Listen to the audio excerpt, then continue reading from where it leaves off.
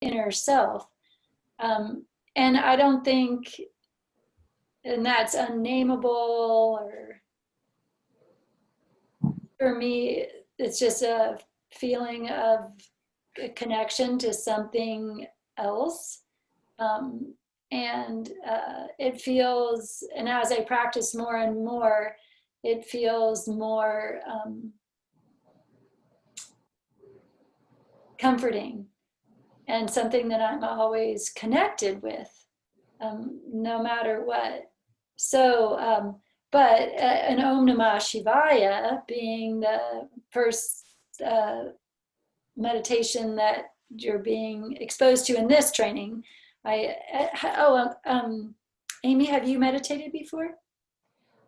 Just a little bit in connection with yoga and stuff, but it's never been something that I've been able to keep going. Okay, all right. And Carol, I'm going to assume that since you lived at Shoshone for 5 months, you've meditated quite a bit. And so anyway, that's good to get under our belt, our belts to know. So Om Namah Shivaya is that mantra that means I bow to my inner self, the self of all. And did you both, I guess there was a video explaining Om Namah Shivaya that you watched? Mm-hmm. Okay, so we don't have to go too much into that. We'll go right into the meditating part of it. And I remember one time at Shoshone that I was meditating in one of the buildings, and I was with Devananda. Chikara, do you know Devananda? Yeah, I love Devananda. She is magical. Yeah. Yeah. So she's a Swami that has been at Shoshone for a long time, Amy, if you don't know that. And I remember one time, and it was when I was in maybe not level 1 teacher training, but level 2. And she was sitting up front and teaching. It was a nighttime practice, but we were doing the Om Namah Shivaya with our breath. And but I remember her saying, like, sometimes when you're doing Om Namah Shivaya during meditation, your mind is so busy that you almost need to like shout it inside, just keep the mantra going, I think is what she meant. Because when we start sitting down to meditate, our minds want to do other things because they're used to being. So to go from, in my opinion, a mind that is out in the world and asking it to come inside all at once is something, that's a skill, so there's a lot, and a mantra is a way of staying there, like coming back to the mantra. It's a way to me of Om Namah Shivaya, of settling into my meditation. Because it just, I don't know, it's just to allow your mind to be connected is a really valuable thing. And the other thing about Om Namah Shivaya is that,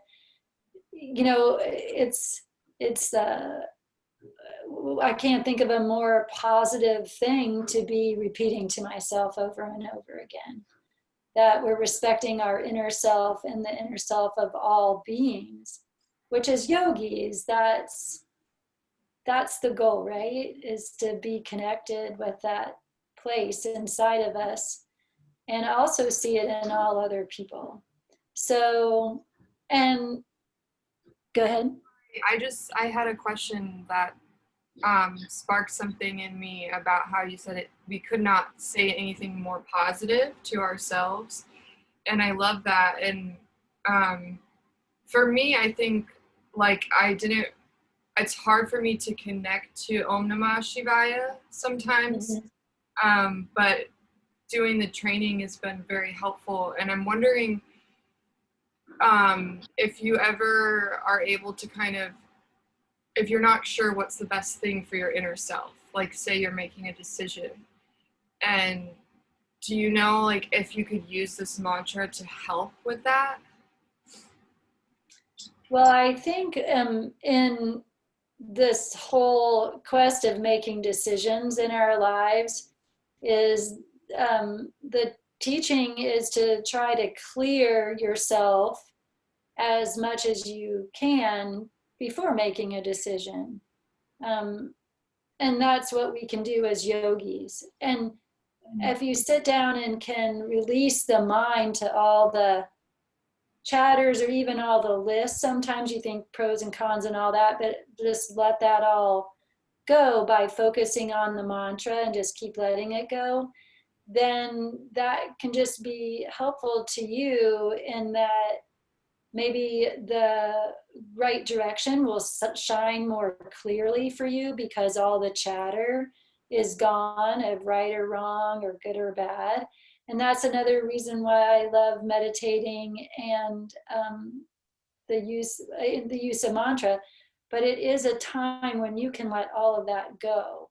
Like, and that's what we should be doing when we're meditating, is letting all those, the preconceived things about what is right or wrong or good or bad. And so we can just really act from a higher place, right? A place of, in it, when you meditate, you start feeling more of a sense of clarity. And then also that for me, that sometimes the decision of right or wrong or what I should do and shouldn't do isn't as important as the inner state that you find when you meditate. Because that'll pull you through whatever the decision is. So we've got two things. We're getting more clear, cutting out the jumble of our mind that's going, that gets you kind of revved up, right? And then we're also learning how to be centered as we meditate. So whatever we're doing, we're approaching it from a better place. Right. I feel that all the time in my life. Thank you. Yeah. I hope that's helpful. Super helpful. Yeah. Okay. Nice. So we know Om Namah Shivaya, and we should just get started. So the first thing we want to do is find a seat. So do you guys have a comfortable place to sit? And are you both comfortable with your legs crossed? Mm-hmm. Yep. You can find a straight spine. And just allow your hands to fall on your lap. And just bringing the first finger and the thumb together. And this is a way of sealing our attention. So an interesting fact, sometimes when I'm out in the world and my mind is really busy, sometimes I'll just put my thumb and my first fingers together and just pay attention to that. And that helps me center wherever I am. But let's just use it right now.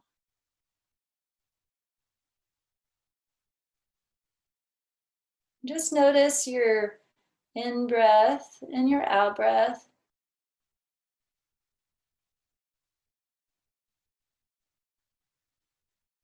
And just look at with an inward gaze.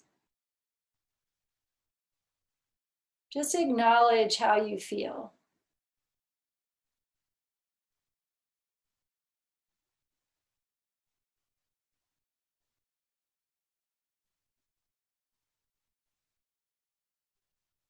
And then just, if you'd like, maybe move your shoulders around a little bit or move your neck if you have noticed anything that's tight. Maybe do a little bit of circular motions with your body. And then arrive at a place of stillness. And take some time to feel a sense of balance.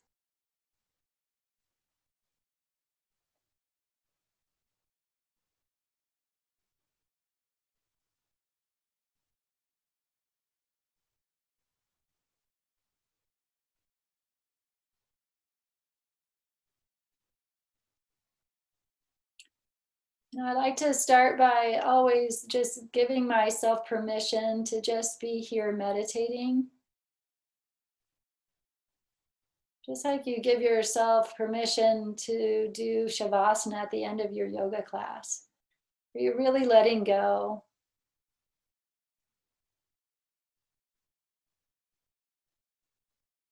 And then before we start the meditation, it's helpful to visualize yourself in your highest state, or just thinking about how you feel when you're most at ease.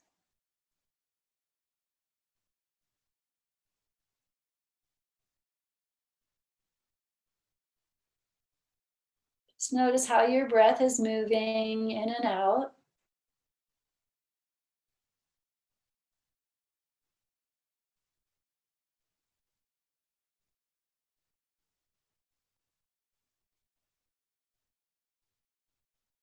And notice just a ease in your inhale and a letting go with the exhale.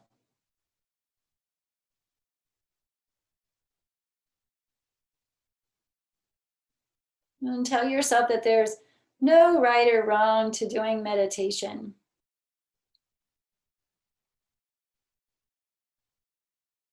All we're doing is sitting up nice and tall, spine erect.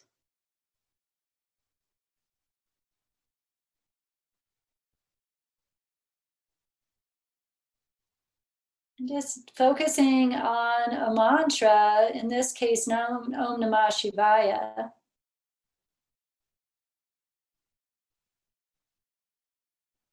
And when anything comes up, thoughts or anything, we're just gonna just let them go.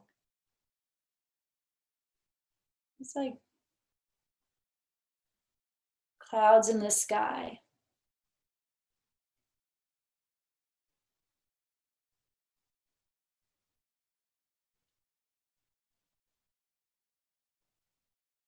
So start repeating Om Namah Shivaya with your inhale and your exhale. Om Namah Shivaya.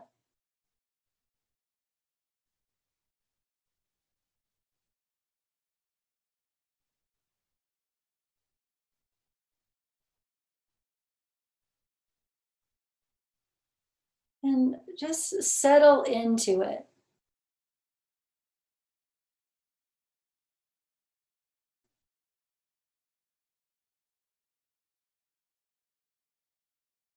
Just let it be soothing. Om Namah Shivaya.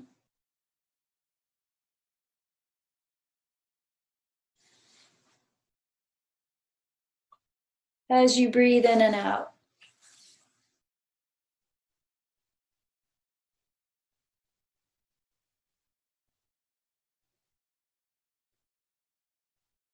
And feel a sense of patience. When you breathe in and let the whole mantra complete. And do the same thing on the exhale, feeling the release.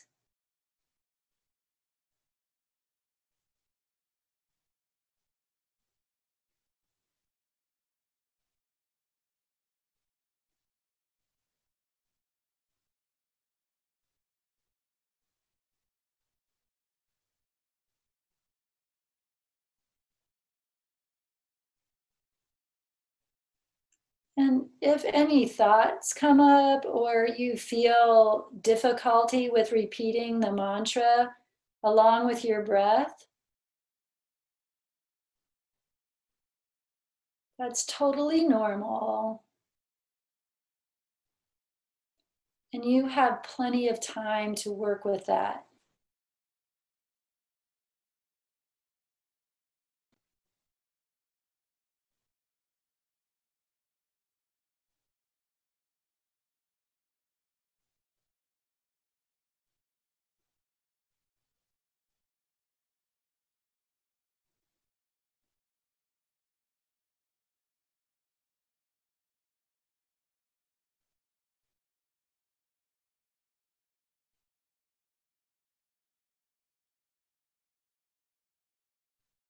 Keep your face relaxed and your eyes.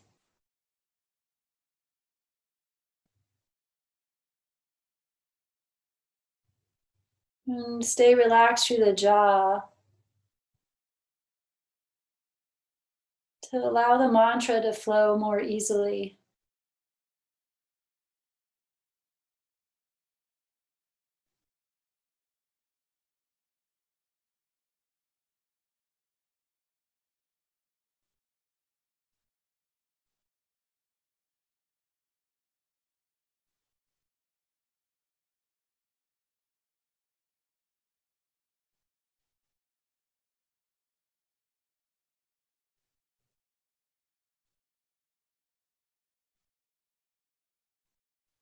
Just keep coming back to the mantra. You don't have to do anything else.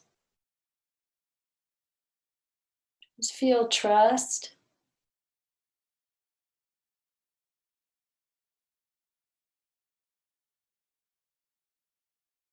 And feel your ability to sink in.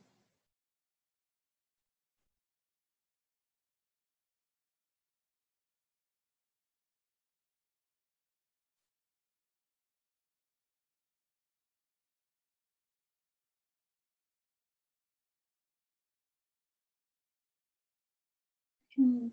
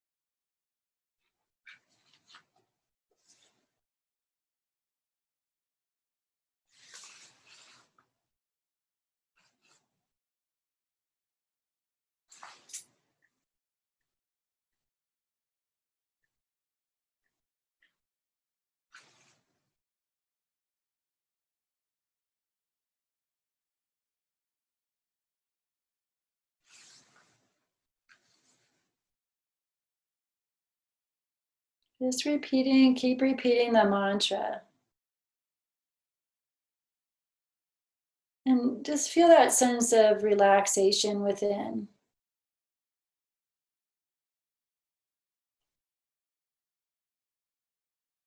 Maybe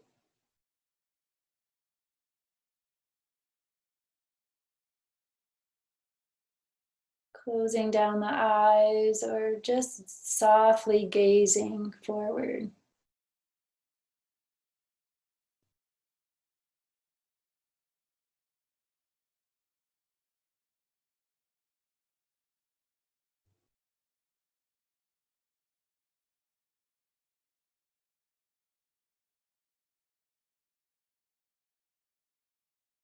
Meditation and yoga is a settling process.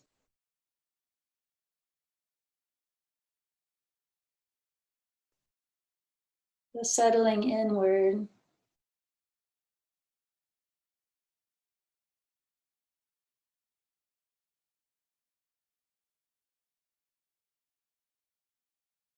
And we're bowing and looking inward to our inner self, the self of all.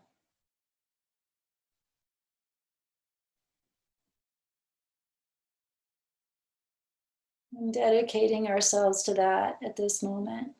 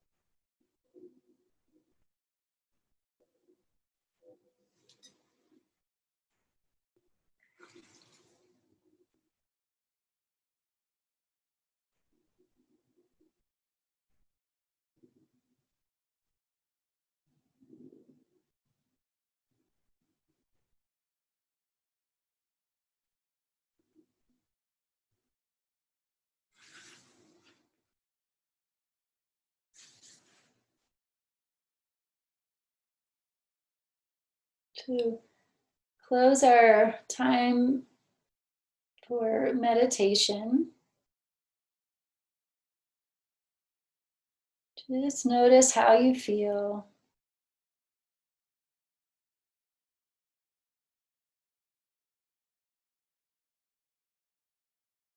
And soften just a little bit more.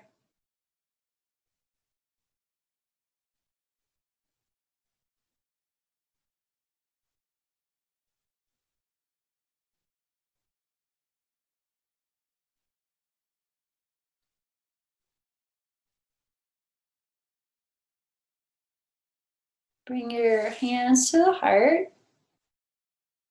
As another symbol of bowing to our inner self, of union with the divine within us.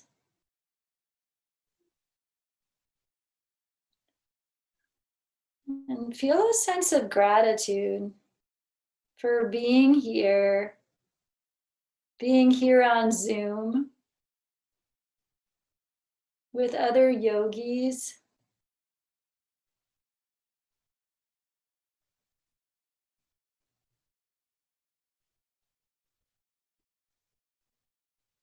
And just keep breathing in and out of the gratitude. And just notice how expansive gratitude is in yourself.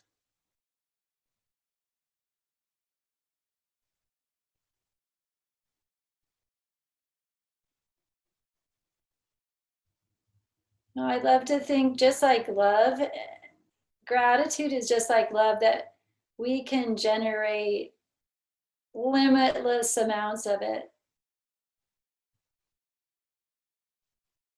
So as a symbolization to that limitlessness, just allow your hands to start opening up at the fingertips, almost like a flower, to feel your gratitude expand.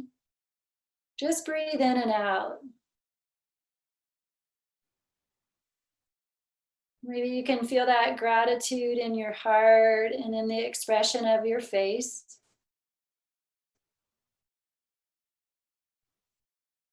And as the gratitude gets larger, you can even open up your hands more and feel it expand. And really and allow yourself to notice the limitless feeling.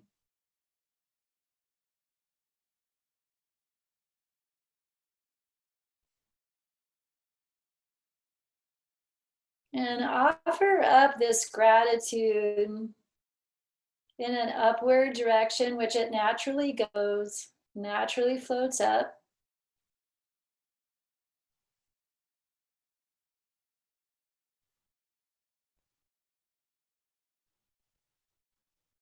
And send it off to the universe.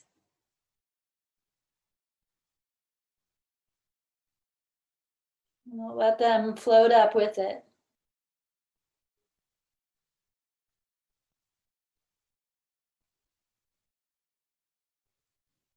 And with your next exhale, just let your arms float down.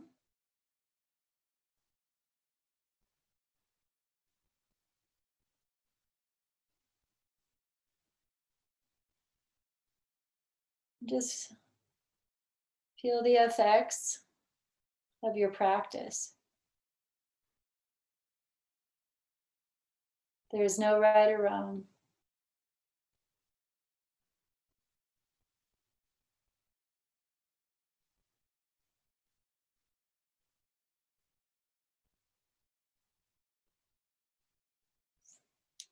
Namaste.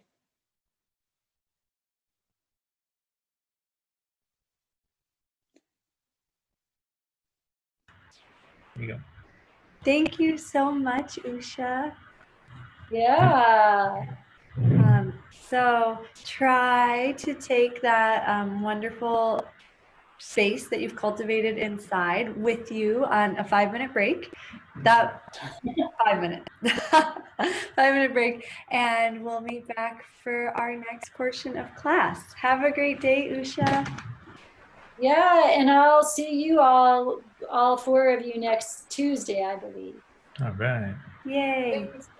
Yeah, we'll do Om Namah Shivaya again. Nice to meet you. You too. Thank Bye-bye. you. See you Yeah, guys see you real later. soon.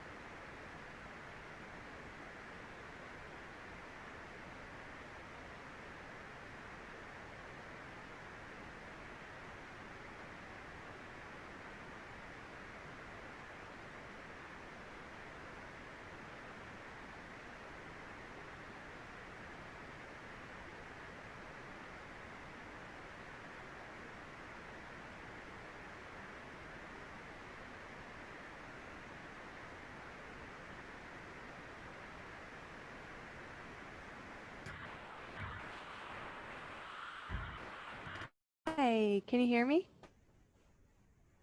Yay. So every day we'll start with a journal, just so that we can kind of like come together, see how everyone's doing. And then I'll always introduce the rest of the day so you know what to expect, though it should be on your syllabus. And then we'll dive into our new material. So today's journal is to reflect on, oh, and welcome Joselani, right? Did I say it right? Joselani. um, Yay. We have the tiniest yogi with us right now. She looks like she's very good at meditation. um, so today, please reflect on your experience of our workshop yesterday, right? We took a lot of time exploring this idea of really feeling as we move, rather just assuming like, oh, my foot goes here, really noticing the difference of like feeling inside. What was something new you felt or noticed? So it could be from our class yesterday, you know, maybe after the foot massage, or it could have been after class and you were walking around and you just were more aware, or even this morning in personal practice. It doesn't matter when, but reflect on just starting to notice more sensation inside your body. What's something you notice? Yeah, we'll just take a couple minutes and then we'll share.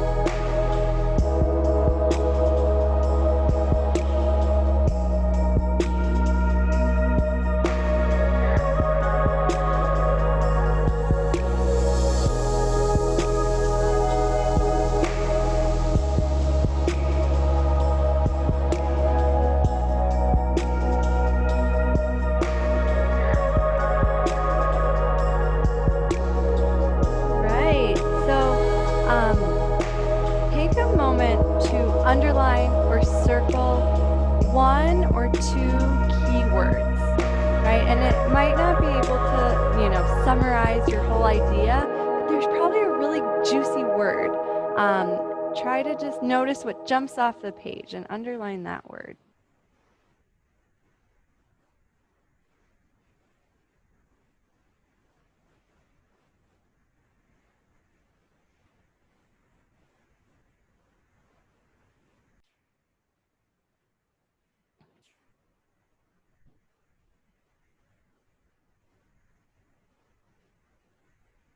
Okay, Amy, you look ready. Will you please share your keyword? And then after you share the keyword, you can say a little bit more, but it's fun to just get that one little taste first. All right. So my word was curiosity. Ooh. And I have enjoyed barefoot walking and running for a long time. And so was kind of thinking about why is it that this, because it really does feel so good and you feel so awake. And I was thinking our bodies and our systems enjoy being curious the same way our minds and other senses do. So anyway, that was. Wow. Anyway. Thank you for sharing. Curiosity. Oh, I think I missed a U. Let's see. Spelled it right. No, that looks good. Okay. Got it. So this is such a great point that you bring up, right? In yoga, we're trying to be present, right? We're trying to really bring our focus into the present moment. And maybe you experience this in meditation this morning. It's hard, right? It's really hard. It's like we want to sometimes do anything but just be present. And bringing a curiosity to your body makes it almost like a game, right? Instead of feeling like, oh, okay, I just have to be here and breathe, I just have to go through the sequence and breathe. It's like interesting, it engages you. And so I really think curiosity is like a way of tricking ourselves to be present. So thank you for bringing that up. As I teach, that is often my goal, is to help people be interested and intrigued, exploring. And yay, I'm so excited that you mentioned barefoot running. I know a funny story about Carol running barefoot, but we'll save it for another day. But it's so true and so important and so a part of this work of having that feedback from the feet. And so now I feel like the dots are being connected where you're like, oh, that's why barefoot running is more interesting. It's like my body has more information, and so it can do more. It can adapt, and it's it's a lot more engaging than shoes on a flat surface, right? Where you're like, oh, I don't even have to think about it. I just keep going, So, wow, great sharing. Thank you, Amy. I'm a big fan of barefoot running. Hi, Carol. Will you share your word? Yeah, so I underlined high energy. Those were my two words. I just I don't even know how to describe it. I just felt like so much energy after our workshop yesterday. Wow.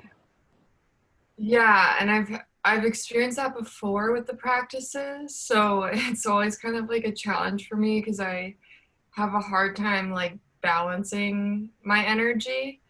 But it was fun, I guess. I just took my dog and sprinted around the block, and I was like, okay, I need to slow down and somehow harness this. But yeah, I don't even know. I just felt like such a huge burst of energy. So wow. So this is something I'm still studying. So I can't explain it very well. It's actually something I'm really excited about, and we'll be sharing it in the future once we are able to understand it more. But the fascia can actually store energy. And the example that that I've read, which is so cool, is that in regards to the laws of physics, a kangaroo cannot jump as high as it's able to jump. It's like if you look at the angle of the thigh bone and the lever and all of that, it physically should not be able to jump as high. And so the explanation for people like me that love fascia is that the way that it's like loaded and it's just sort of, hanging out all the time, it starts to like build this energy. And it's like this potential energy is being stored in the fascia. And so then when it goes to spring, it's not just the mechanics of the legs and the muscles and the force. There's like this extra energy that allows it to spring up. And so, again, I'm still learning about this, but I have felt that too, Carol, where it's like when we're doing these really subtle things, right? Like we barely moved yesterday, whether you liked it or not, we barely moved. And we were really just feeling and, paying more attention and shifting our weight a little bit. And for people who are like really active and physical, it might have seemed like we didn't do any physical work. But from my limited understanding that I'm starting to deepen, those little things actually start to store potential energy in the fascia. And so you actually have this like buildup where you do, either have more energy to take care of your life or to, go for a little jog. So that was like a real thing that you were experiencing. And I am excited to someday be able to explain the science of it. But like, the experts of fascia are like, oh yeah, you just store your energy in your fascia. So very cool. And if you ever can't go for a run, and you know about this because you've, spent a lot of time at the ashram, it's like that's a great opportunity to do a little extra meditation, right? When you have a lot of energy, you almost want to like, and it's like, oh, okay, let some of that soak in, Right. Yeah, that's, I think, been one of my challenges. So I'm working on that, like just finding the energy to go inside more. Yeah. Yeah, great. Well, thanks for sharing. Wow, day one, and you're already having these really interesting experiences. Hi, Mel. I'm sorry that Joe Solani isn't feeling well. I know that's got to be a lot as a new mom to. Yeah, I'm sorry I was late, everyone. Yeah, she's had a fever since yesterday, so I'm waiting for the doctor to call me because everything is virtual now. So they're gonna call me at 2:15. I'm just gonna shut off my camera for like a minute. No But problem. I wanted to say that from yesterday's class, I was more aware. So my word that I circled was aware. And what I mean by that, I was more aware of my movements. So like after you explain like everything, all those funny looking pictures or whatever, how everything connects and everything. So I was more aware of my movements and then how it felt. Because sometimes we do things and we just, like, for example, like bend over to pick something up and we just do it fast and we're, just because it's on the floor, we pick it up, but the way that we should be bending so it won't hurt our back or things like that. So I was more aware of what I was doing and how it felt. Yeah. Oh, and I think it's interesting how you both said, I'm sorry, you and Caro said, let the energy soak in, and Caro said, let it go inside. I thought that was so interesting because we should be doing that. But I mean, in my experience, I always hear like, well, let's take the kids to the park so they can let all this energy out. And maybe we should be keeping the energy in. So that was interesting. Learn something new every day. Yeah, thanks for sharing, Mel. First of all, the word aware is so magical, right? Because when you go to pick that thing up, you don't have to think like, okay, Tadasana, feet and hip flexion and, and engage here. But just by virtue of being like, okay, I'm actually feeling my body as I go to lift this thing, your body is going to respond. you know? So that awareness is like, it's the magic. And that's what we're really trying to teach you so that you can teach your students. It's just how to be more aware and trust that as you fold forward, just by being aware of folding, the body is going to support you. The other thing that you mentioned, I think kids need to go to the park and run around. That's important. It is an interesting thing. As we become more conscious, certain things start to shift for us as individuals that might not, you know, work for like our whole family or even like our partner. But yeah, in the yogic tradition, it's sort of like we think of our energy as like if you had a lot of money and you wouldn't want to spend it all, right? Or some people would. But someone older and wiser would say, don't spend it all, you know, like save some of it. And so the idea is like when you're feeling good and you have a lot of energy, you know, in our culture, maybe some people like go out and they party or, you know, they do something that like blows off that energy.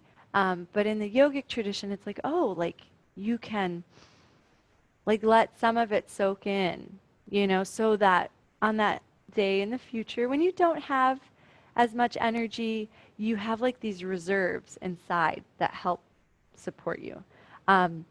But of course, it's also good to run around like Caro did, or like when you go to the park, you know. So it's this balance of like just not giving it all away, you know, like spending some and keeping some. So at least that's our tradition. Other traditions are like more austere, where it's like you may not spend any energy outside, you know. But ours is like no, like do both, and that is the balance. Well, thanks everybody for sharing. That was really fun and exciting. And I'm going to take, well, I guess I can leave it on the screen for a moment because it's so beautiful. So I'll just go through the day really quickly so you know what to expect. Today we're going to be looking at the spine and the core. And then we'll take that knowledge into our first family of poses. So there's 6 pose families, and we divide the poses this way because it makes them a lot easier to learn, right? When it's just like seeing a big picture applied to specific poses rather than memorizing 45 separate poses. So basically, as we go along for the first like 2/3 of the training, maybe a little less, we will be learning and reviewing poses. And then at the last third, so the last week, you'll be putting the poses together and sequencing and you know, getting into the creative side. But for now, we'll start and we'll look at the individual families and then the poses within them. Before the end of the day, we'll have an opportunity to teach a little bit, you know, so you get to just get used to like, here are the different parts of the poses. Don't worry, it's not scary. We do it as a group, and it's meant to be like, this is really new, and I don't know what to say, so that we can help, so that tomorrow when you teach a little bit more, it's a little bit easier. So if you felt like this when I said that you're going to teach, don't worry, we're gonna be right there with you, supporting you. But it's sort of like, yeah, let's just start early. If we start teaching day 2 of the training, then by the last day, it's going to be like easy peasy. Something is going to change when you come back next Tuesday. And you don't have to do anything, but I just want to give you sort of the heads up. It will be the same time. So you were meditating at 1 p.m. today. Is that right? 1 p.m.? And so at 1:30 p.m., instead of going right into class, you will actually have some private time with each other where we won't be here, we won't be listening. Everyone's always afraid we're listening, but we're not, we really aren't. And you get to teach each other and practice a little bit so you can see like, oh, this feels really good. I feel really comfortable, or like, oh, I really have to review. So starting next week, you'll have these sort of like special opportunities to just try things and teach, and then we can, you know, talk and answer questions and see how it went after. And so that will be starting next week. Any questions about the day before we dive in? All right, awesome. So now I will get rid of these.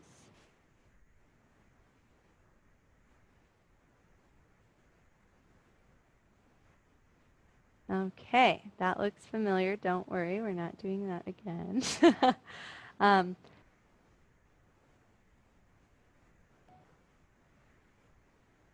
Okay. So the theme of what we're going to look at is the central channel. And you see 3 different images here, and we'll be looking at them one at a time. But I want you guys to see the big picture that all of these things are in the same spot, right? We've got the physical spine. You can literally see the bones. You've got the nervous system, which is a little subtler. You know, it's harder to see the nerves. Like you can't, like I can feel the bones in my body. I can't necessarily be like, oh, there's where the nerve is, right? It's just a little more elusive.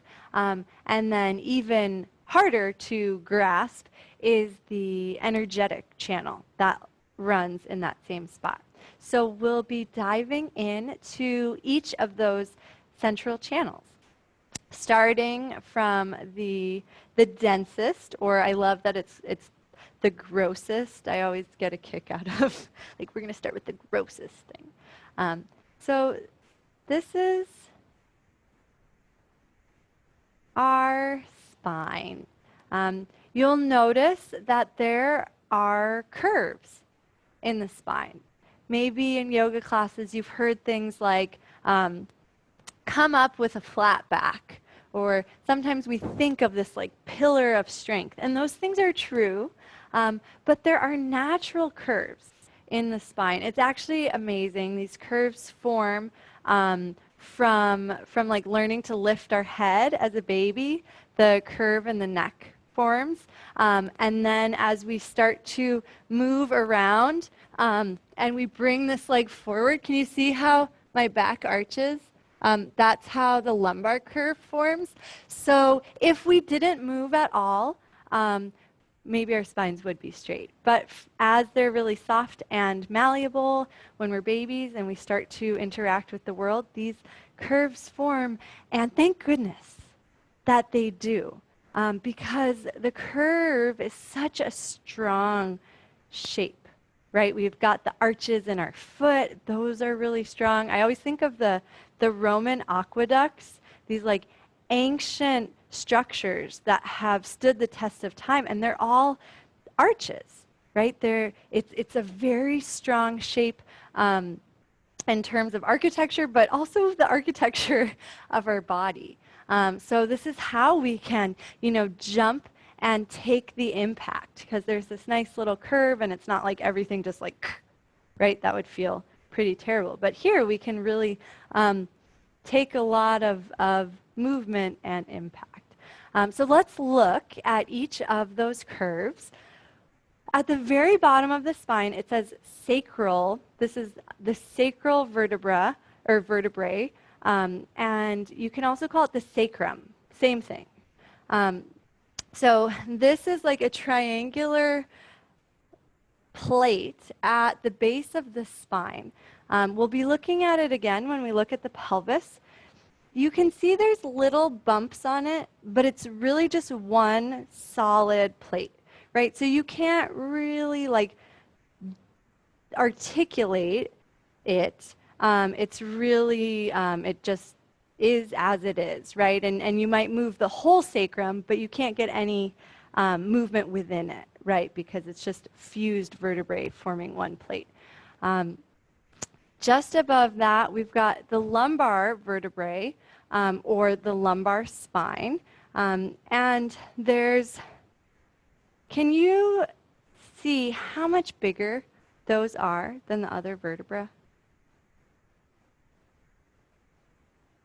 Like, especially if you look all the way up at the neck, then you're like, oh, wow, that is quite a dramatic difference. So they're at the bottom, right? They have to support a greater load, the load of the rest of your body. So they're bigger, they're a little more solid, they're stronger. The trade-off is you don't get quite as much mobility there, right? They're going to be a little more rigid because they're there to support you. You hear a lot about lumbar support. Have you guys heard that term? When you're buying a fancy chair, it'll be like, this has great lumbar support. Or if you're like at the movies or on an airplane, you know those chairs have no lumbar support.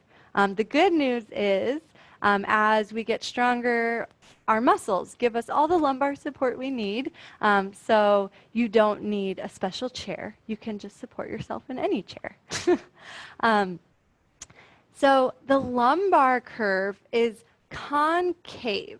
And the way I think of that is it goes in like walking into a cave, right? It arches inward, as opposed to convex, which is the curve of the thoracic vertebrae, which you can see is the opposite direction.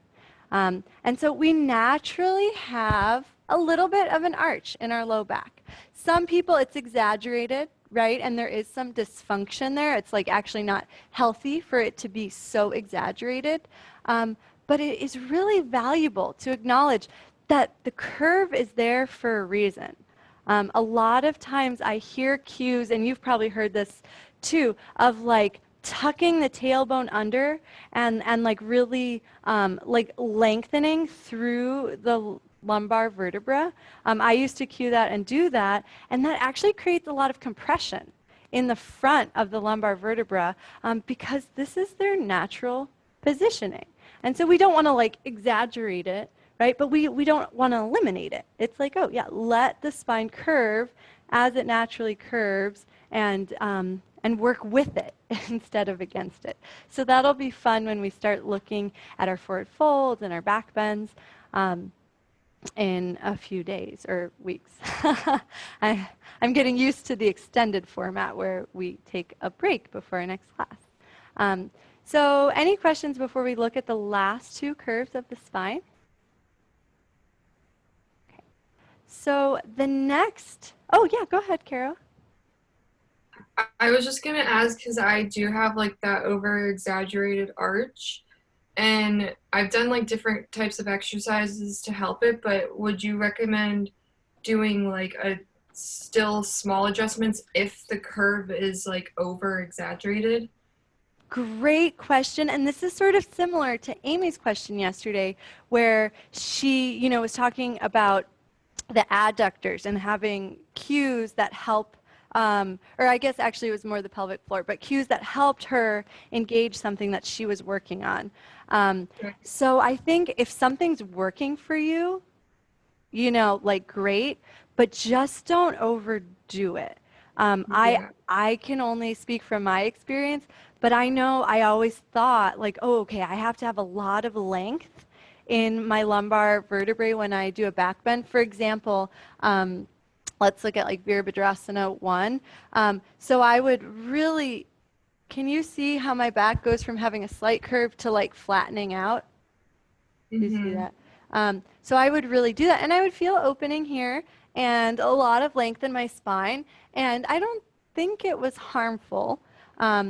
But the difference now when I let it just have a little bit of a curve, so not if you're here, which it sounds like maybe you are, just almost being like, okay, I'm going to resist gravity, right? I'm going to lift up, I'm going to lengthen, but I'm not going to like, go against the natural curve. Does that make sense? Yeah, that does make a lot of sense. Yeah. So if you're doing something that's working for you, I would just be more aware as you do that thing, and you might start to get more information where you're like, oh, that actually is, like I start to notice like, oh, that's really creating a lot of sensation here, and I think it might be unhealthy, so you might start to notice like, oh, if I do a little bit less or I lift a little bit more, then I feel spacious. We're always trying to feel spacious, right? It's like we just want space in our joints, space in our muscles. So if it ever feels like tight or like you're fighting against something, then that might be a clue that there's a different way to work. Does that help? Yeah. Yeah, it does. I feel like sometimes in yoga, I've gotten in a pattern of like perfectionism where it's like, oh, I need to fix this. And it's hard to like break away from that. Like where I'll be laying on my mat in Shavasana, I'm like, I need to feel my whole spine on the mat. And like, it's just not super natural for me to do that. So yeah, that's helpful though. Yeah, I know what you mean. I used to feel the same way. Like I would specifically bend my knees so that I could flatten my low back onto the mat. And I don't think there's anything wrong with that in small doses, but slowly over time, like talking to chiropractors and going to workshops, I started hearing more and more about like really letting the lumbar curve exist and how healthy that is for the spine, but also for the hip sockets. And so I personally have really been playing with just letting it be more organic and like letting my back bend and arch a little, and I have to be more aware, right? It's almost like you have more pressure because you have to be like, oh, is this okay? I don't know. I have to actually feel inside my body whether my body is okay with this. And luckily, we'll be doing lots of yoga together. And now that I know this, I can kind of pay attention. And this is something that I think is so special about the trainings being live instead of like pre-recorded material. As we do these poses, if you're not sure about something, or if if you're like, oh, is that right? I'm not really sure, or I can't feel that, or I do feel that, please, unmute and ask. And if we can help, we will do our best. But it's really about asking those questions and building, the awareness, and then making the decisions to be more supportive of our own bodies. Thanks. Yeah. All right. So the next stretch of vertebra are the thoracic vertebra, and there are 12 of them. You can see it's a much longer distance. This is anywhere that the rib cage attaches. So I know in this image there is no rib cage, but if you feel down to your ribs, there's the floating ribs on the bottom, so they're not fully integrated into the rib cage. If you trace them all the way back, that is the bottom of the thoracic vertebra, so where the first floating ribs are, and then it goes all the way up to the top of the rib cage. So anywhere a rib attaches is a thoracic vertebra.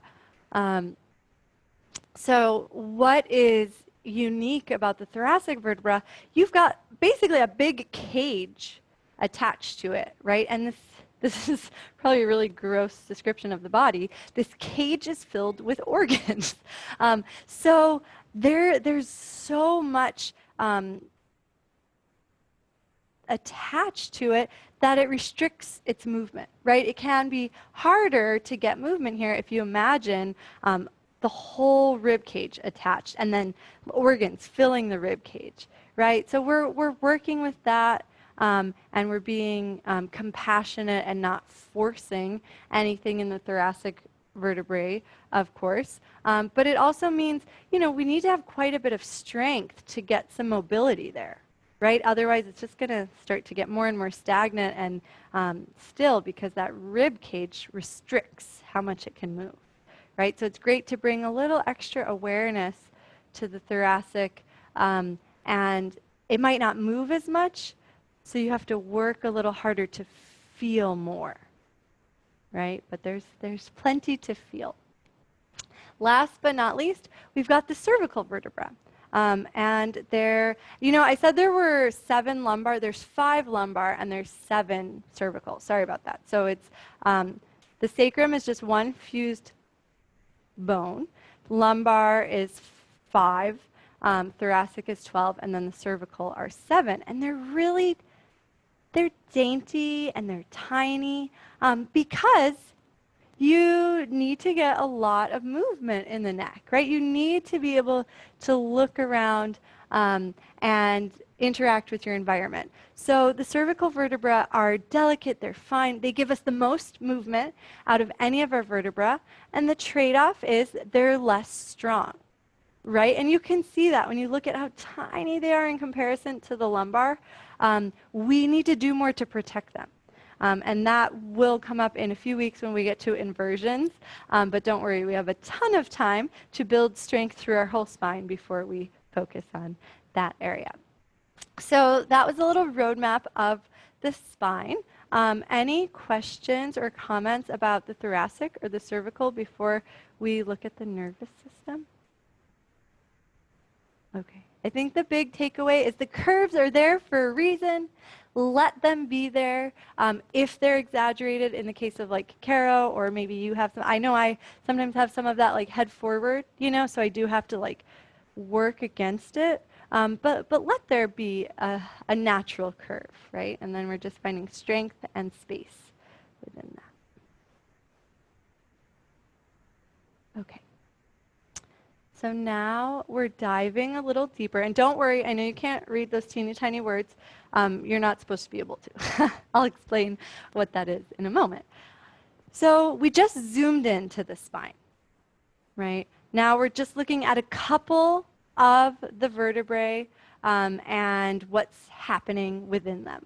So each vertebra is separated by something called an intervertebral, between the vertebra, intervertebral or IV disc. And so this is like a little shock absorber, a little cushion, which is, I'm really grateful for my IV discs. It makes it a lot more comfortable to have a spine. And the IV discs are cartilaginous, so like the same tissue as like your nose and your earlobes, and they're mostly water, right? So that's what makes them so cushy and supportive. This is a good thing because we need the cushiness, but it also means, you know, imagine you had a really, really, really strong water balloon, right? And it was supporting 2 objects. If you push those 2 objects together, you could probably do quite a bit, right? Like, and it would like squish around it. But if something huge came and landed on the top object, it might pop the water balloon, right? That's sort of a scary example.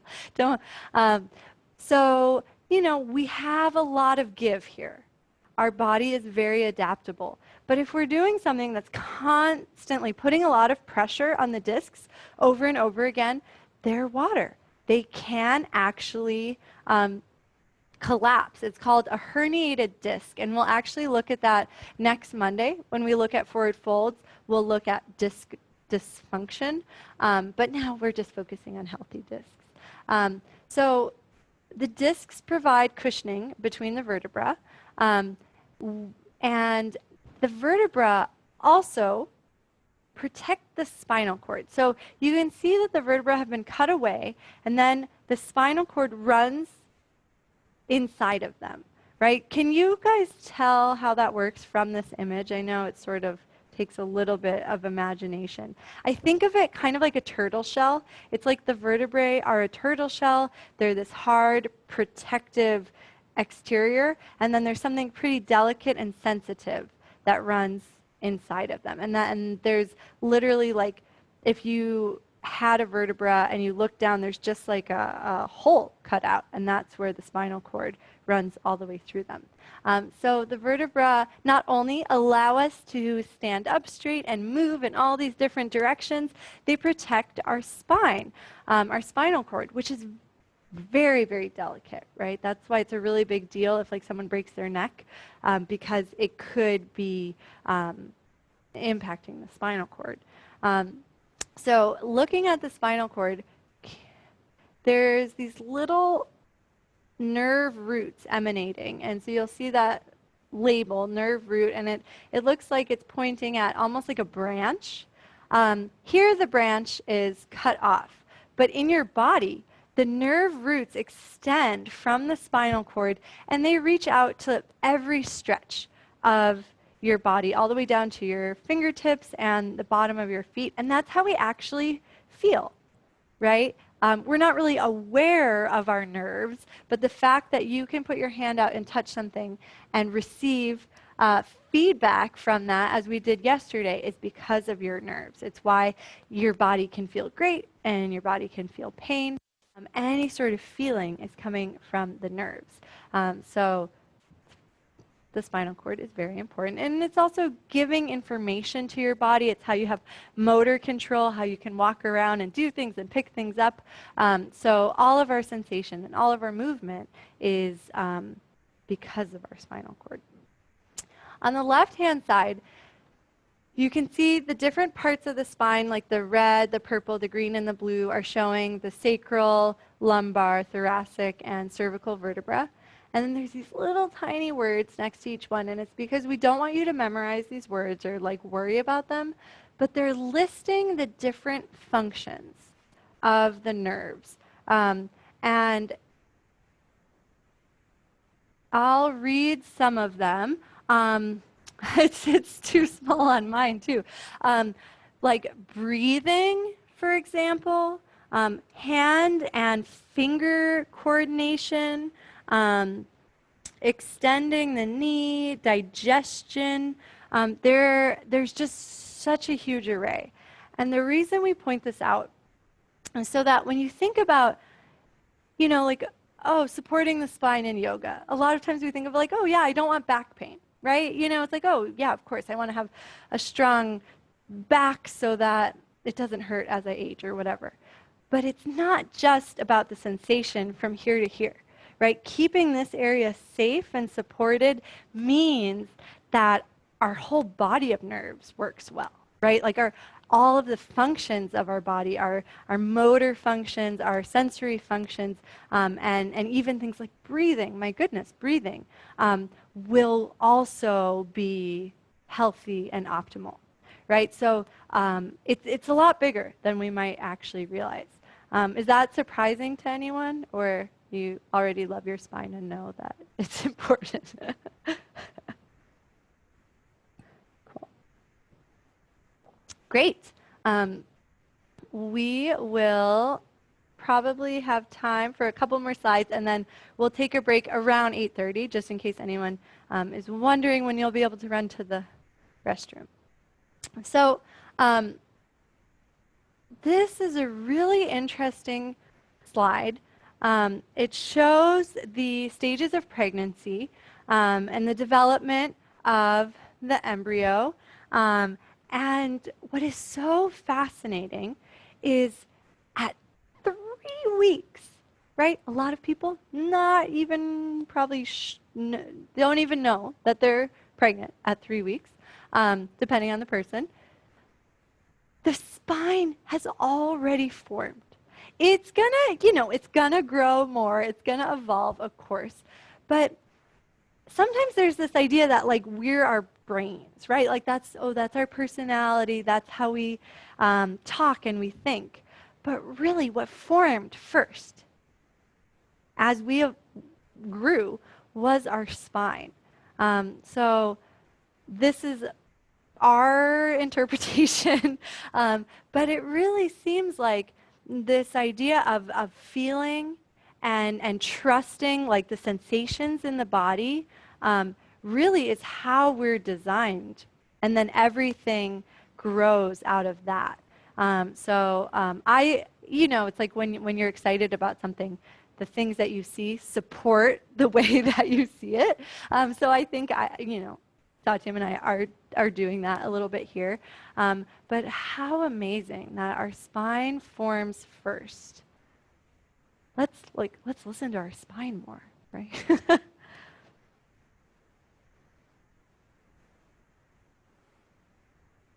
And this does also align with the spiritual aspects of yoga. And this, this isn't something that we really talk about in a yoga class. Many people, most people, aren't going to really experience this subtlety in a yoga class, and that's okay, right? But as a yoga teacher, it's really valuable, essential, I think, for you to have a sense of the yogic perspective of like what's happening energetically.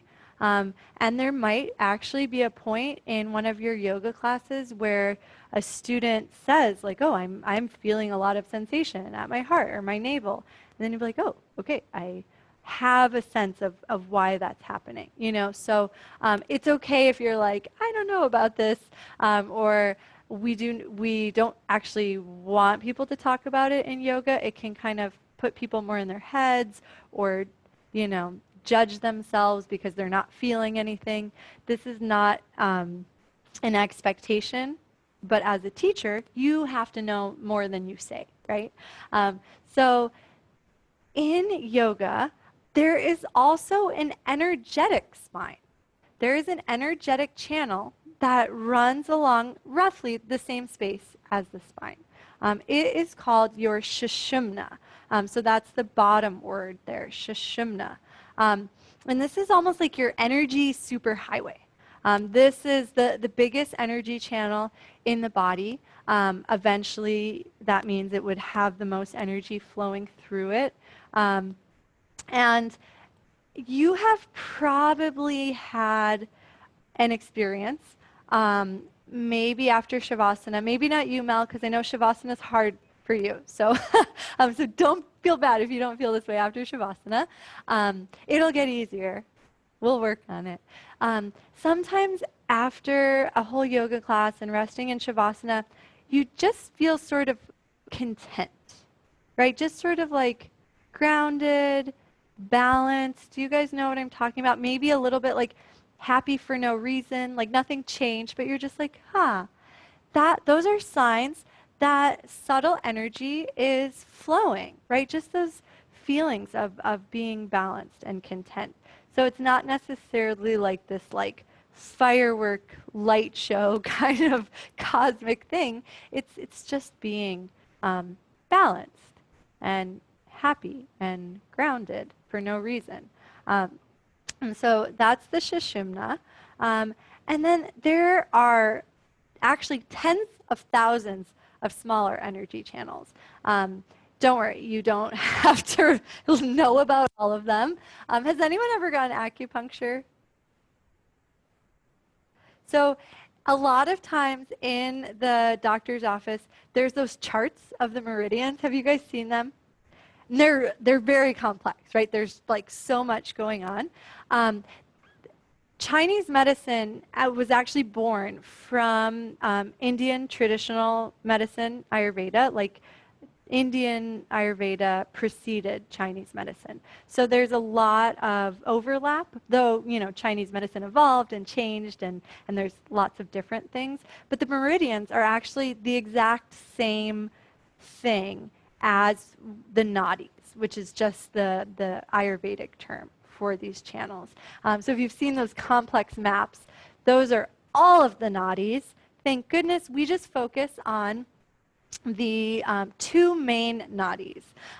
So these are the biggest ones, right? So they're sort of like the foundational ones. It's not that the other ones aren't important, but these are just so much bigger. Unless you're going to study acupuncture, you don't really need to know about all the smaller peripheral ones.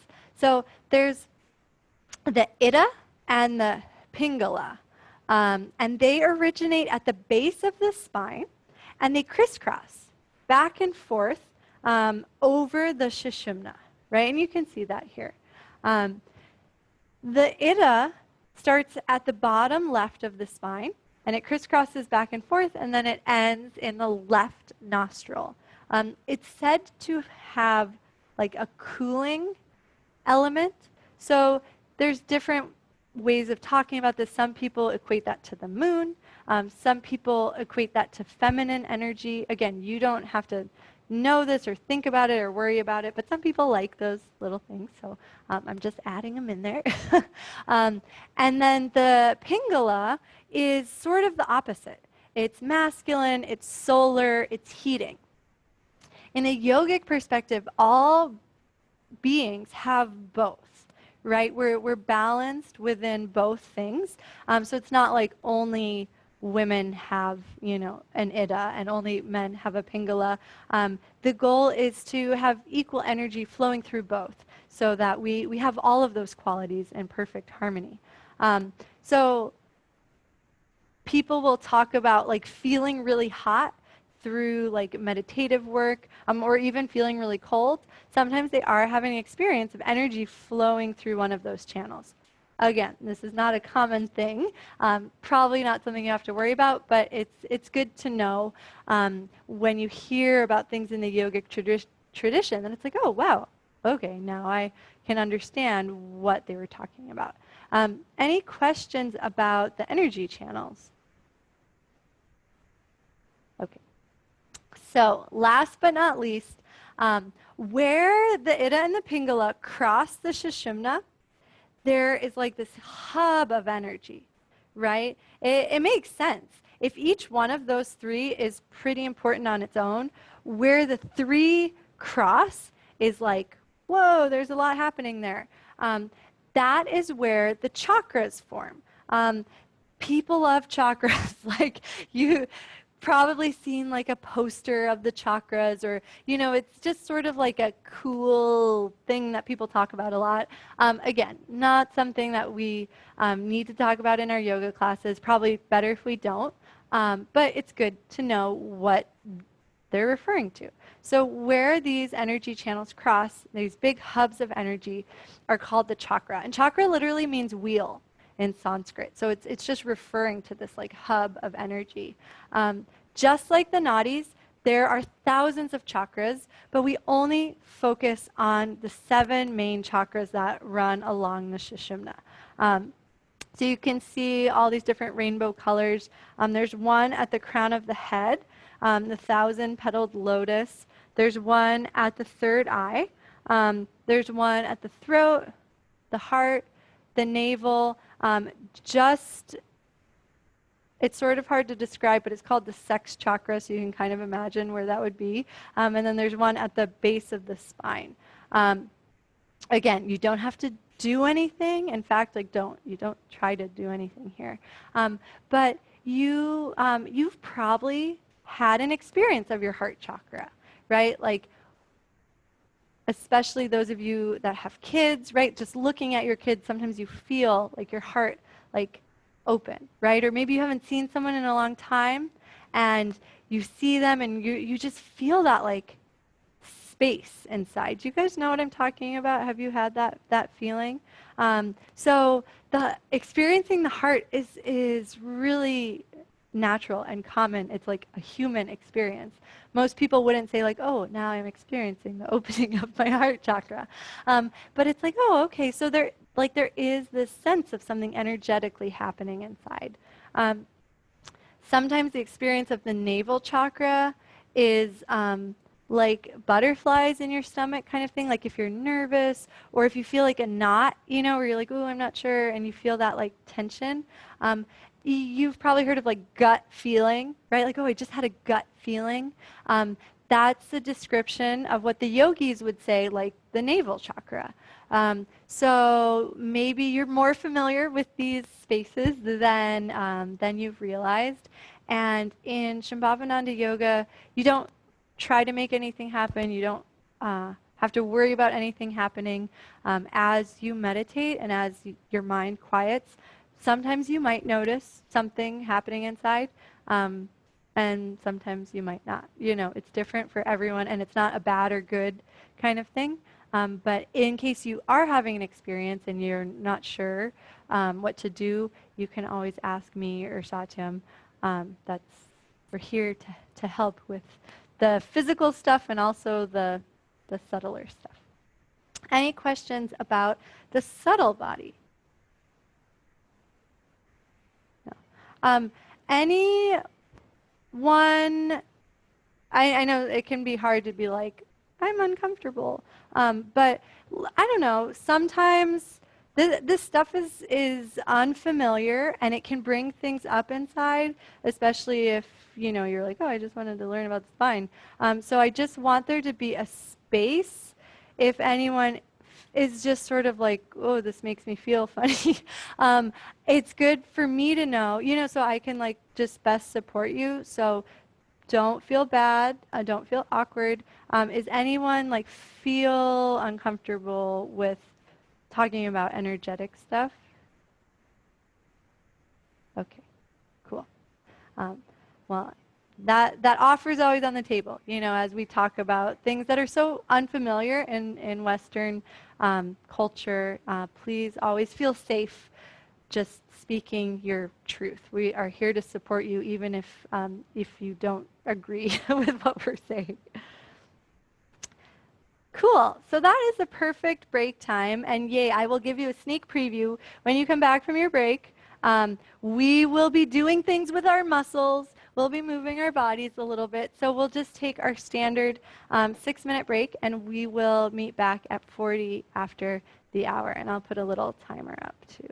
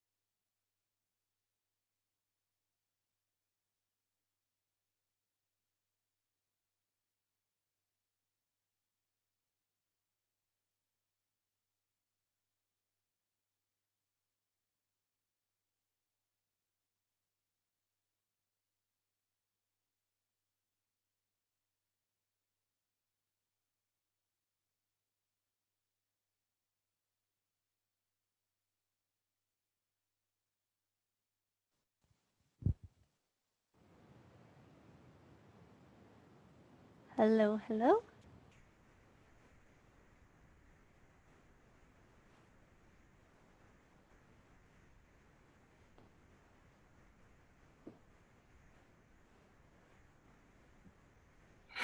Hi. Hey. Hi, Finley. She's like the best break buddy. Oh my gosh. I love her. Yes. She always looks so comfortable and happy. Yes. Yes. I think we have a lot to learn from dogs. Definitely. So we'll wait a second for Mel before we get into the core. Any questions about the stances from yesterday?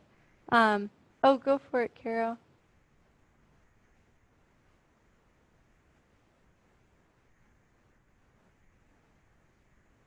Hi, Amy. I don't know if you have any questions, but feel free to ask anything. It was interesting working on him yesterday. I haven't had a chance to go back and work with them, but it was a really neat experience of just feeling different things going on. It's always interesting. Every time you move, you get a little bit more feedback and understanding of what's going on. So Absolutely. I love that you said that because I feel like our goal is to like empower you to notice those things because I think that's what makes a really incredible teacher.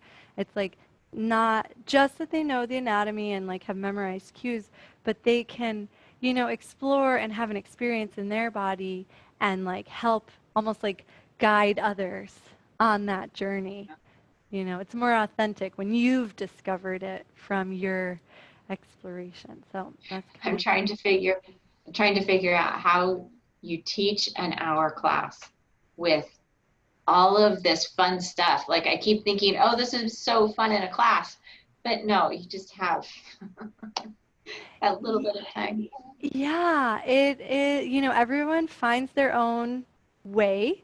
I feel like my balance is always like it's almost like I don't know how to like saying less. It's like I get really excited and I'm like, oh, I want to like explain it and I want to like, be here and play with it. And it's almost like, okay, when we're in teacher training, we go really deep and we explore. And then it might literally just be 15 seconds in a yoga class or 1 minute or something. And I guess that's the difference between a teacher and a student, is like you could say a lot more, but you're like, okay, what's the angle for today? And then Right. next week we'll get another angle and just start to like be patient. But it's hard.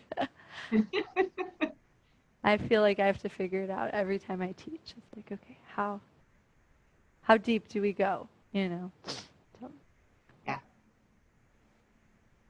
well, maybe we'll just get started, then Mel will find her way to us. So here we have a picture of some of the core muscles. There are more, so I'm just going to flash to the next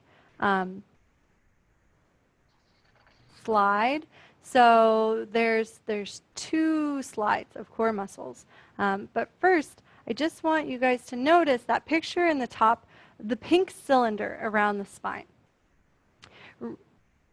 Though you will learn all of the muscles, I think it's even more valuable to really just visualize and understand the idea of this cylinder, right? So there's just this whole support system that wraps 3-dimensionally all the way around the spine on every side, including the top, which is the diaphragm, and the bottom, which is the pelvic floor.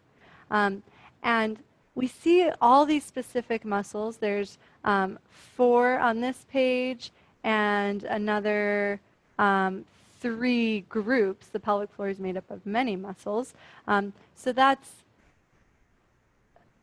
6 different muscles and a group of muscles. That's a lot.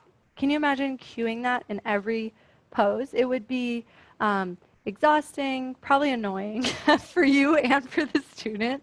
And it would put people really in their head, right? If they're like, oh, okay, I have to draw this in and tighten here and lean back a little and lift. And, So today we'll feel each one on its own, but then we'll explore a little bit of how to help the whole cylinder work functionally without having to, what I say, like micromanage it, right? It's just like let the cylinder do its work.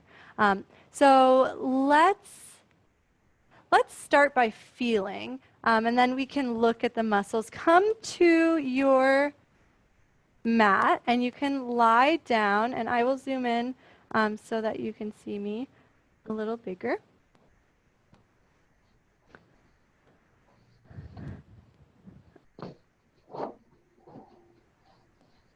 Okay, and just bend the knees, place the soles of the feet on the ground. And Mel, if you can tip, I don't know if you're on a laptop or how the camera works, but if you could just tip it towards the ground a little bit, I might be able to see you.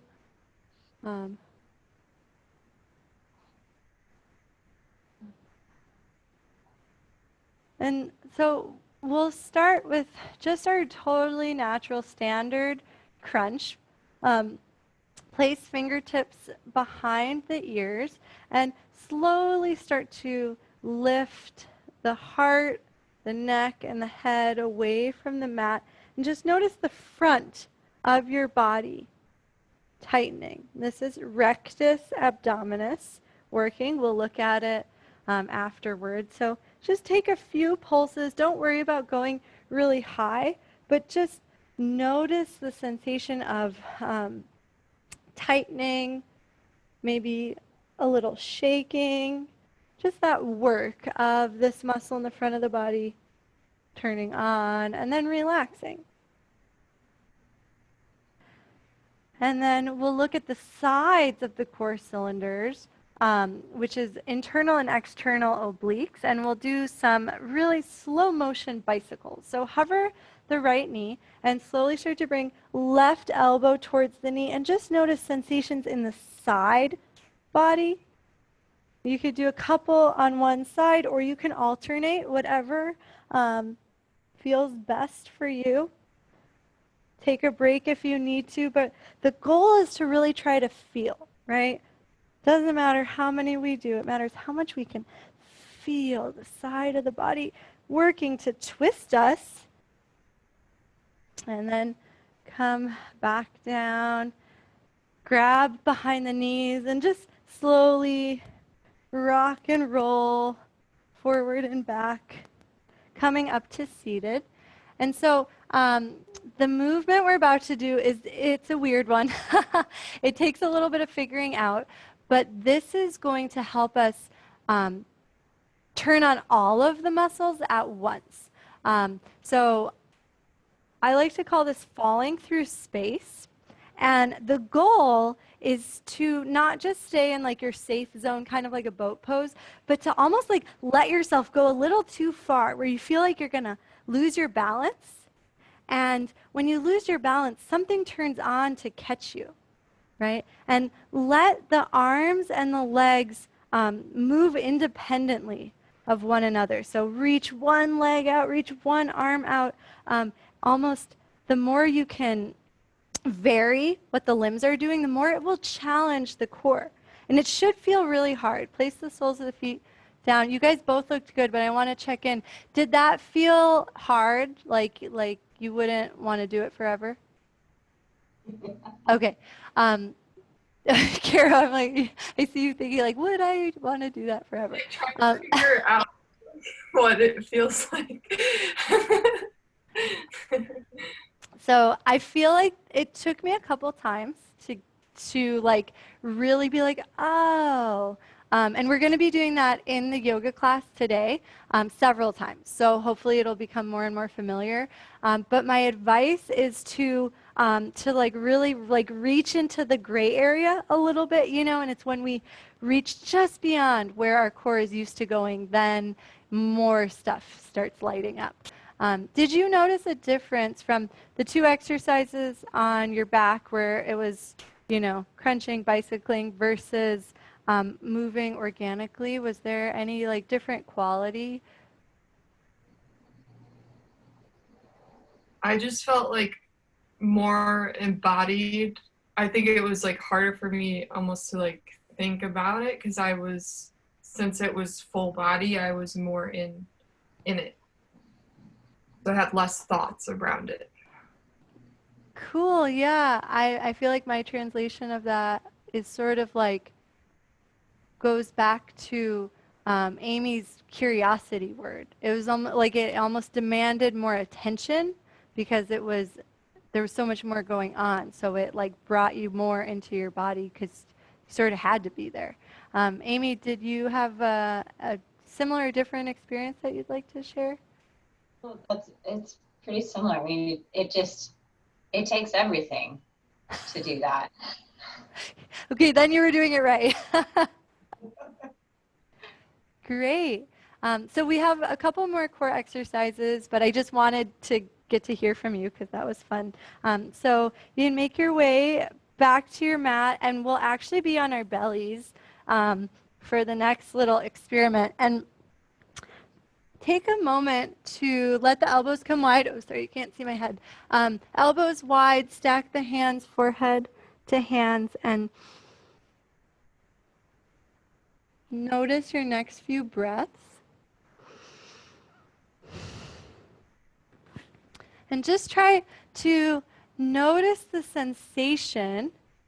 Oh, Mel was in the waiting room. So sorry about that. Notice the sensation of, hey Mel, sorry about that. Man, that waiting room's really annoying. Satyam's gonna do a password. So from here on out, there won't be a waiting room, so you guys can just enter. But Sorry. no worries. So we're just on our belly now. And I hope this is not too personal of a question, but Mel, I've always wondered, some students have said when they have like a larger chest that this position's really uncomfortable. And so if it's uncomfortable, I would love to try to find a way to make it more comfortable. Yeah. Is this uncomfortable for you? Yeah, that way is uncomfortable. And I have an infection on my boob right now because I'm breastfeeding. So Yeah. that's even more uncomfortable. Is there another way to do it or not Ye- lay all the way down? Yeah, basically, we want to feel this area pressing on the ground, and I'll explain So maybe why in like a moment. lifting. So I'm wondering, and we kind of have to explore together because you can tell that that is not an issue that I can relate to in my body. So I wonder if you had like a couple pillows so that your head was a little higher and there's just more space. If that would be more comfortable, so your belly's still Oh, yeah, yeah, on yeah. the ground, but then there's this is sort of Yeah. nice actually. Okay, let me try that. Yeah, try that. And if anyone else needs more space, Mel, you might need a more pillow, but try that and see how that goes. So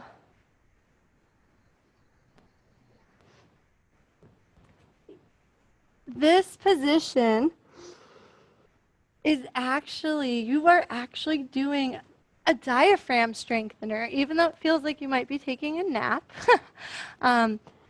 So notice the belly or the bottom of the rib cage just gently pressing into the floor. You don't have to exaggerate it, but just bring your awareness to that space.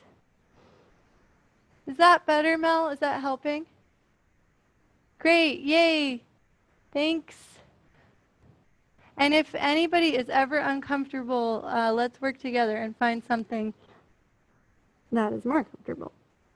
So I just want to explain what's happening in the body here, like why you feel that pressure of the belly pushing towards the mat. And when we inhale, the diaphragm presses down into the body cavity where there are lots of organs, and the organs don't have anywhere to go, so they push forward towards the mat. And so even though it's when you're breathing, you're not actually feeling your diaphragm. You're feeling the organs pushing forward to make space for the diaphragm.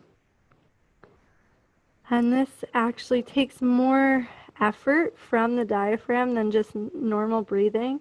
So it makes it a little stronger, or we can say it tones the diaphragm. And having a healthy diaphragm is an important part of having a healthy core and also breathing. And we'll do a couple exercises here and then we can talk about it. So if you have a question, just hang on to it for a moment. So now separate the hands, place them wider than the shoulders and gaze down. Bring the forehead to the mat. If it's comfortable, Mel, you can keep your pillow there. I think it should be okay. And then we'll just gently drag the hands backward without moving them.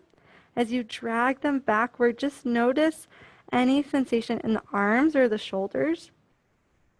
And then start to reach the heart forward and gently lift it away from the mat. And then release back down and take a few pulses like that. Just a really gentle cobra pose. Mel, try to keep the elbows bent a little bit more so it's more the muscles in the back lifting you than the arms.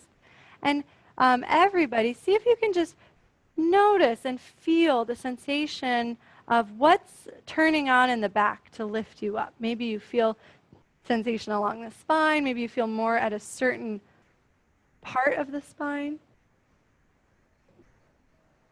And so there are a lot of back muscles working here, especially the erector spinae, which we'll look at when we're done. And so now we want to spread the love. So instead of just having the muscles along the spine working, the next time you lift up, allow your body to sway to the right and then draw a big circle with the shoulders over to the left and down, right, up, left. And then slow it down until you can really feel the work changing, right? Moving from maybe the back to the shoulder to the side. It'll be different for everyone, but it's like the sensation changes as you move. And then go the opposite direction.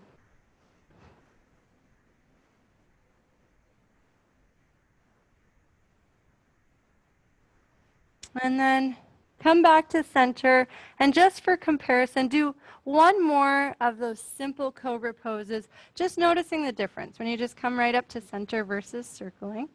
And then push into the hands, lift the hips, send the hips back to the heels, let the hands drag back until the forehead can rest.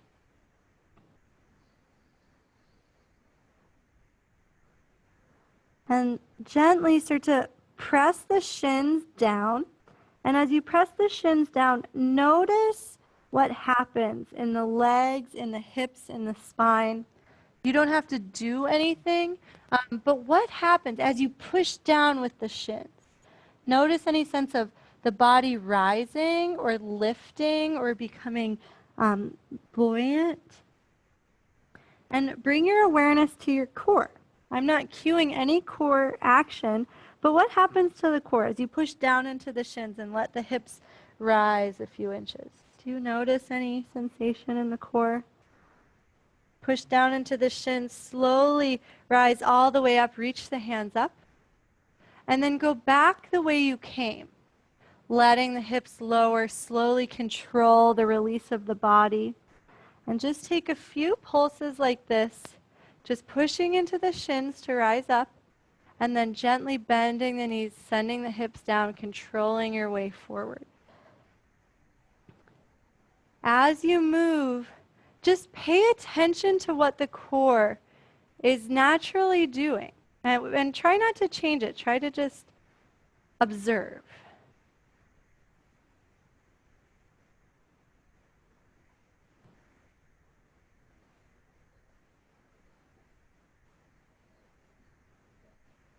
And then when you feel like you've observed enough, we can meet back, but don't rush it. If you're enjoying it, I always want you to keep doing that.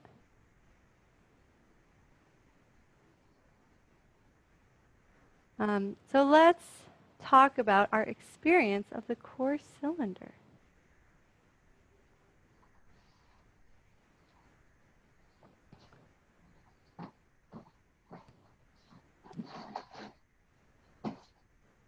So, where to begin?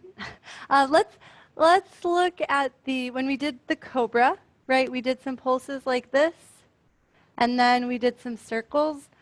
Did you notice a difference? And if so, what was different about those movements?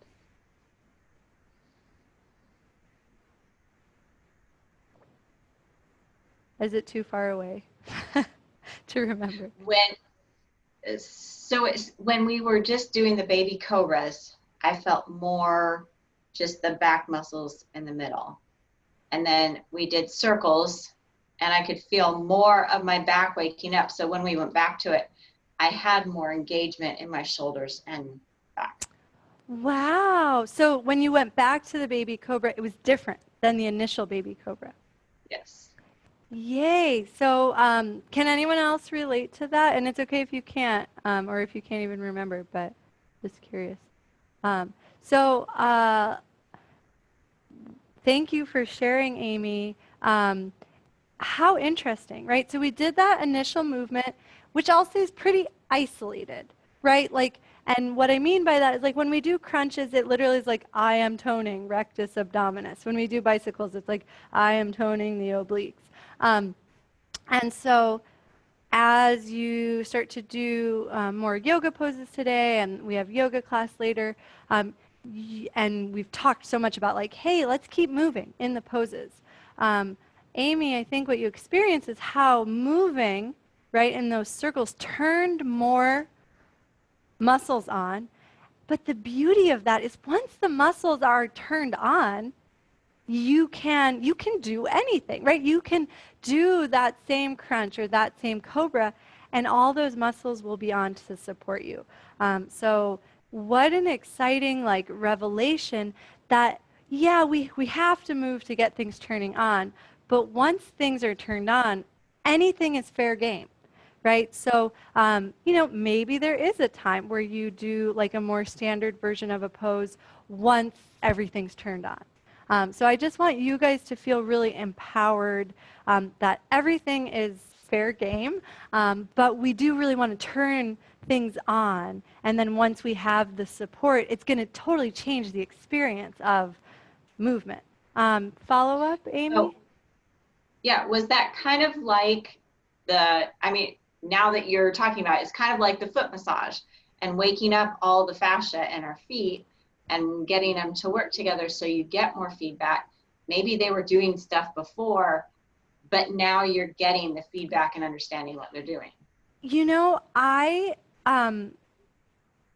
I think it is a little different. And again, I don't know exactly, but what I think is when you were doing the initial cobra, less was turned on. It wasn't that you were noticing it less. I think less was actually turned on.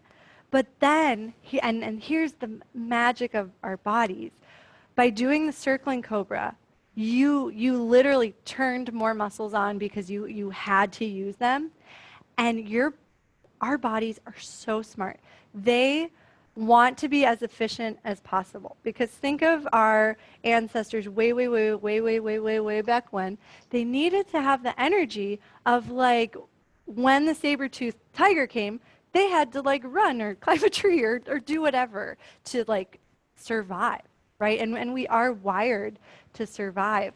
So the body says, hey, I don't want to waste any energy. I need to have that energy ready for my survival. That's not something like as, it might not feel as real for everyone, though it is coming to our attention that for a lot of people, they have to just survive all the time because of our society. So I think a lot of people in our population do have those survival instincts because it's important right now. But our body learns, like, oh, when I did this, it was more efficient. So I saved energy. So I'm going to do it that more efficient way. So it literally is always like paying attention, like, oh, when I did this, it used a lot of energy because it was just one muscle really doing a lot of work, right? Or this. So once it starts to learn like, oh, hey, if all these muscles participate, I am so much more efficient. I am conserving energy. Our body literally says like, okay, remember that. And so then when you went back to the initial movement, your body was like, oh, hey, I know a better way now. So I really think it changed in that moment, Amy, because your body was like, oh, wow, this is actually a lot more efficient. And so it's incredible. If we give our bodies the opportunity, our body will always find a way to do it as supported as possible, right? Because it's more sustainable, it's more efficient. So that's my theory of what happened, but maybe it is what you said, or both.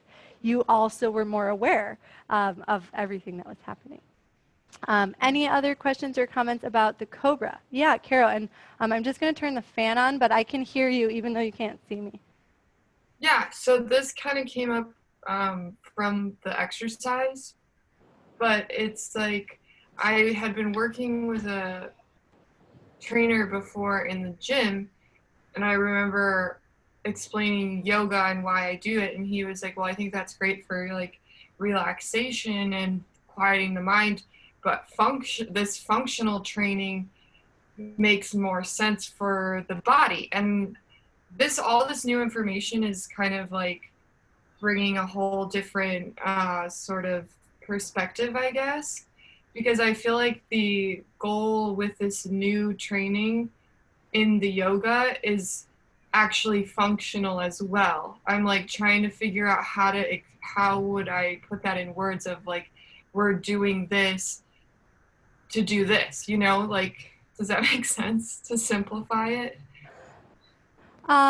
So I'm totally on board with like the functional aspect. When you said, how do we put into words, do you mean like how do we explain to our students like why are we moving in this way? Is that what? Yeah, because I think with him it was very black and white. It was very like, we're gonna do the triceps now because like to balance this.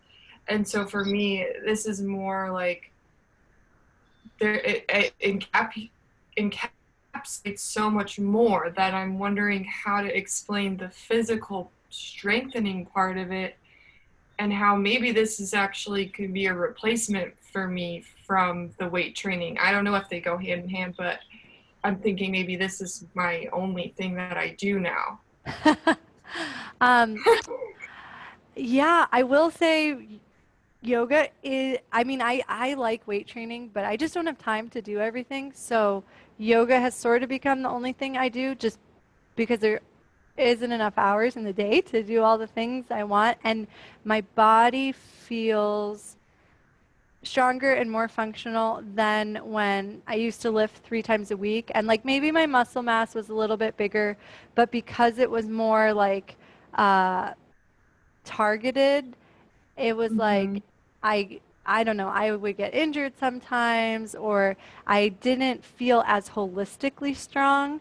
Maybe my biceps were stronger, but in terms of going and lifting the heavy thing, I'm like more functional than ever. Like I feel like I can do it because my body's starting to learn what I was telling Amy, like how to be more efficient. You know, instead of like, oh, okay, like in this deadlift where when I like was learning it, it was all about like just like squeezing the glutes and coming up. And no, there's lots of other muscles firing. It really like the person I was learning from was like training me how to really target my glutes, right? And I got like a hip injury because I wasn't doing enough in the front of my leg. I was just like, okay, just make sure my glutes are squeezing.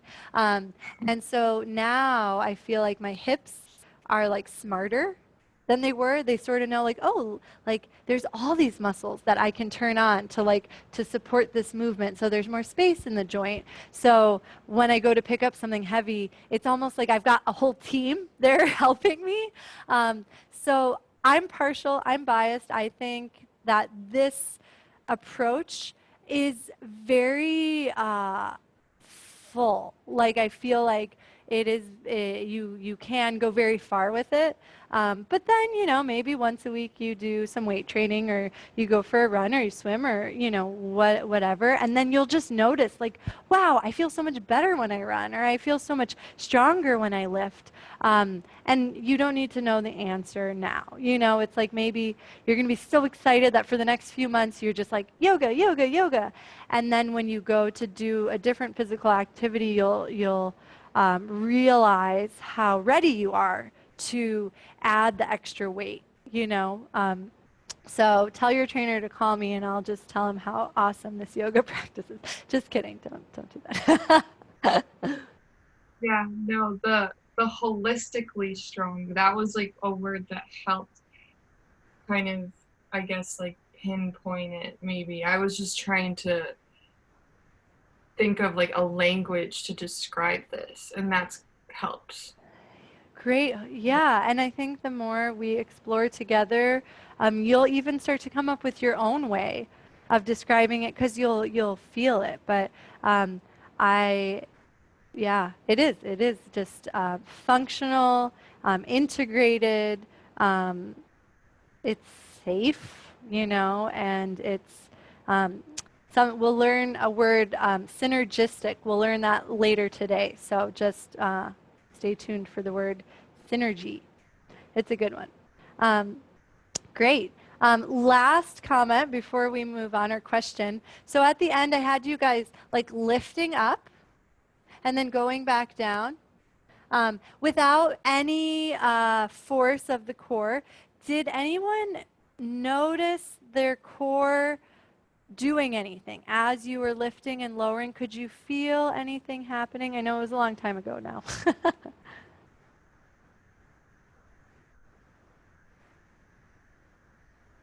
I totally felt my core. Like the very low parts of it, like all the way up and down. Yay. And I'm so glad you said the low parts of it because there is a muscle that we haven't talked about yet. So thank you for that cue. On the screen, it's in yellow. Transverse abdominis. And it isn't just a tiny square. What it is it's so deep that you can't see it because all the other muscles are layered over it. But I think of transverse abdominis as our built-in corset. Does everyone know what a corset is? Like the lace-up thing from the olden days that, not that anyone should look any skinnier than they are. You're perfect just the way you are, but you have a built-in muscle that actually hugs things like in and up, right? I call it like the beach muscle because if you think back when you're like 16 years old at the beach, you probably were like, you know, doing a little something there. And maybe, hopefully, that was transverse abdominis working to actually make you a little bit longer and taller. Do you guys know what I'm talking about? That feeling of just like zoop. So great demonstration, Mel. I just saw you just like, so this muscle wraps all the way around the core. It's really deep, so it's quite important. And you can't target it the way you can target those other muscles. The only way to get it to fire is with healthy, functional movement. So in the example where you were just naturally letting your body lift and lower, it was firing to support you, but your brain probably couldn't have done that, right? It couldn't have been like, okay, engage this deep muscle. So that's great that you could really feel that extra support. And the reason I wanted to do that exercise was just to show you that you don't have to cue the core for the core to be engaged. So often I hear cues in yoga classes that are like, pull the navel in, or, you know, belly button to spine, right? Or like put on your seatbelt, or imagine you're zipping up a tight pair of pants, or whatever kind of cues get people to like, huh. Do you guys know what I'm talking about? And from this perspective, that is very limited and not functional. In other words, it's dysfunctional because it's our brain saying, okay, engage this muscle when everything else might be turned off, right? Like in the case of Amy doing the first Cobra and being like, oh yeah, okay, I felt a few muscles, but then I felt a lot more muscles. It's almost like if we trust our body, if we're moving slowly and consciously, and we're not feeling pain, and we're not straining anywhere, the core is going to support us, right? So you might notice when you start going to these yoga classes that I'm not necessarily saying, like, you know, pull the navel in, engage the core. But it's not because the core isn't important. It's so important. It's just because I'm going to try to get you to move in a way that engages your core without you having to think about it. Does that make sense? Okay. So I think sometimes people don't hear the core being cued, and then they're like, oh, the core must not be very important. And so I just like to make sure it's like, no, it's very important. Just try to get your students to move in a way that helps the core turn on. And if you're ever not sure if you're feeling that or if it's working, let me know so that we can really make sure you've got the support that you need. It's so amazing how good Jo Solani is that you can be in class and be with her at the same time. That's so great. Thanks, Jo Solani. You're doing a great job. All right. So here are some more muscles of the core cylinder. So we have the erector spinae. This is the back. So when you were doing those cobra poses, this was probably the first muscle that you were feeling. And then more muscles started participating. When we were on the belly and you were just feeling your breath, that was paying attention to the diaphragm muscle.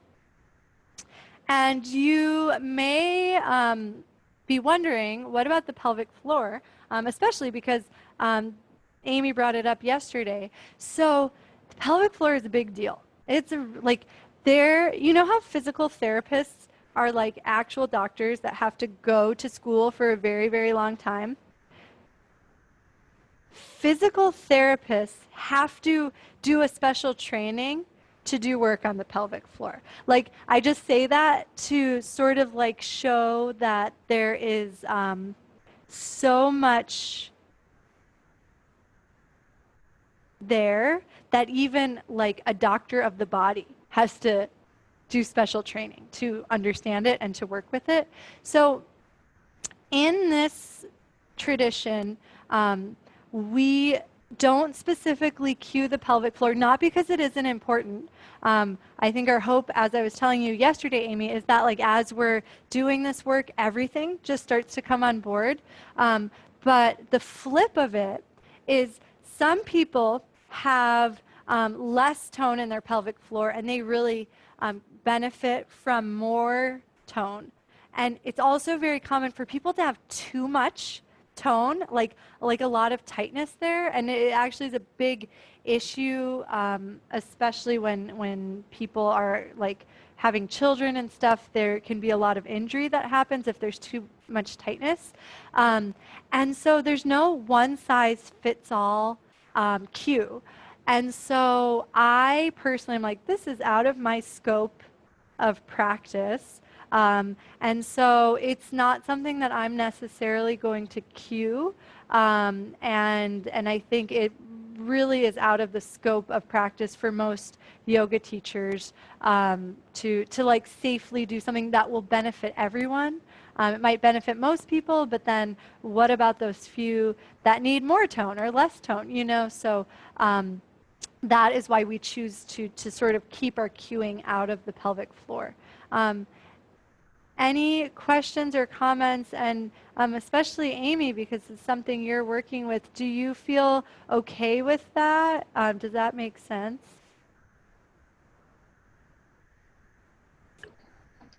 It makes sense. When I go through a practice, I am very aware of my pelvic floor and trying to feel what it's doing so that I can feel if it's doing something that is productive, or, oh wait, that's too much pressure, I need some other muscles to come on board and help me out, or whatever. So I appreciate that there's a lot going on, but helping to be aware of it is helpful for me. So yeah, thank you for sharing that. That's so exciting, because I feel like that is so in alignment with how we're approaching the body, where it's just about the awareness and the noticing.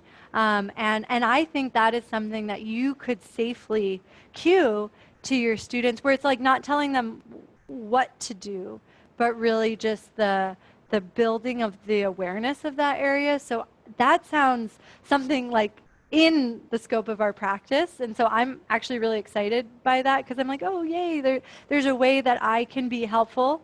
And then I will be forthright, just because I want to support you as much as possible, because like we have a physical therapist in the Shambhavananda yoga tradition, and she feels very strongly about the pelvic floor. So she had this whole thing where she was like, don't cue the pelvic floor. And so I kind of was like, okay. And so I feel like it has become kind of a blind spot for me. And then hearing you talk about it inspires me to want to just like pay more attention. At this point, I do not feel like equipped to authentically like cue people's awareness there, because I feel like now I have to start paying more attention. So I hope that with all of your experience, you feel like you're good, even if I'm not doing that. And now I feel like I have homework. So thanks for like raising my awareness and giving me a way to safely explore this in myself and with students, because I realized I'm like, wow, that did just become like a black hole where I was like, nope, don't talk about that. Don't. So now it's like, okay, making friends with the pelvic floor. That's great. So very exciting news. We have done like our groundwork, and now we can look at our first family of poses. So our first family of poses are the standing hip openers, and sometimes I like to call them the standing hip stabilizers, because a lot of people just try to open and open and open, and that is not always beneficial. So sometimes we are actually working to strengthen more than open. And today's yoga class, we're really going to be focusing on stability in the hips. So I'm hoping that it helps us just really have that perspective and noticing more stability there so that we can open safely. So here's that word I promised, synergists, Caro. So I'll talk about it in a moment. When we look at the hips, it's really valuable to understand this idea of reciprocal inhibition and these different types of muscles participating. And it's actually not just the hips. It's kind of everything we just talked about. When a muscle contracts, which often means it's shortening, right? When you go to lift something, it's concentric contraction, which means the muscle turns on, it fires, and it shortens. We'll talk about other types of contraction later in the training, but for now, we're just talking about the muscle firing and shortening.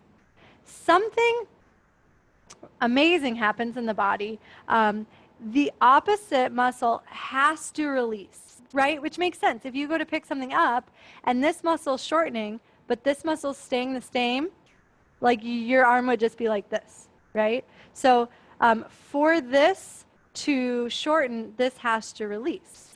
But you don't have to think about it, right? You don't have to say like, oh, tricep lengthen. You just go to pick something up and it naturally happens. The body is amazing. What's naturally happening is something called reciprocal inhibition, which means when a muscle contracts, the opposite muscle naturally releases. It's just like a built-in mechanism. And so we don't have to think about it, but it's very helpful when we're doing a pose like hip opening, and our legs are really strong and we're firing everything up. Certain muscles will naturally release, right? As the back of our hips tightens, the front of our hips naturally lengthens because of this principle. So we don't have to force them to lengthen. It's just like those muscles are naturally going to soften because it's a critical part of movement. Does that make sense? Great. The other concepts, I should say, are on the right side of the slide. So we have this word agonist, and you don't even really have to memorize this because you would never say it in a yoga class unless you were teaching maybe other yoga teachers and you wanted to have like, you know, special language. The agonist is the primary muscle doing the work. So in the case of the lifting something heavy, or actually lifting anything, it's my bicep, right? It's shortening, it's contracting.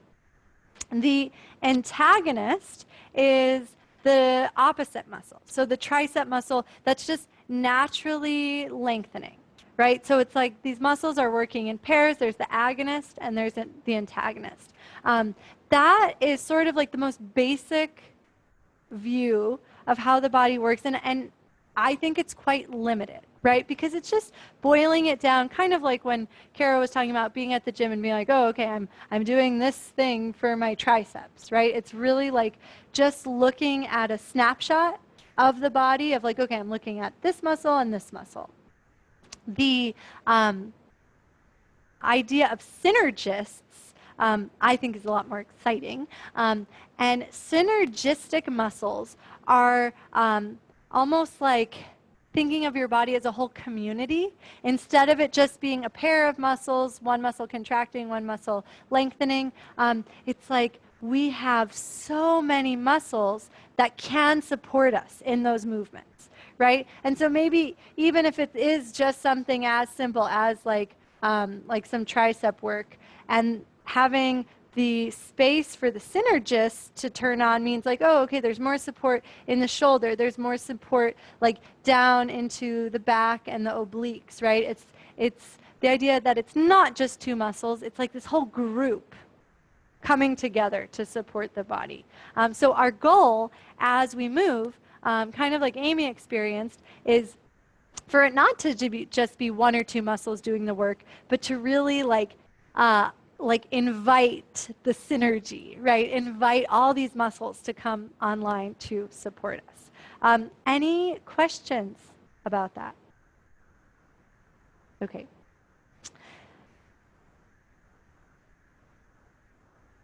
Okay, last thing. I was deciding like, oh, should I talk about this? I'm going to talk about it.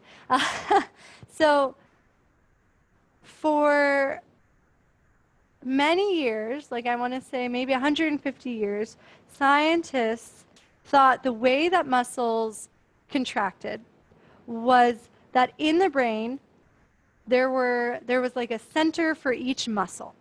And that area would be stimulated, and that's how the muscle would contract, right? So they were like, oh, okay, so there must be like a bicep stimulation spot. There must be like a tricep stimulation spot, one for every muscle.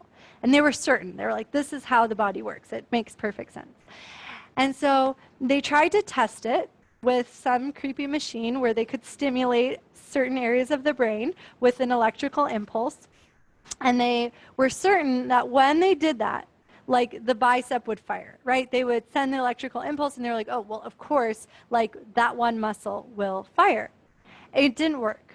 And so the scientists were like, oh, it's our machines, like they're not precise enough. So we'll just have to wait until technology catches up to prove this, right? So fast forward to the 70s. Finally, the technology is better, and so scientists have been waiting, 150 years to prove that what they know to be true is true. And they're doing this test, and they discover that what the sensors in each place in the brain that they stimulate doesn't connect to a muscle. It connects to an entire movement. So what that means is it's not this isolated thing of one muscle working at a time. It literally, and in this case, it was a monkey, and he extended its entire arm and reached out its fingers. It was like this whole unfurling. And so now the way they explain it is our body understands movement. It understands like, okay, I am bending down to pick up this thing. I am stepping my foot forward. So when each part of the brain is stimulated, nothing happens in isolation. It really is sending this whole message to all of the synergistic muscles to do the thing, right? And so when I read about this and I was like, wow, it's amazing. It means like we're not meant to just isolate one thing. Right? We are literally wired, like our brains are wired to do an entire action, right? And so we try to bring that into our yoga class. For example, when we learn poses, instead of it just being like, and now bend the knee, it might be like, okay, let's bend the knee and reach over a little bit, or extend the leg and reach up, and try to bring these more full body movements together so that we get the best function of our body to make Caro's personal trainer happy. Any questions? I know that was a lot. I get kind of excited when I talk about that. All right. So let's dive in, my friends. We'll look at some of these muscles. This is the back of the hips. So we're looking at the glute muscles. And on the left, as you see, it's the deepest muscle. So they're the tiniest. They're the ones that are probably the hardest to feel and become aware of. And then each muscle layers on top of that and gets bigger and stronger and probably easier to feel. Right? So at first you might be a lot more aware of the muscles on top, but as we work more and we bring more focus inside, you might start to notice the deeper ones too. So on the left, we've got the deep, small hip rotators. And so you can see there's just a couple of tiny bands that connect from the pelvis to the top of the thigh bone. You can't see my cursor. So you don't need to memorize the names of these muscles. We just want you to see that there's these really deep muscles that are help stabilizing the joint, right? And this is sort of our motivation to not over-dominate with the big muscles. It's almost like give the little guys a chance, right? So there's like these little helpers in there that want to do their job. And when you move a little slower and with like a little more fluidity, sometimes the bigger muscles relax a little bit so that the deeper muscles can help out. So on top of the deep, small hip rotators, we have gluteus minimus. So you can see when you go from the leftmost image to that second image, there's one bigger muscle that has been added on. And this is gluteus minimus. It connects from the around here on the hip, that's the ilium, down to the outside of your femur, that's your thigh bone. And so when this muscle contracts, it helps externally rotate the thigh bone, right? Goes from here to here, so when it shortens, it just does a little like zoop of the leg. On top of that muscle, you can see gluteus medius connects a little bit higher up and then a little bit lower down, right? So it's a little bit bigger of a muscle. It's gonna slightly change what angle it turns the leg. And so doing something kind of like a big circle with the hip helps like all of those muscles turn on, right? Because you're getting all the different angles and the fine tuning of those muscles. And then gluteus maximus sounds like a gladiator because he is kind of a gladiator. He's big and strong, and he is sort of a bully. Gluteus maximus is a very powerful muscle, a very essential muscle that is really meant for quick exertion. So like imagine sprinting to save your life kind of thing. That's what gluteus maximus is for. So like short bursts of like high intensity. But it's not meant to be supportive of the hip like all day long, right? So a lot of us focus too much on gluteus maximus, and then the muscles beneath it are like, oh, okay, you don't need me anymore. So they like go to sleep. They literally, it's called going dormant. They're still there. They're usually still strong and functional, but neurologically, they just don't fire anymore. And so when we start to pay more attention, when we slow down and we feel more, it's almost like gluteus medius is like, oh, hey, I can help. Like these muscles just start to like just turn on. So it's not always like, oh, you have to train this muscle for the next 6 months. Sometimes it's literally like just say hello, and that muscle is going to help you forever now. So that's sort of what our goal is to just like keep trying to say hello to all of those muscles so they can all help, they can all participate. And then gluteus maximus can take a break. He needs a break so that when he's essential, he can come in and be strong and ready. But we want all of the muscles to participate, right? We've got like a community of help. So we just need to like give everyone an equal opportunity. Any questions about the glutes? Okay. I was gonna ask, sorry. No, please go ahead. Oh, I was gonna ask, like, how would you connect the synergy concept to that? Great question.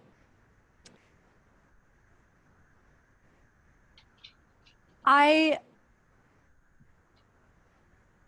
instinct is that like our body wants to work in synergy, right? Just like all these muscles want to fire, they're there for a reason, right? It's not like we just have some muscles that were like, whoops, that was an accident. You know, it's like these muscles are in our body because they have a purpose. And so most of us, not everyone, but most of us have been trained to like force certain things, right? You've probably heard cues in a yoga class about like squeezing the glutes, right, for like more support in the pelvis, which might benefit some people, but it starts to send the signal of like glute max is the most important, right? So that muscle starts to turn on more, the other muscles start to turn off. So the synergistic effect doesn't naturally happen if we're overriding it with our mind, right? So it's almost like just starting to say like, okay, I'm not going to override this mechanism.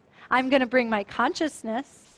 I'm going to bring my awareness and my presence. And I'm going to make sure I'm safe and I'm stable, you know? But as I do that, I'm going to trust that my body's going to send the support and I'm not going to force anything to happen. And then those synergistic muscles can start to fire because the body will do its part if you don't try to dominate it. Does that answer your question? Yeah, it does. I feel like it's kind of more and less work to do it that way because it's just, or maybe it's just a different type of work, and it's just kind of like making that shift in maybe my beliefs. So yeah, that was very helpful. Thanks. Yeah, and I think, I'm excited for each of you to have an experience where you notice feeling more supported, right? You notice like, oh, wow, this feels better, or this feels safer, or I've never been able to do it this way before, and now I'm enjoying it, or whatever. Because I try to be inspiring, but I don't want you to take my word for it. I don't want you to just be like, oh, this is because this is what Abaya said. It's like I want you to get to experience it, because each time you experience it, then you'll trust your body a little bit more. And it won't feel like this leap of faith of like, oh, okay, don't squeeze my glutes because Abaya told me not to. But rather like, I'm not going to squeeze my glutes, and oh wow, I'm feeling like my pelvis is really supported in a different way, So at first I have to kind of be like, just try it. But the goal is, that you will want to do it because your experience is improving. Not just like this blind faith of like, oh, she seems to know what she's talking about, so I'll just trust that, Yeah, no, it just like it makes complete sense how you explain it too. So it makes me want to have that experience. So yeah, thanks. Yeah, absolutely. And we're getting into our poses. So now, hopefully, we'll start to experience this. And, no pressure. It can take time. You might not know exactly what you're feeling. So just try to have a little compassion, for yourself as we explore maybe some uncharted territory. And then, have a little bit of faith in everything we were talking about yesterday, where it was sort of like, I don't know why, but this training just seemed to work out for me right now.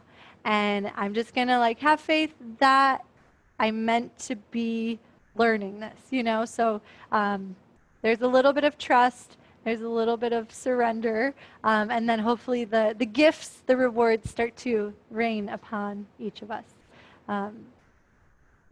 All right. So if you actually don't step to your mat yet, it will be helpful for us to pronounce our first pose. And there are the Sanskrit videos in the 30-day journey. So if the Sanskrit's been really challenging for you, I do recommend, keep going with that on your own. But we'll take time to say each pose together. So here we go, syllable by syllable, and actually try to say it at the same time as me. So imagine there's like a little bouncing ball on each syllable as I say it. Virabhadrasana-2. And then I'll break it up a little bit and I'll say like a chunk. And then you repeat that chunk back. And it's okay that I can't hear you. You can hear you. Drasana. Bhadra. Vira. Virabhadra. Virabhadrasana. And then calm and natural Virabhadrasana. Virabhadrasana 2. Great. So you already know this is sort of like our standard. This one's not moving, but on the website, on the blog, when you go to look at it, you will see the moving image right? Hopefully now you're starting to be like, oh, okay, I get why the image is moving, because it'll help my core fire up more, it'll help more of those synergistic muscles participate. It'll help me bring more curiosity to my pose, because the more I move, like the more feedback I have. So this is so you can see it. But when you teach it, when you do it, it's going to be moving. Was everyone able to see the blog? Did you guys try it? Did you check it out? Great. So there are 2 or 3 parts to each pose. The first part we call the setup.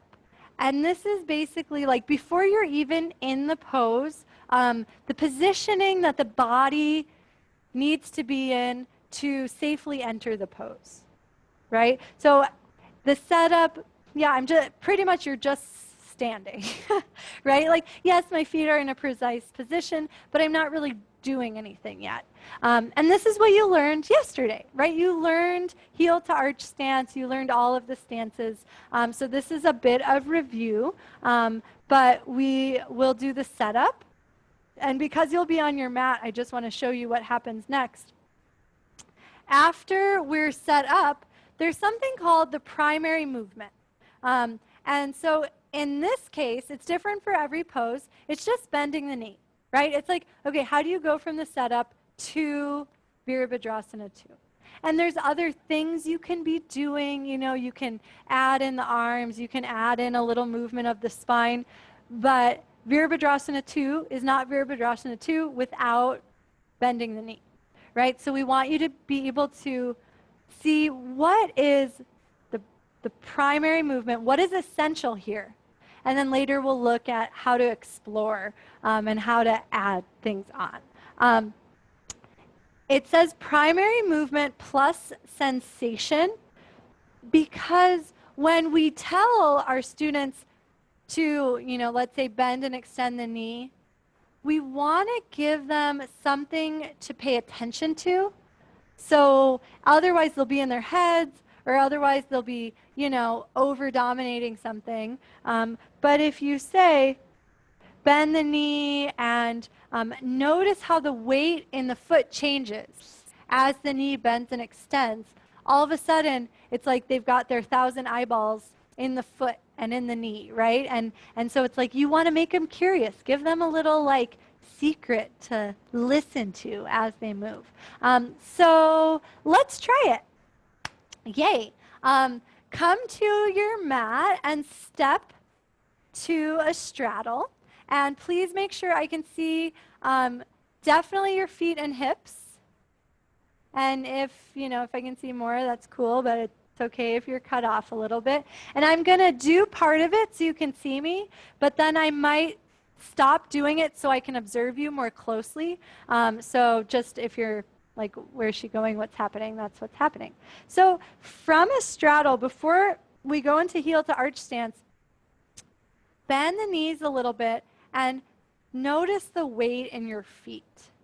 And start to shift the weight from the left foot to the right foot and give yourself permission to walk the feet apart if it's comfortable, right? Just noticing like where do you have the most fluidity in the pelvis, stability in the feet.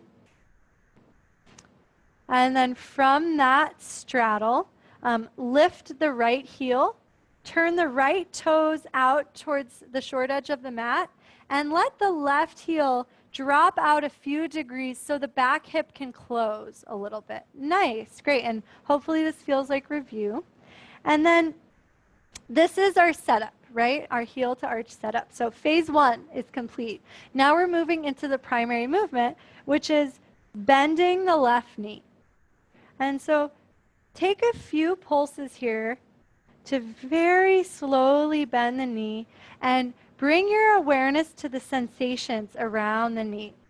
Yesterday we learned about the ligaments, and just notice if it feels like there's too much pressure on the inside or outside of the knee, and if that's the case, slide the back foot in a little bit, take a shorter stance, adjust the angle of the left foot. And the next time the knee bends, you're welcome to stay in the knee bend, float the arms to T, and gaze over the left middle finger. Now our movements are going to be a lot tinier. Without thinking about the rest of the body, just slowly shift the weight in the left foot and the right foot. Almost as if you were drawing a circle on the outside of the foot to the inside. And as you shift the weight, just notice any sensations in the hips, in the knees, in the spine. And then slowly extend the left leg, drop the arms, and turn all 10 toes towards me. So you guys looked really good. Mel, I was happy to see how stable you looked from yesterday when I was like, okay, make sure to not go too deep into poses because of the state of your body right now. But that looked really stable and supported. Before we do the second side, any questions? Was that clear?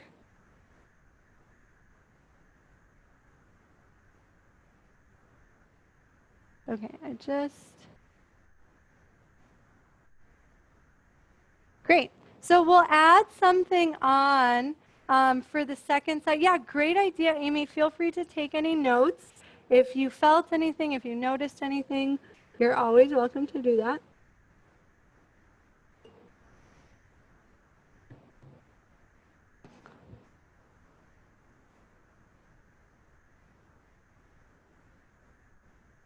All right, so we'll do the second side now. And so from that same straddle, lift the right heel, turn the right toes out to the short edge of the mat. Let the left heel drop out. And again, just notice any sense of the left thigh bone settling into the hip socket. And then just let the hips relax, right? So you're not forcing anything. Sorry, something popped up on my screen and I can't see you guys. Okay. And start to bend and extend the right knee. And if you notice that the knee really easily bends over the ankle, try taking a longer stance so you have a little bit more room to explore the bending and extending of the knee. And notice if you have an impulse to try to stretch the hips really deeply, see if you can notice more a sense of stability and space in the pelvis and the spine. We'll add the arms on this time. So extend both legs, reach the arms overhead, and then slowly bend the right knee and let the arms just float down to a T. And then extend and reach arms up, and bend knee, let arms float down. And take a few pulses like this and notice a sense of lengthening and reaching up as the leg lengthens and the arms reach. And then just like a softening and a sinking down as everything comes back down. And just take a couple of pulses to play with those two sensations, the reaching, the lengthening, and then just like the settling and relaxing into the hips. Great. Feel free to hold your next Virabhadrasana 2 like we did before, and just shift the weight ever so slightly in the feet. Bend the back knee just a little bit so it doesn't lock out. And as you shift the weight, just notice, even you can imagine like you're surfing, right? And there's just that little feedback from the waves underneath the surfboard, and the ankles react, the knees react, the pelvis reacts. And then turn all 10 toes to the side, back to straddle, and just to release, soften the knees and allow the spine to melt forward. You don't have to go very far, but if it's comfortable, the hands can touch the earth. And then push down into the feet. Push the hips gently forward to allow the spine to naturally stack to upright. And then we can meet up and you can take any notes on Virabhadrasana 2 or ask any questions.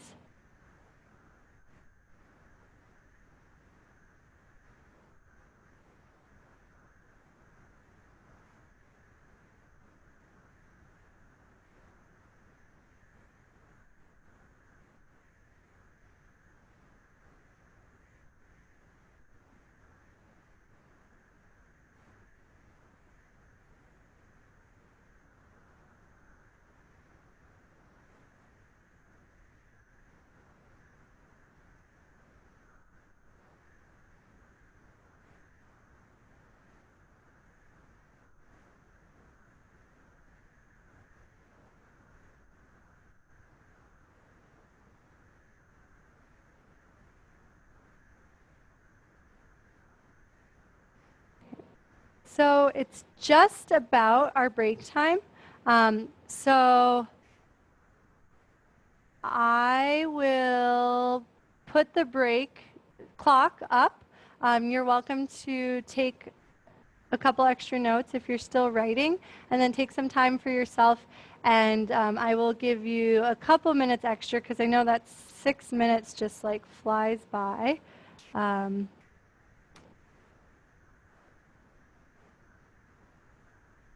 And any questions before we pause?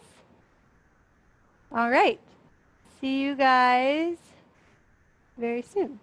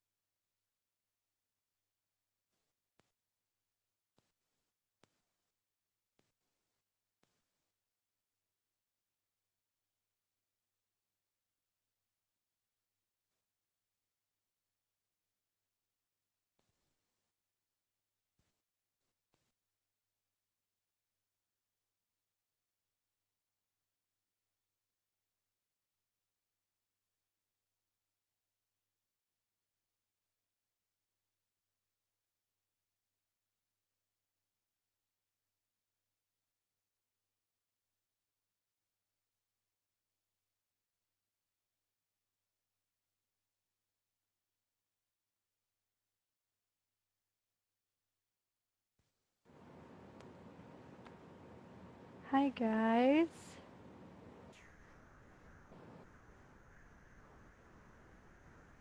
What flavor yogurt is that?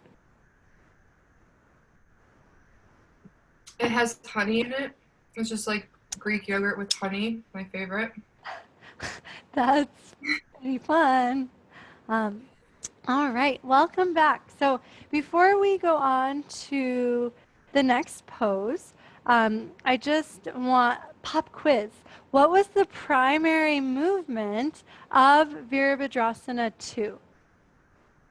You can mime it, you can say it, you can, however you want to communicate it.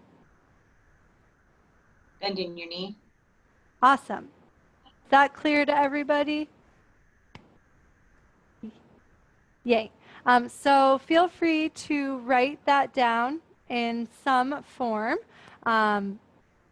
And you'll notice we don't have much of an exploration in Virabhadrasana 2. We'll talk about that more in later poses. Today what we did we explored, adding in the arms a little bit. We shifted the weight in the feet. Often explorations have to do with the spine.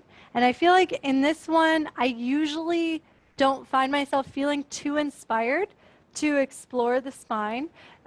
If you feel inspired, you're more than welcome to, but just to keep things simple, you're not responsible for an exploration here. And we'll talk about that when it's time to. Kara? Yeah, something just came up about the hips because it's kind of like awkward, I think, for some people. Well, for me, sometimes having like the one hip open. So I don't know, how would you I guess, cue, or maybe what's the benefit of having the hip like that? That's kind of what I'm wondering. Great. And I went back to the setup slide because I think this might help. In step 3, it says relax the hips. And so the reason why this is a cue that I think is really helpful is because I see people trying to either they're like doing this or they're like doing this. And I think it's more beneficial to just let the hips naturally open to the degree that they want to. So I'm not doing anything with my hips. I'm almost like just bending my knee and I'm letting my hips relax. Do you think that would clarify it or? Yeah, I think that's definitely helpful. And then say if that wasn't comfortable for somebody, would you just say go into warrior 1? Or So I guess I'm alternative. I usually wouldn't do that just because when I sequence, it's very specific. So like going into Virabhadrasana 1 would like totally just change it. Were you uncomfortable? Are you trying to find a way to make it more comfortable for yourself? Or Yeah. great. Yeah, I am. I'm just thinking, oh, well, maybe this could come up for if I was teaching as well, but it's especially because for myself. I think that everybody can do Virabhadrasana 2 comfortably. And so if it's uncomfortable, I think either the feet are too far apart and they're overdoing it, or the feet are at angles that aren't beneficial to the shape of the thigh bone and the hip socket. So Right. I would never be like, oh, Virabhadrasana 2, your body obviously is just not meant for this pose. Instead, I'd be like, okay, what is the problem here? So I don't know if you want to try it right now or if you want to explore it on your own later today. But I know that you can do it comfortably, so I think it's just a matter of, my Virabhadrasana 2 is really short because I need more support in my pelvis. I don't need this like maxed out thing where my femur is externally rotating and putting pressure on my sacroiliac joint. That's like how everybody sort of learns to do it at first, where it's like, oh, hip opener, like deeper, deeper.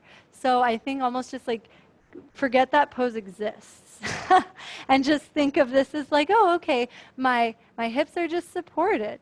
And I can do so much from here. You know, I can shift into Urdhva Chandrasana or Virabhadrasana too. I can put my foot back down. I can turn my direction. Like I can do anything because I'm stable and supported and not like compromised and in like a very deep posture that's not benefiting me. Does that?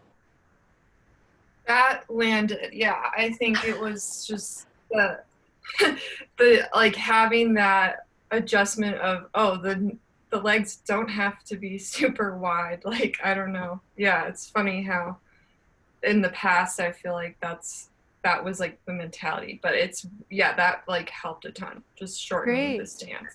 Great. I know exactly how you feel, and there is a rewiring process. You're gonna feel yourself going into those patterns of like, no, but my feet go here. And it's this stretch sensation, you know, that I'm going for. And this is kind of crazy, but when we're working with the fascia, there might not even be the same sort of stretch sensation. Like yesterday when you did the foot massage and then you did the forward fold, you probably didn't feel quite the same like pulling in the same spots. So you might not feel a stretch, but you'll be a lot more flexible because the whole network is working together. So just put that sensation on hold for a little while. All right. So let's look at our next pose. Oh, we've got some muscles and then a pose. So the muscles that are highlighted here are the muscle we were talking about as a corset, transverse abdominis. So you can see that it wraps all the way around the side, and then we've got this side view. So you can see that it covers the whole top of the hip, the ilium, all the way down into the low back. So how handy that we have this muscle. And it's integrated into rectus abdominis. You can see the two, if we weren't so fixated on naming things, you know, it's like they're almost like one muscle, right? But this is like, oh, the area code of rectus abdominis, the area code of transverse abdominis. But they are right next to each other, and the fascia connects them, and you'll connect them in your movement. So they work together, right? They're synergistic. And these muscles will help us in Virabhadrasana 1 to not have the pelvic bowl spill forward too much. So, Caro, I know you mentioned that you've been working on, you know, like your pelvis tipping forward a lot and having extra sway in your back, right? And like just working against that, or I should say working with that. We don't need to work against anything. So these muscles attach to the top of the pelvis, mostly in the front, but a little bit in the back. So when they're firing up, they pull on the pelvis, not to like, you know, do this thing, but just so there's enough support in the spine that you can safely open and not feel like there's any compression in the low back. So hopefully this will help anyone that is working with that in their bodies. And we don't need to tell it to fire, right? I'm not going to tell you like fire rectus abdominis, but we'll explore, right? We'll move a little bit, just like in our falling through space movement, and we'll get all these muscles to turn on so that the pelvis is more supported, so that our spine's more supported, so that when we go into Virabhadrasana 1, we feel like everything's on instead of just like, oh, I'm just here. So let's try it. You already know how to pronounce it. You can say it to yourself one time. Virabhadrasana 1. Virabhadrasana 1. I guess that was 2 times. So here's what it looks like from a static viewpoint. Again, on the blog, you're going to have moving images to help you, but now we'll just make those moving images with our bodies. The setup, you already know it, right?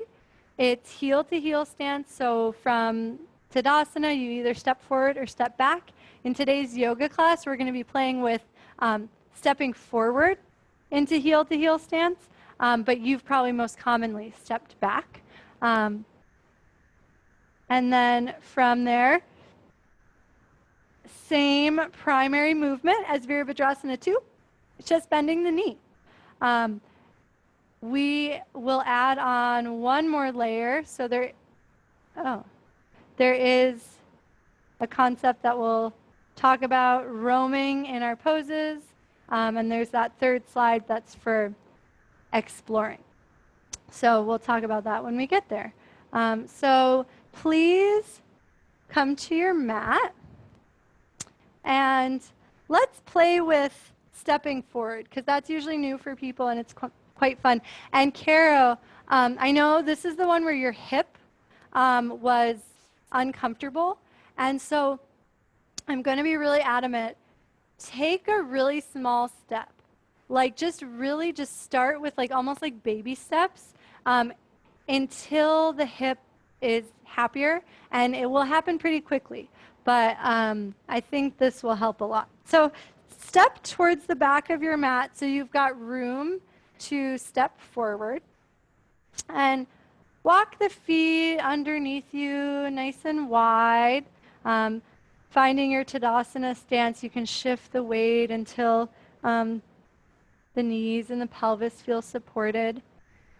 And we'll warm up the legs with just a couple of chair poses. So slowly start to bend the knees and reach the hips back and sweep the arms forward at the same time. And then stand up.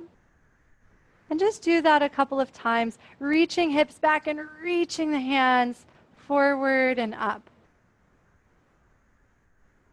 And just take a couple of pulses to notice the muscles in the hips working to support you. And the next time you're in your chair pose, shift the weight into the right foot and lengthen the left foot forward and just take a pretty easy step with the left foot.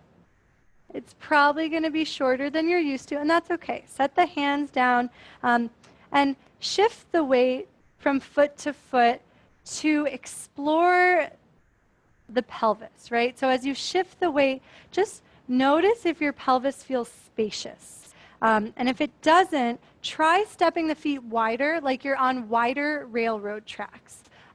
So if it's like you're on a balance beam, let that right foot, yeah, Caro, try to let the right foot come almost towards the right edge of the mat, like so much wider than it is. Yeah, and then right toes forward, Caro. Even more, if it's okay on the hip. Yeah, is that okay on your hip? Great. So I know that might be shorter than you're used to, but we're just going to try it. So all 10 toes are pretty much forward. The back toes might be out ever so slightly, but they're mostly forward.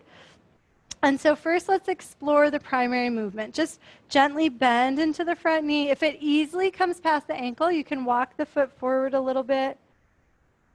Bring your awareness into the back knee and just let it soften. Make sure it doesn't feel compressed or forgotten. And then the next time the knee bends, let's pause there and we'll add on an exploration in the spine. So circle the arms forward, and as they reach up, just notice any sense of the front of the body naturally opening. And then let the arms gently reach out to the sides, and then repeat that. So forward, you can lean forward a little bit, and then up, letting the front of the body open just a little bit. And take a few circles like this, just noticing how reaching up and gently back can help the front of the body open. Notice the connection between the back leg, back hip, all the way up through the front of the body.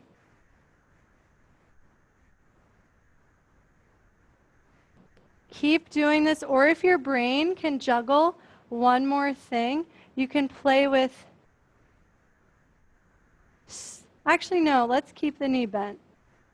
I like having the knee bent as we bend back because it just increases the opening in the right side of the body. And then it's hard to step back, so just shift the weight forward and slowly slide the back foot forward. And just pause. Notice any sensations in the right side of the body. There's quite a bit of opening and lengthening in the front fascial chain on the right side. Okay. Any questions before we do the second side? All right. So return to the back of your mat and start with just a couple of those nice, easy floating chairs just to stimulate the legs. Move really slowly and see if you can feel anything turning on in the back of the hips to support you. We talked about all those muscles back there. The next time you sink down, shift your weight into your left foot, extend your right leg forward, and just take a nice, easy step. And then make sure the feet are nice and wide, like almost towards the edges of the mat. So it's going to be, yeah, good, Caro. I know it's a big adjustment. And then start to shift the weight from foot to foot, just giving yourself permission to change the direction of the toes a little bit, widen the feet. You want to make sure the knees feel supported and the pelvis feels really spacious. If you're not sure if the pelvis feels spacious, then I recommend sliding the front foot over to the right a little bit and just seeing if that helps. And now we'll add on our primary movement. So just bend and extend through the front knee. And try to keep the weight in your front heel. If you feel too much weight going into the toes, slide the right foot forward. You might need a little bit longer of a stance.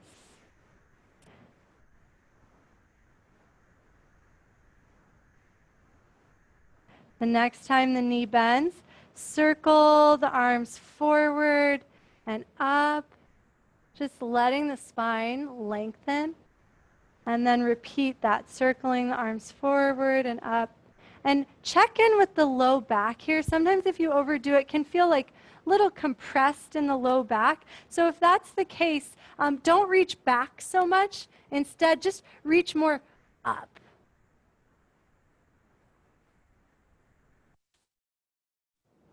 And try to notice your breath as you're moving. We haven't talked about the breath yet. And just like everything, we're going to try not to force it or control it. We're going to try to just let it participate.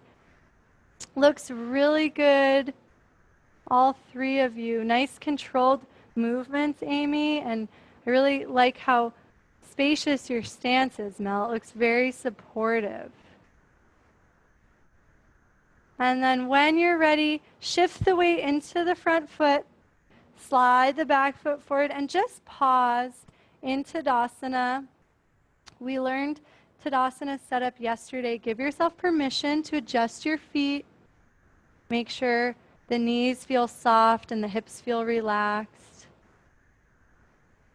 And then we can meet up. You're welcome to ask any questions or take your notes. A good note for yourself is if you felt something interesting, because as you cue, you are going to be cueing us to notice things, right? So if you're like, oh, whoa, it was so cool to feel buoyancy in my pelvis, you know, write that down. So when you go to cue it, you're like, oh, notice a sense of buoyancy in the pelvis.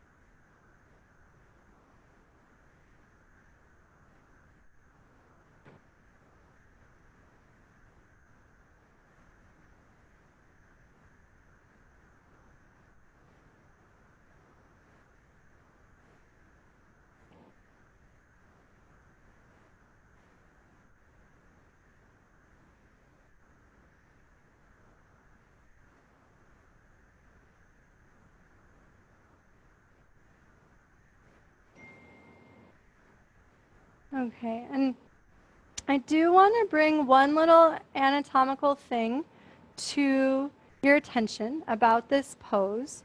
So when you've completed your notes, you can just glance up and I will.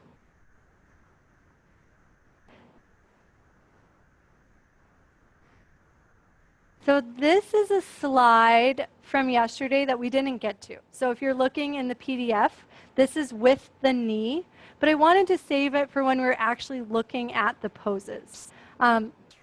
So this is a really common thing that happens.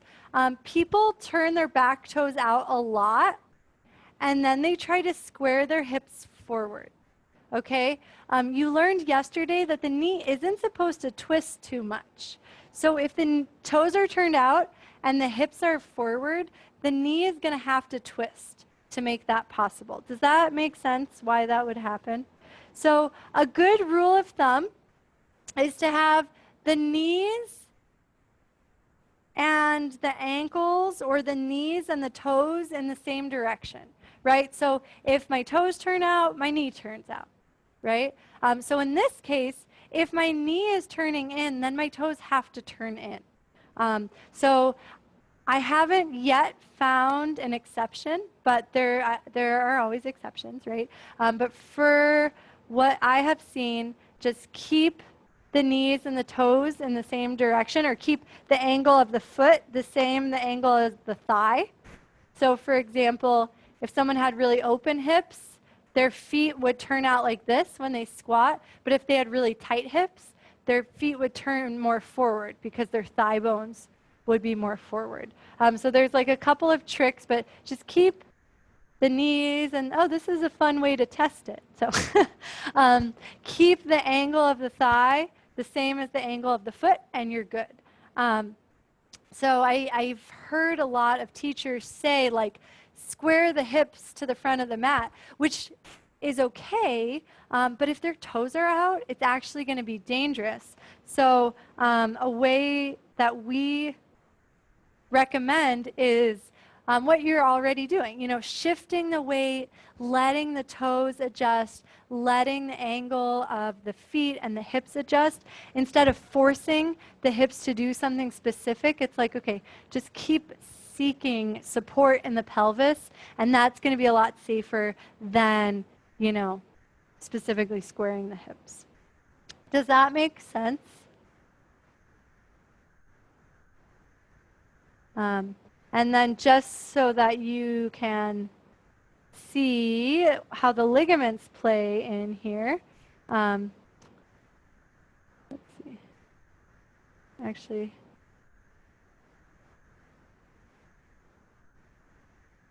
there are the two ligaments that cross in the middle of the knee, and so they create a lot of stability between the thigh and the shin. And when there's too much twisting, right, when the thigh bone and the shin are not working together, these twist too much, and that can cause injury. And so in this case, it's the posterior cruciate ligament that just has a little unnecessary stress if the toes are out and the hips are forward. So this is the PCL and the ACL. I'm sure you've heard of the ACL because everybody knows someone who's injured their ACL. It is a very common injury. As long as we're looking at this, well, no, I'll save it. Okay, great. So let's bounce to our next pose. And this is surely a hip opener / stabilizer, but it's not technically standing. It kind of doesn't belong in any of the families, so it just fits the best here. It's pretty cool because you probably know the pose Trikonasana, pretty common pose. This is almost exactly the same, except the knee is down. In this case, her leg is extended, but when I teach it, I often, and by often I mean like 95% of the time, actually turn the toes and bend the knee. I find that this is a lot more useful that you get like a lot of exploration with the hips. A lot of people said this was just terribly uncomfortable in their hip socket and their knee. And this, like, I just love so much that I've kind of adopted it. So this is the way that I'm going to be teaching it. And I'm sorry that the pictures don't reflect that. But the images in your blog are correct. So let's pronounce it syllable by syllable. Here we go. Pa, ri, ga, sa, na. And then I'll say a chunk of it, and you can say a chunk of it. Gasana. Riga. Pari. Pariga. Parigasana. Parigasana. All right. So here's the setup. And then, yeah, I'm so sorry that these images are off, but I think you'll enjoy it so much that you won't mind that the images are wrong. So let's try it. Come to kneeling and just face me, because it's okay if your foot is off the side of your mat, Caro. It'll just be easier if I can see what your hips and knees are doing. And if it's ever uncomfortable to kneel, you're always welcome to place a blanket underneath the knees for a little extra cushioning. If you don't have a blanket, you can also double fold your mat. So make sure you're not in pain. Some of us have just less built-in cushioning, you know, and it's just uncomfortable. And so from kneeling, release the hands down. Extend the left leg straight back and bend the left knee, sliding it over to the left side. Step the left foot over to the left and just slide the hips from side to side. Let the left toes turn out a little bit. You can even make some little circles with the hip and allow the left leg to move, right? Figure out where the hips feel the most supported. So if the leg's too far away, it's going to feel pretty tight and like you can't make very big circles. If the foot's too far in, it's going to feel like you just put a lot of pressure on the right hip and you can't go very fully. And then when you find the sweet spot, it should feel like the hips can really glide and you've got some room to explore. So Mel, try bringing your left foot in quite a bit and bending your left knee and bring it a little bit forward, closer to me. Yeah, does that feel okay? So the left foot is just slightly ahead of the right knee or maybe in line with it, whatever's most comfortable. And then push down into the left foot and the right knee to slowly rise up to standing on your knee. I like to call this like proposal stance. I think of like a knight in shining armor being like, my lady. And check the angle of your thigh bone and allow the angle of the foot to match, right? So you might have to turn something in or out a little bit and make sure the knee feels supported.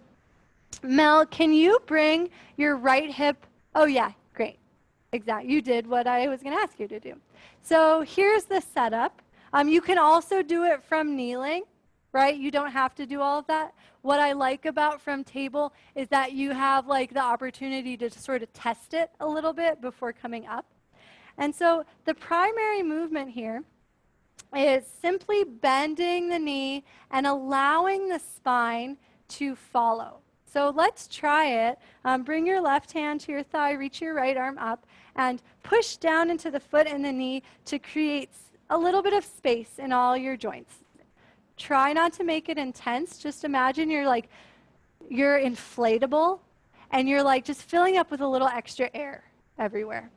And then bend the left knee and notice how the spine tips to the left and then push into the left foot to come back up. And just take a couple of pulses, noticing how your foundation, right, pushing into the foot, and softening the knee, how everything on top of the foundation responds, right? You don't have to tell your spine what to do.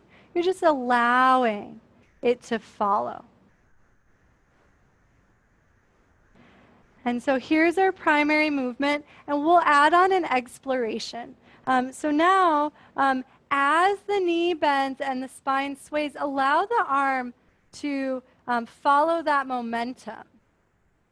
And if that ever feels too complicated, you can just go back to keeping the arm up. But notice a sense of the knee bending, the spine swaying, and then the arm just following along. And draw a couple more circles.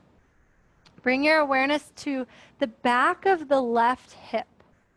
And notice any sense of support underneath that left sit bone. Try to feel not just the inner thigh, but the back of the thigh underneath the thigh. 3 dimensions of support in that left thigh.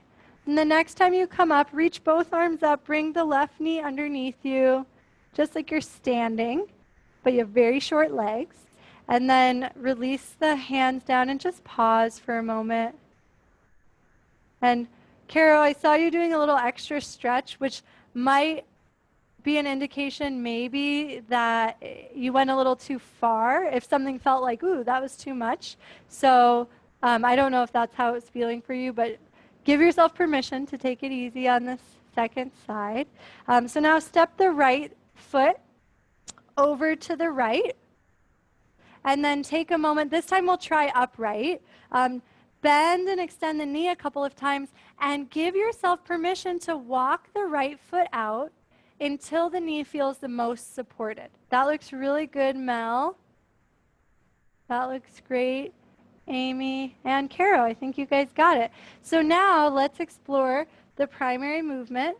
So place the right hand to the thigh, left arm up, and then just gently start to bend the knee. Let the spine follow. And we can go right into circling the arm if you feel up for that, because your body kind of has it figured out now. Or you can do it the exact same way. And I'm personally noticing like too much sensation in my left hip. So I'm going to walk my right knee in so that my left hip doesn't feel like it's stretching so much, and it just feels a little more supported.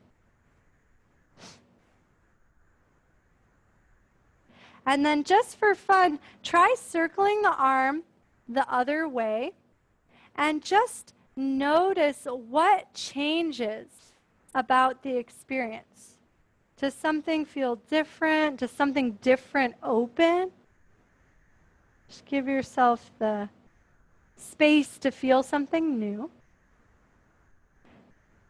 And feel free to pause at any time in the movement if you find a space that feels really useful to you, and let your breath just move through that space.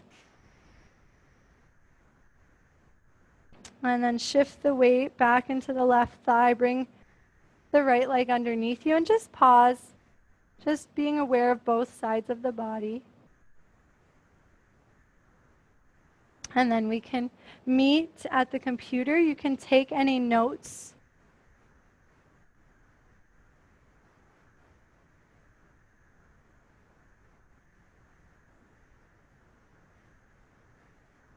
And the primary movement, any ideas?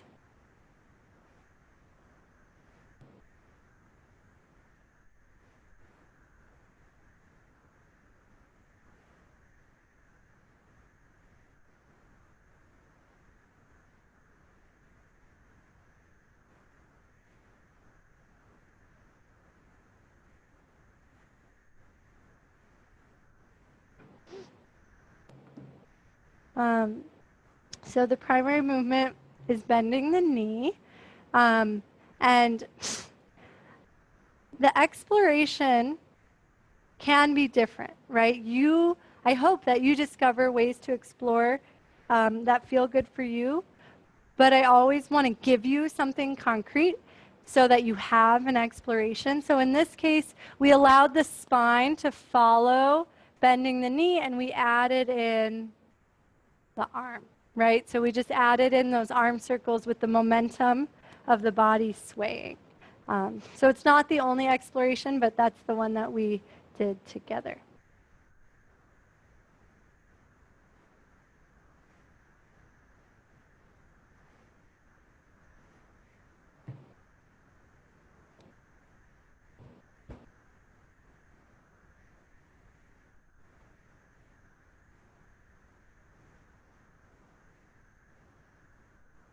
All right. So take your time.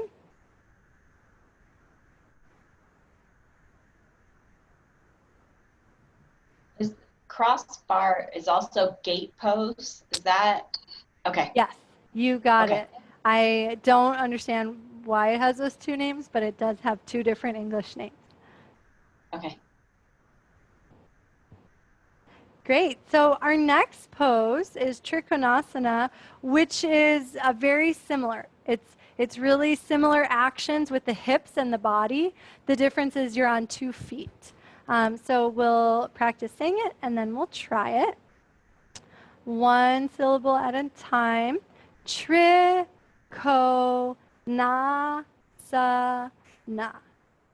And then chunk by chunk, Nasana. Kona. Trick. Trikona. Trikonasana. Trikonasana. All right, so you already know the setup. It is heel to arch stance. Anyone remember what other pose we learned today that was heel to arch? Yes, okay, good.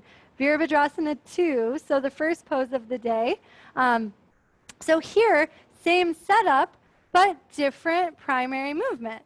So in Virabhadrasana 2, we were bending the knee, and here we'll be hinging the hip, right?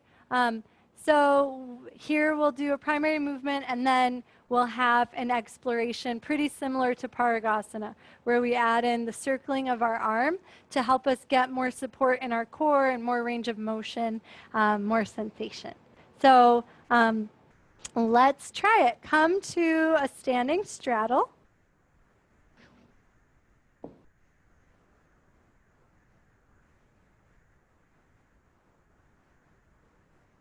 And from straddle, lift the left heel, turn the left toes to the short edge of the mat, and then push into the ball of the right foot to pivot the right heel out a little bit. And so let the hips relax. So they might naturally open just a little bit to the long edge of the mat, right? Like Virabhadrasana 1, we're facing the short edge. Virabhadrasana 2, heel to arch stance, we're letting the hips just naturally open. So I just want to take a look. That looks great, Amy. Looks good, Mel. That looks good, Carol. Your hips look really relaxed. Does that feel better? Just give me a thumbs up if, yay, yay. So both legs are extended, but you want them to feel really strong. So just soften the knees just a little bit so all the muscles have to support your legs a little bit more. And let's just play with tipping the pelvis back and forth a couple times. And as the pelvis tips, just notice how the spine might naturally follow. They're connected. We'll be looking at that on Tuesday. Nice. And so the next time the pelvis tips over the left leg, reach the left arm to the leg and let it just rest wherever is comfortable. And then reach the right arm back and slowly start to drop the right arm. The heart will face down towards the foot. And then circle the right arm forward, up, and back. And notice how it takes the spine through a range of motion, right? So it's not about the shoulder. It's really about reaching the arm to get the heart to turn, right? So imagine you don't even have a shoulder. And it's just the arm linked right into your heart. And as the arm circles, it allows the heart to lengthen and open. Bring awareness to your low back. And if you ever feel like this is too intense on the low back, turn the back toes in just a little bit so the hips aren't quite so open, and try to reach forward more than you reach up. Make smaller circles, thinking more about length, less about opening. And then push into the left foot to slowly rise up. Just for fun, bend into the left knee for a moment for Virabhadrasana 2. And then float the arms down, turn the toes to center. And before we do the second side, I just want to see if there were any questions or concerns. All right. I love the thumbs up. Thank you. So from straddle, turn the right toes out to the short edge, drop the left heel out. Take a moment to shift the weight, just making sure the pelvis has some room to glide. And then push into the feet to engage the muscles in the legs. Not intensely, right? But just notice how pushing down energizes your legs a little bit. And then softly bend the right knee just like a millimeter. So that helps engage the muscles in your legs. And gently tip over to the right a couple times. Make sure the hips are relaxed and try to notice the front, the side, and the back of the left hip. So it's not all about the hip opening. It is a sense of like buoyancy and support. The next time you tip, let the right arm just drip towards the leg, and then gently start to circle the left arm, and make the circle small at first, letting the pelvis be as stable as possible as you start to articulate the spine. If the arm ever gets tired, you can bring the fingertips to the shoulder and just circle a little wing. And then as you circle, notice how the arm allows the spine to reach and lengthen and open and repeat. Feel free to pause at any time. Just make sure you breathe smoothly and evenly as you pause. And then to come out, push into the right foot to slowly rise up. Bend into the right knee. This isn't part of the pose. I just thought it might feel good. Virabhadrasana 2. And then turn all 10 toes to the side. Drop the arms and just pause in your straddle stance and bring your awareness to your hips and your knees. And then give yourself permission to adjust your stance if something feels like it needs more space or more support.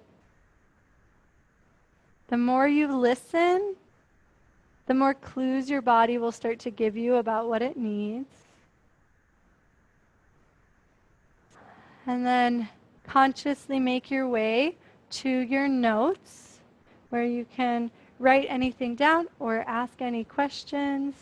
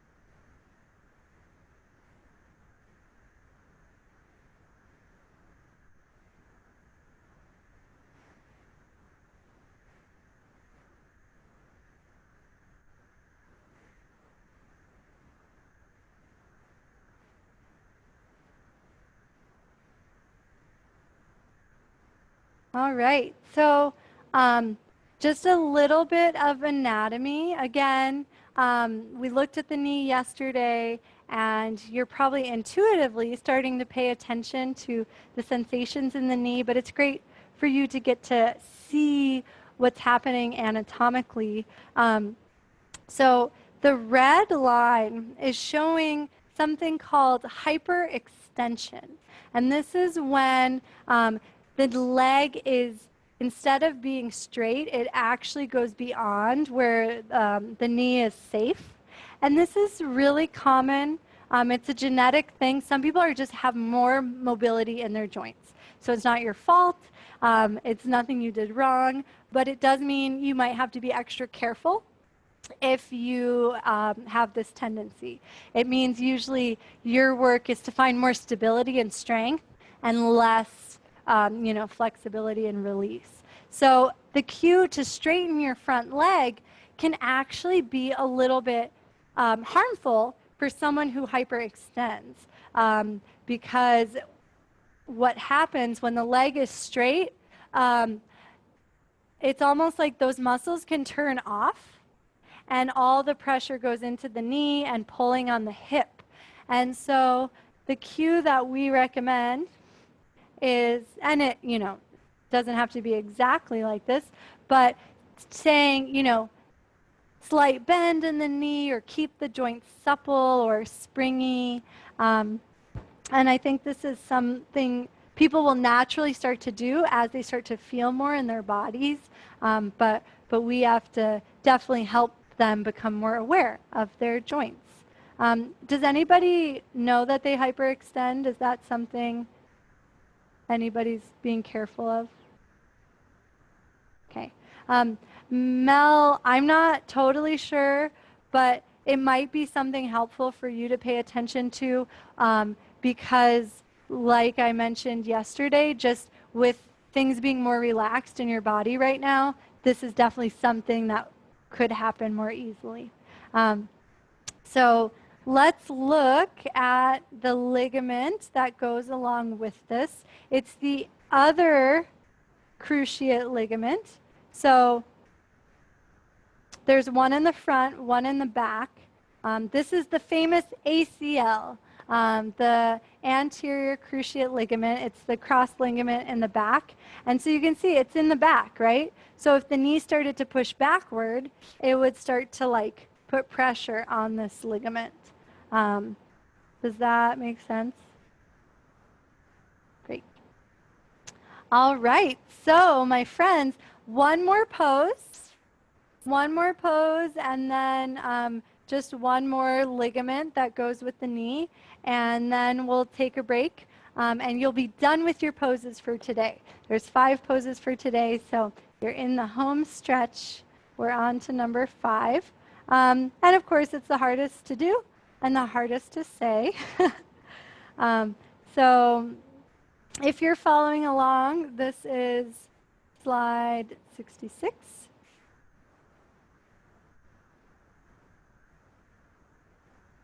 And so let's practice saying it first.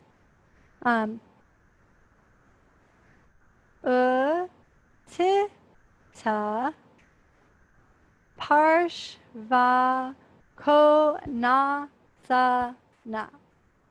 And we'll break it down, but I do just want to highlight the V is sort of halfway between a V and a W. It's sort of like either a soft V or a hard W. So I say it Parshva Konasana. It is also okay to say Parshva Konasana. It's right in the middle. So in case you ever get confused by that.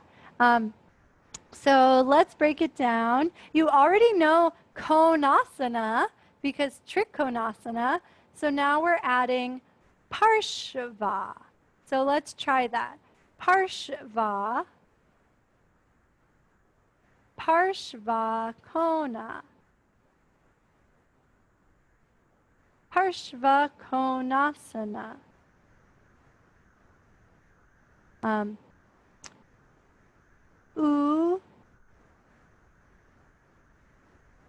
Utita.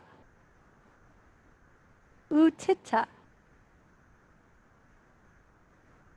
Utthita Parshva Konasana. And say it to yourself a couple of times. Utthita Parshva Konasana.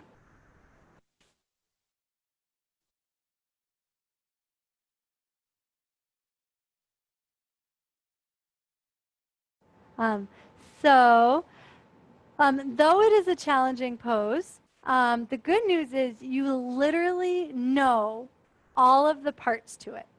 The setup is Virabhadrasana 2. It's a pose you already learned, right? So you can see that the legs are Virabhadrasana 2, and the upper body is doing Trikonasana. So though it's complex, you already know all the parts. So we'll do Virabhadrasana 2, and then we'll tilt over our legs like Trikonasana. So when you're ready, step to your mat, and it can be helpful for the feet to be a little wider than they are in Trikonasana, but only if that's comfortable. So just give yourself permission to let the feet widen as we go into this. So just to mix it up, we'll go the other way first. So right toes to the right, left heel out. Hopefully that's starting to feel more familiar each time. And then just bend into the right knee a couple of times. Allow the right foot to walk out as it needs to. And so we're in the setup, which is actually Virabhadrasana 2, the full pose. So we'll add on the primary movement, which is tipping the hips, right? Place the right hand down on the right thigh, and then just lengthen the left arm up and overhead. And I just want to, you can come in and out of it a couple times. I want to, okay, great, this is great. So to simplify that, the way it is on the blog is arms to T, just reaching over and then coming back up. So I'm sorry I made it more complicated. I'm glad I checked. So from Virabhadrasana 2, reach over and then come back up, and notice both sides of your torso lengthening. And Mel, if it's comfortable, try walking your right foot further to the right so that the knee doesn't come past the ankle. Yeah, that looks great. So the next time you reach over to the right, bring the right hand down to the thigh like we did before, and now we'll add on the exploration of circling the left arm down, forward, and open. And it's not about the arm, it's not about the shoulder. We're really using this as a tool to help open the heart and the hips, and then let everything relax. Bring your awareness to your back foot and your back knee, and make sure they also feel supported.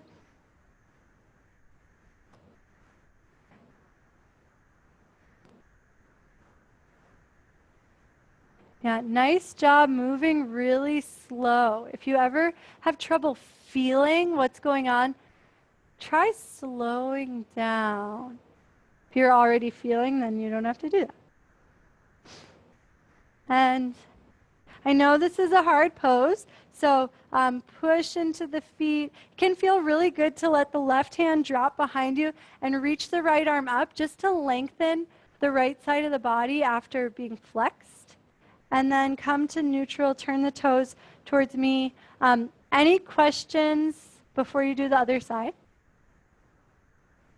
All right, so try setting up the feet without my guidance, just to like empower yourself. I know you know this heel to arch stance, so take a moment to take those steps to find your heel to arch stance, and even, you know, shift the weight and give yourself that permission to explore.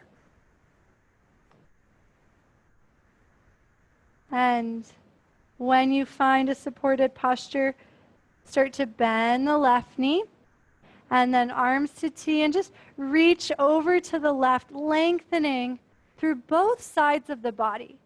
Imagine your whole torso getting a little longer, as you reach. The next time you reach, let the left hand float onto the left thigh and start to circle ever so gently through the right arm.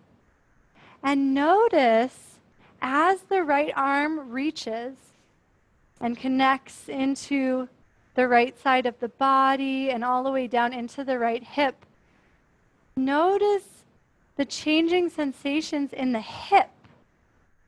Can you feel the connection of the arm and the torso and the hip?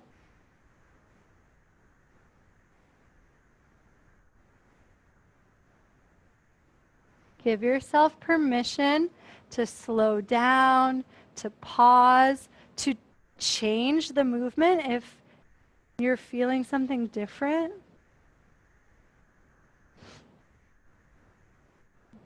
And on your own time, float back up. Take that reverse posture if it feels welcome in your body.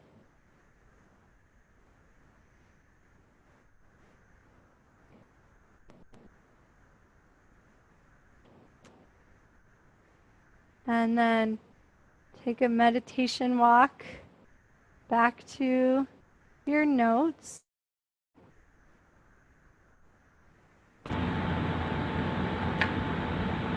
And my fancy microphone just died, so we're on computer audio right now, so you might notice it's a little different.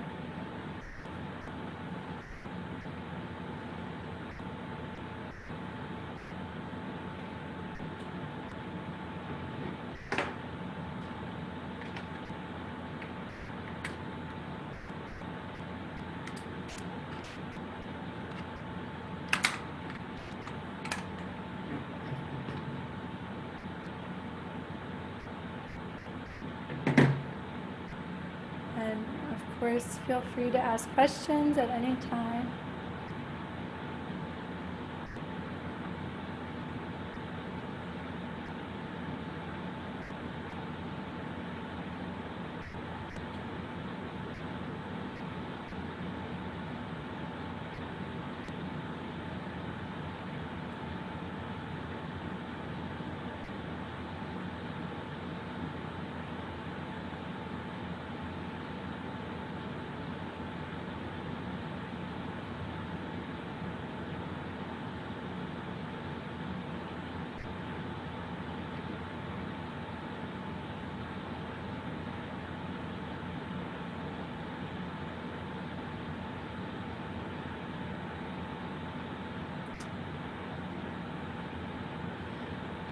All right, so this is a little bit more relevant in Virabhadrasana 2. I feel like we even talked about this a little bit, but I forgot. So luckily, Vichitta Parshvakonasana has the same setup, and so we can look at it here too. Something really common in the heel to arch poses is for people to really try to open their hips, like more than is comfortable. And that can pull the knee in, right? Does that make sense to you guys? So if this is opening and the hips are tight, it's gonna pull like that, right?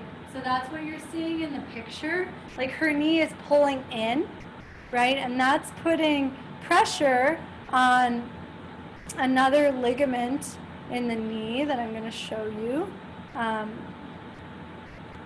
It's putting pressure on the medial collateral ligament. That's the ligament on the inside of the knee.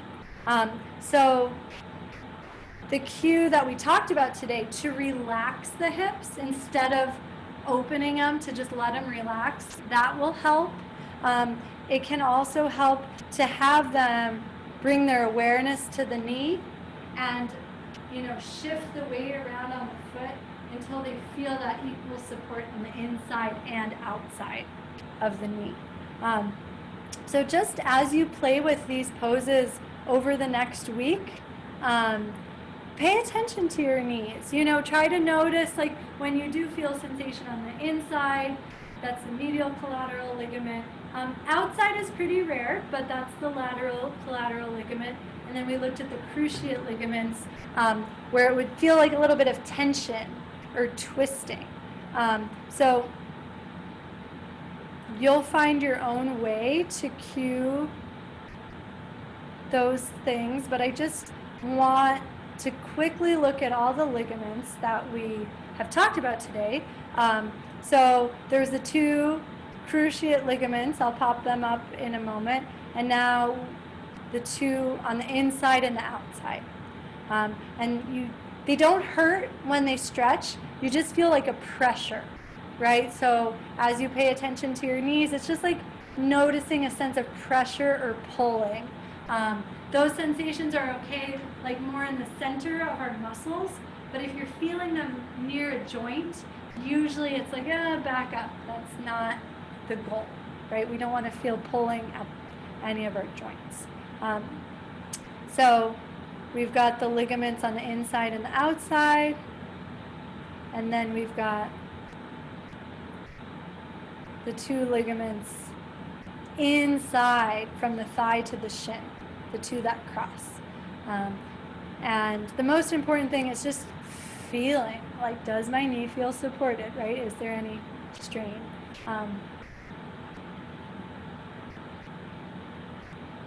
I'm sorry if I distracted you from EYTT Parshvakonasana. Feel free to continue writing any notes for that.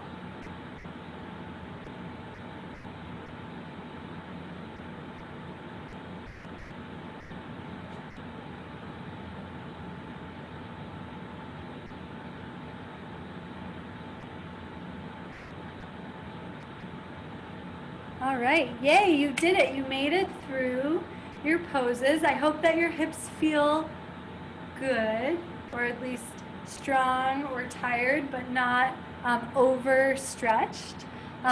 So Satyam is going to be coming in and helping talk about how to make cue cards to study these, and then you guys will be reviewing the steps of the pose, because I know that was a lot, right? The setup, the primary movement, the exploration, that was all kind of new stuff. So you'll be going through that step by step to make sure it's clear and to give yourself the space to ask any questions that might come up. And then you'll end with meditation. So let's just take like a 5-minute break, unless there are any questions. Quick question. So on the 30-day thingy that I was doing, there's like things that you download, like with the name these that you download and you can cut them out. Can I use that, or this is different? I mean, there's some that are the same, or there's some that are different. Yeah, those are to help you study all the poses that we're learning. So definitely use those as a resource. In terms of the cue cards, those will be a little bit different because you'll have to add more stuff to it. But for printing out like the pose names and stuff, that will be all the right poses. And sometimes people print those out and like glue them to a cue card or something. Yeah, that's what I was thinking. Yeah. Be creative. Great question. All right. So I will see you guys after the break for yoga. And I know it's late on the East Coast, so the class will be recorded. If you can't come in person, that's okay. Though it's more fun.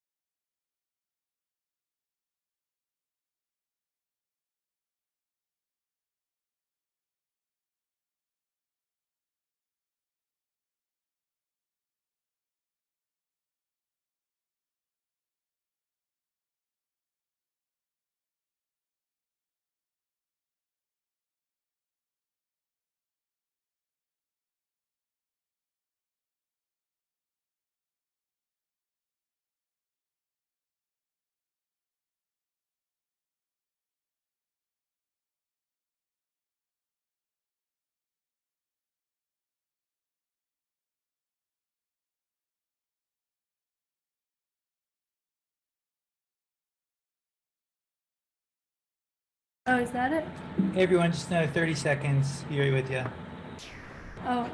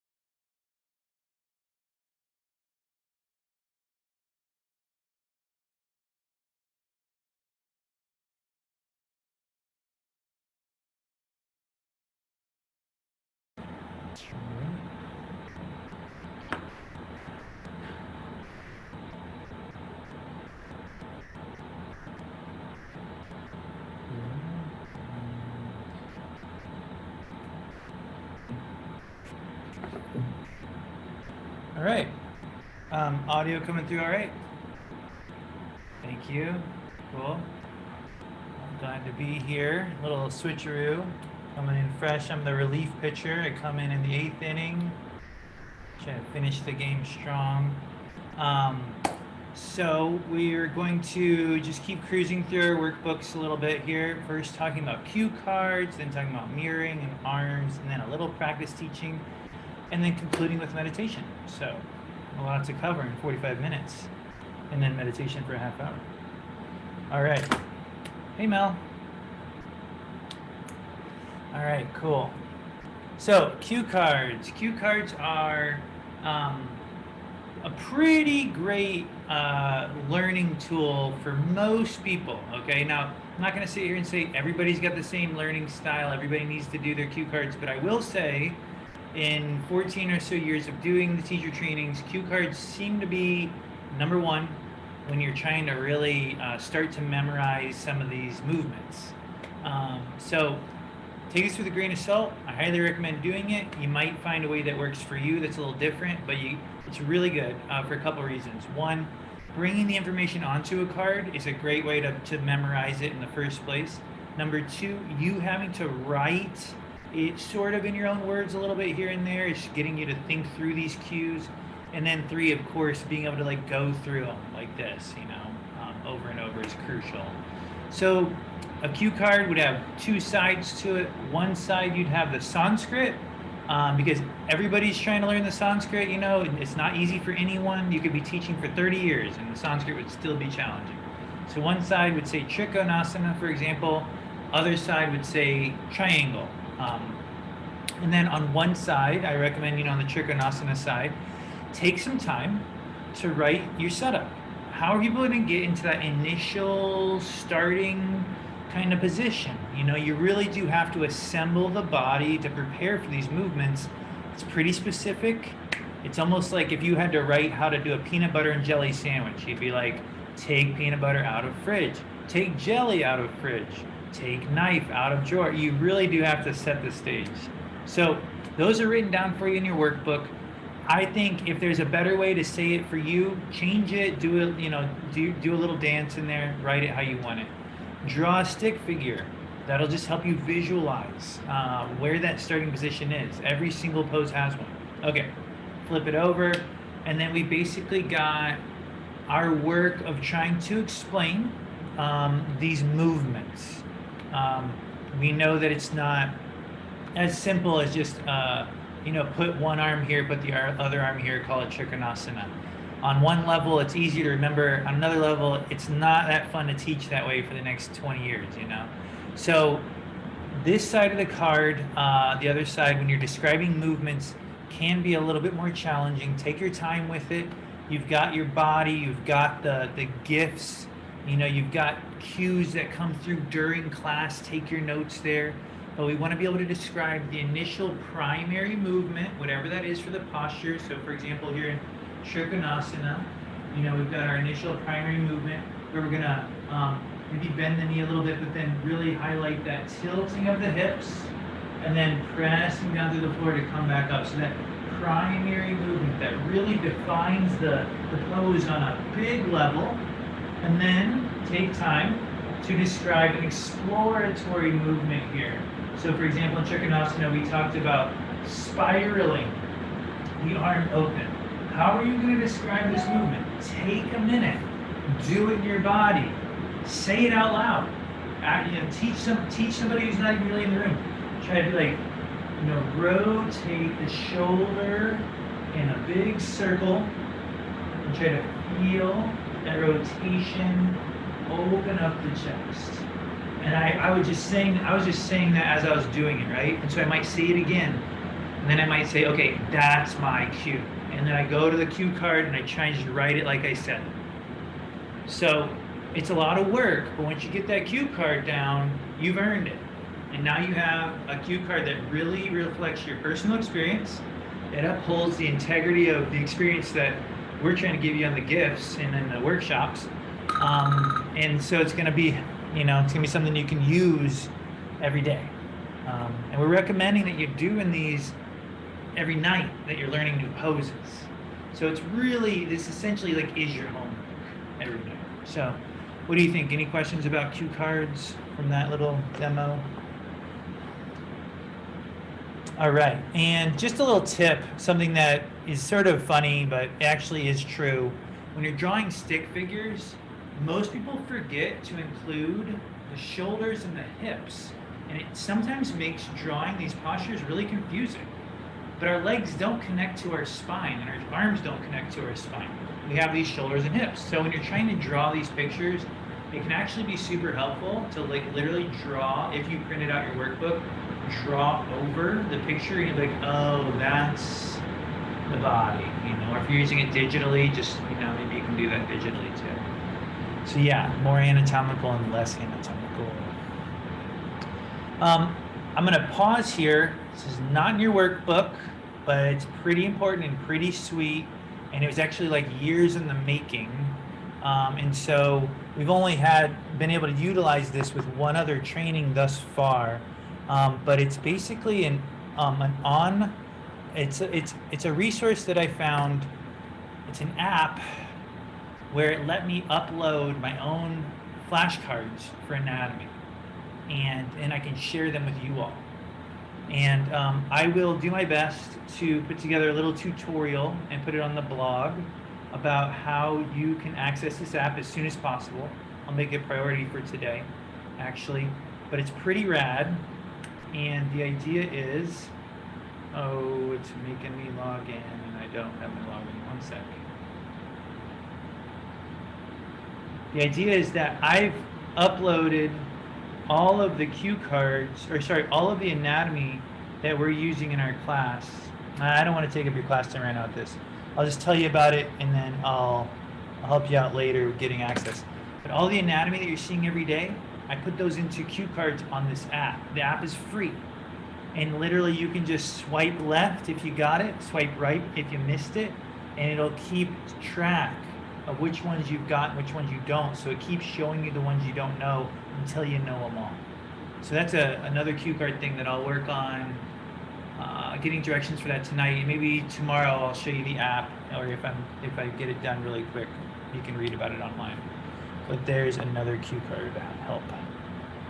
Okay, so that's all about cue cards. Next, we're gonna have some fun and talk about the arms and your postures. And so those are funny pictures of Abaya. And she has a spine and then her shoulders across the top. And you see those little knobs, those are her shoulder joint. And so if you printed out your stuff, then you can draw right on the page. If it's digital, maybe you can draw on the screen. Or you can literally just draw a letter I on a piece of paper, and it would represent the same thing. You just don't get Abaya's cartoon head on it. So when it comes to arms, our perspective on arms is each one has its own benefits. They're all really beneficial. We don't want you to memorize how to use your arms in every posture, because every posture could utilize multiple styles of arm movement and could be beneficial depending on your whole like structure of your class. So what we want to do is just show you how to all the possibilities of using your arms, and then you can just like memorize those and start using them in different ways. So arms are about first just understanding how to use them and then starting to play with them in your postures.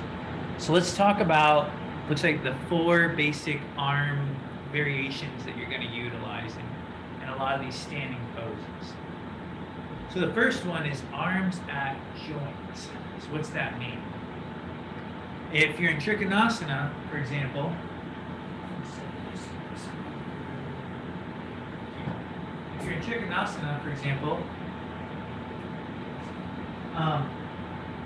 it can be very confusing to have people's arms up here in the primary movement, and actually get them to feel their hips. Because generally my attention goes where my hands are. We're just so used to it. Our hands are so important. Every time our hands grab something, that's where our attention is. So if you got a beginner, or honestly, any of us learning these postures again in a deeper way, you have those arms at the moving joint, it's a lot less for them to juggle. So arms at joint means putting the arms where the movement's going to occur in the posture. So for example, let's bring our hands to our hips and then feel the tilt in our hips. And tomorrow we're going to be doing forward folding. So we'll bring our hands again to our hips and we'll feel the creasing of the hips. Whereas if I just have my hands out here, you can definitely do it without your hands there. But it's like for someone who's really trying to feel their body, get out of their head, get into their body, arms at the joint, pretty helpful, pretty helpful. So for that picture, you can just draw like, you know, the arm coming down, just connecting onto the hips, for example. Arms at joint. It's always going to be a possibility. You know, it's sort of like quote unquote taking the arms out of it, but really it's using the arms to support the basics of what you're doing. All right, and then the next 3 are actually all variations of the same concept. And I want you guys, I'm going to make sure you feel what I'm talking about when we do this one. So arms at T is pretty obvious, right? Bring your arms up to T. Go ahead and try it. I know it's obvious. So bring your arms up to T. And then we used to sort of teach it a little bit like raw, like reach your arms out to the sides of the rooms and feel your shoulders depress. And yes, there's nothing quote unquote wrong with it, but it does sort of bypass the whole body experience. And so what's been much more productive for us has actually been keeping a little bend at the elbows and at the wrists. Sometimes I flip the palms up and that automatically helps you with that. And so arms at T is no longer this like reach kind of experience. It's actually a supple experience, and it doesn't quite look like a perfect T anymore. And that's been a really productive way to use the arms at T. From here, just bend your elbows, and you found cactus arms. So from T, bend elbows, you find cactus arms. That's how I would guide someone into it. Then from there, simply lift the elbows a little bit, and you have variations on V. So it might be here, or if you go all the way up next few years, okay, of course you're right up there. So you can relax. So from T, bend elbows, lift elbows to whatever height's working for you. That's the next 3 arm variations. That's how I would guide people into it. They're all variations on each other, and they all depend on you understanding this very first moment of supple yet strong, and then variations of that. So take your time drawing those in. If there's any cues that stood out to you, always take notes of that.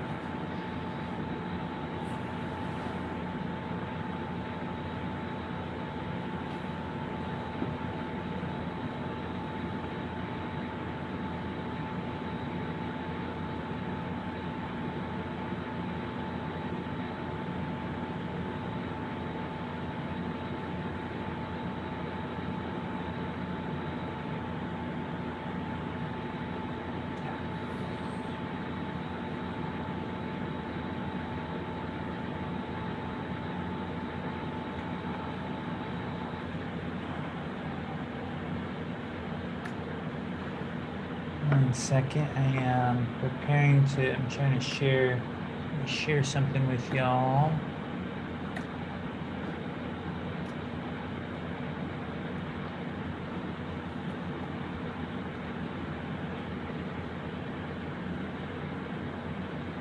One second. Screen.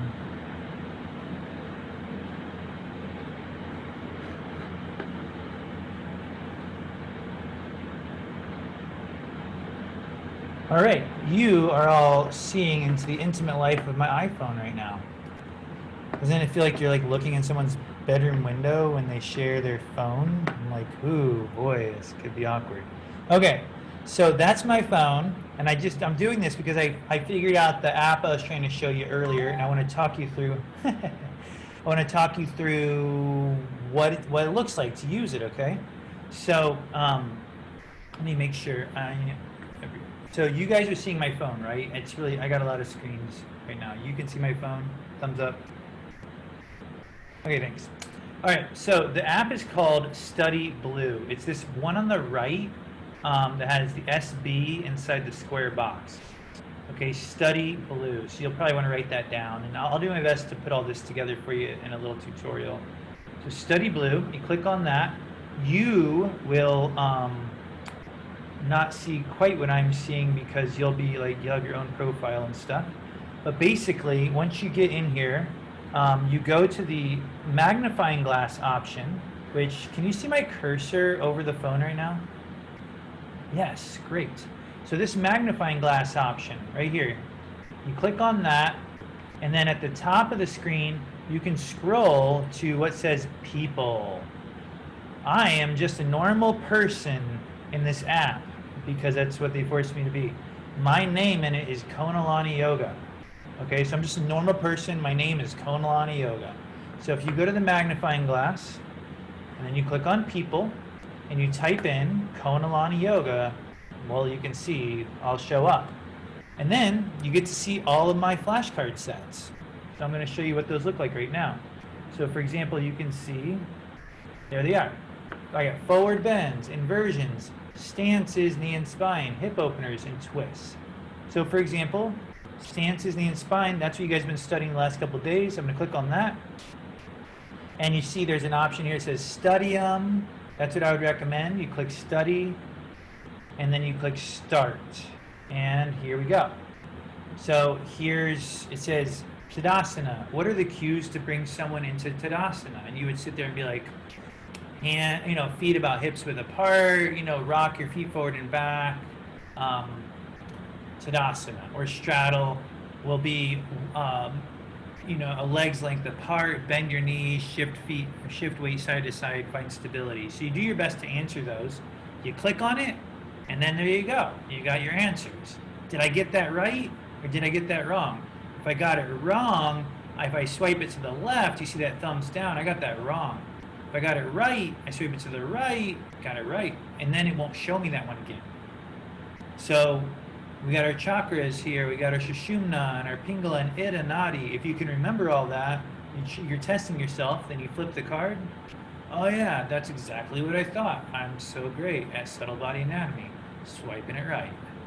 But alas, I can't remember the name of the disc that is between the two vertebrae. Oh, it's an IV disc. I'm going to swipe that one left. And after I get through the whole thing, basically it'll say, do you want to do, let me just go ahead and do it. Do you want to, I'm getting them all right, here's a couple wrong, and then one more right. It tells me how I did, asks me if I want to study it again. And if I click study it again, I'm only going to see the ones I got wrong. This is a really great learning method. Anybody who's ever tried to learn another language or memorize anything, this is the way to do it these days. So I really hope you enjoy this. It took a while to get all this stuff uploaded, but I'm really happy to be able to share it with you. This is your anatomy review. Like, this is it. Once we go over this anatomy stuff with you in class, you have the video recording forever, and then you've got this app. It's a free app, and that is for you. So we're not going to like go back over all the anatomy again. Like, that's it. Always welcome to ask us questions during class. We're excited when people have questions, of course. But there you go. So any questions before we move on? What'd you think? Did it look like you could get that? Everybody okay?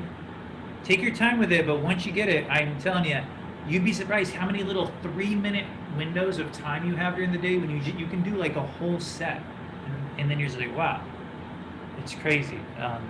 So, all right. So next up is one more little bit of business that there actually is not a slide for, so I'm just going to talk you through it. It's called mirroring. So if you've taught yoga before, you know what mirroring is, Kara. But basically, no matter how much you've taught yoga, mirroring is something we all have to learn if you haven't done it before. So what I mean by that is you could literally have been teaching yoga for 30 years, and mirroring is still going to be just as challenging for you then as it would be today. What's mirroring? Mirroring means when I lift my right arm, I say, lift your left arm. That's it. I just say the opposite of what my body's doing. Why do we do that? Well, to be perfectly honest, in Zoom world, it's pretty confusing because you can actually click mirroring within Zoom and then it mirrors for you and forget all that.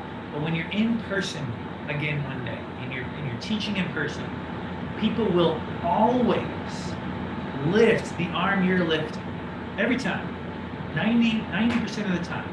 If you're up there and you turn this leg out, or if you turn, let's for the sake of the camera, you turn this leg out here, they will turn out the leg that mirrors that one. It's their other leg though. So again, forget about this whole Zoom thing that's happening right now because it gets a little confusing. Just in person, try it in person. You just look at the leg you're turning out. Internally, acknowledge which of your legs that is. Internally, just takes a split second. It's literally, sometimes I have to like touch that. Like, this is my right leg. And then I just say, turn out your right leg. That's all mirroring is. Acknowledge what it is on you, say the opposite. That's it. You just have to practice that over and over again until it's natural. You'll be such a professional teacher if you can do that. To be perfectly honest, teachers that don't mirror, a lot of times they do have trouble with beginning students because, you got half the class turning one way, half the class turning the other way. It gets confusing quick. So practice it online, even though it can be a little confusing. Just mirror. Just mirror every time you teach from now on. And that way, when you do teach in person, it's right there. So any questions about mirroring? I know there's no slide for it, so that's just all you. There's a lot of funny tips out there about like writing the letter R on your left hand and the letter L on your right hand, so you can be like, lift your right hand. I personally think that's a little short-sighted. It doesn't look that pro as a teacher to have pen marks all over your hands and feet. I think just acknowledging what limit is for you, saying the opposite is honestly what I do to this day. I haven't found any limitation with that. All right, so that's the big stuff. That's the big stuff, and we're done with that workbook for now. And we're going to move into a little bit of practice teaching. All right, so today you learned 5 standing, hip stabilizing, and hip opening postures. I know you just learned them, okay? We're not trying to be teachers right now. We're just trying to break the ice on what teaching sort of feels like and looks like. And we're going to teach as a group one segment at a time. So you'll need to have your space ready. Go ahead and turn your mat so we're all sort of facing the camera. And we're going to start with, let's start with Trikonasana, for example. So go ahead and sort of get back near Trikonasana. And I'm going to talk you through every step of the way, okay? So don't stress. And nobody's looking for perfection. Thanks for turning on that light. That helped a ton. Awesome. Okay, so the first step of every posture is the setup, right? We're gonna do our cue cards tonight. And so does one person feel like they can remember the setup for Trikonasana? And if you can't, I'm gonna start helping you guys out. So anybody feel like they remember the setup for Trikonasana? Oh, all of you can unmute. I apologize, I should have said that. Everybody can unmute. Because you gotta be able to yell from where you're at.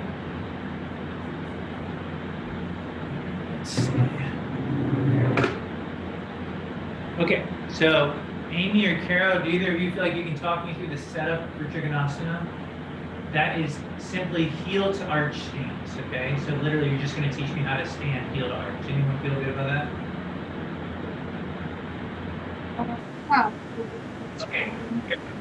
So we'll be on this, we'll be from the side of our mat and just teach me a heel to arch. Okay. Step into a wide straddle. Then we're going to point your front toe toward the front foot of your left toe. Cool. Yeah. Okay. And is there any more? I was just gonna say relax your hips. I don't know if you wanted that was it or if you wanted going. Yeah. So on paper, we're in heeled arch stance, but in reality, there's a lot of negotiating that has to occur to make sure this is the right stance for me. And so there's Yeah. Yeah, go ahead. So kind of like loosen and relax your hips, and then we're gonna slowly bend the right or the left knee, and making sure that you feel comfortable and your weight is your front and your back. Sorry, I heard feel comfortable and then it sort of faded out. Weight evenly distributed, your front and back leg. Great. Cool. And now I want you guys to notice, like, the setup did have a lot of cues, and there were certain cues that Carol liked to use. Those will make it to her cue card tonight. You know what I mean? So let's try that onto the other side. And just so we went through, she said out to a straddle. We turn our, left foot out, so to speak. Again, we're gonna just say the opposite of what we're physically doing. And then we're gonna turn that back foot in though, right? We're gonna turn that back pretty good, just at 15 degrees supposedly, but just turn it in. And then she has bending our knees. And the reason we sort of bend our knees is to find stability in our stance. If my stance is way up here and I bend my knees, it literally, like, if it's too short, it makes no sense. If my stance is too long and I try to move a little side to side, it feels really hard. But if my stance is pretty good, like a leg's length, I can really, there's an athleticism here. Can you feel that? Like your knees should bend. And if it feels, again, too easy or too hard, change your stance. You have to be willing to explore. You can't just expect everything to just be, done just because it took a stance. Cool. And then for this one, our hips are generally facing which way, Carol? So they're not facing directly this way. They're not facing directly that way. Which way are they? How would we describe our hips? I would say your hips are like kind of open. Hips are definitely open, and then there's sort of a key word, and you said it plenty. You said relaxed. So they're sort of relaxed and open, they're not squared to the wide edge, they're not squared to the short edge. They're relaxed and open, sort of floating somewhere in between. All right? Cool. So again, I just want to take a moment to say, that was a lot of cues. Those were specific cues. That's the kind of stuff we're trying to get onto that cue card tonight. Because that should feel like, really, I believe in this, I know what I'm cueing for everybody tomorrow morning, or the next day. So, my legs feel like they got a little workout there, but we're gonna keep going. All right, so from the stance, everyone take your time. We'll go back the other way just to keep saving our legs. Always try to walk through those steps so that you have the body memory. And then Amy, our primary movement in Trikonasana is this tilting of the hips. Okay, so it's like a tilting that sort of takes us in. That's the big movement. Can you just sort of teach us through that movement? And I will say, Amy, real quick, you might want a longer stance because I'm noticing your legs are locking out, like your knees are locking out. And generally what that means is that the stance is like too short and it's just like too easy. Yeah, so you know, there you go. That looks great. The bend is there. Okay, take your time. You sort of teach me into this primary movement. We'll do this, we'll teach it and I'll like we'll do it a couple of times, right? We'll move together along. Go ahead.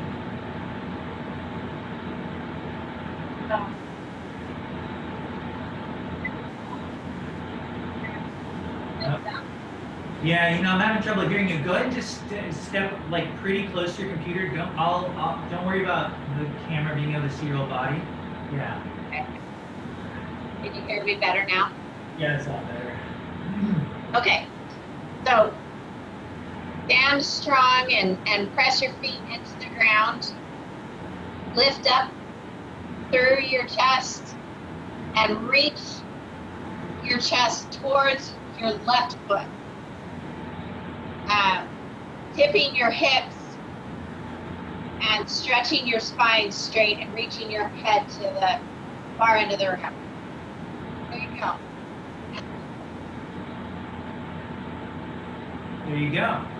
Great. And then again, for primary movements, we're going to teach it in such a way that we're inviting people to move repetitiously. So it's not like one and done. It's almost like, here's a pathway. Here's a pathway. And you're like almost like doing it. And there's one other thing about this movement that can really be beneficial is a little bend in the knee goes along. And I apologize if maybe Abaya emphasized something else and I emphasized, so, you know, we're two different people, we feel different ways. But a little bend in the knee here can really help get that hip socket, give it some range of movement. And so if we bend as we lengthen over the leg and then extend as we come up, I think you'll feel, go ahead and try it with me, you'll feel this real lubricating sort of motion in your hips. It's really nice. Yeah, and again, gentle bend. The bend is really just enough. I think you might be over bending. It's just enough to like allow you to lengthen over your legs. So they happen together, and then you extend the leg as you lift up. Usually go slower if you're really trying to find something. Just slowly move it down. So it's a little bend that comes with you as you tilt the hips, and then you slowly extend as you roll up. Feel free to try the other side if anybody's feeling a little taxed. And then Mel, allow your body to again, it's not facing this way or that way. It's somewhere in the middle.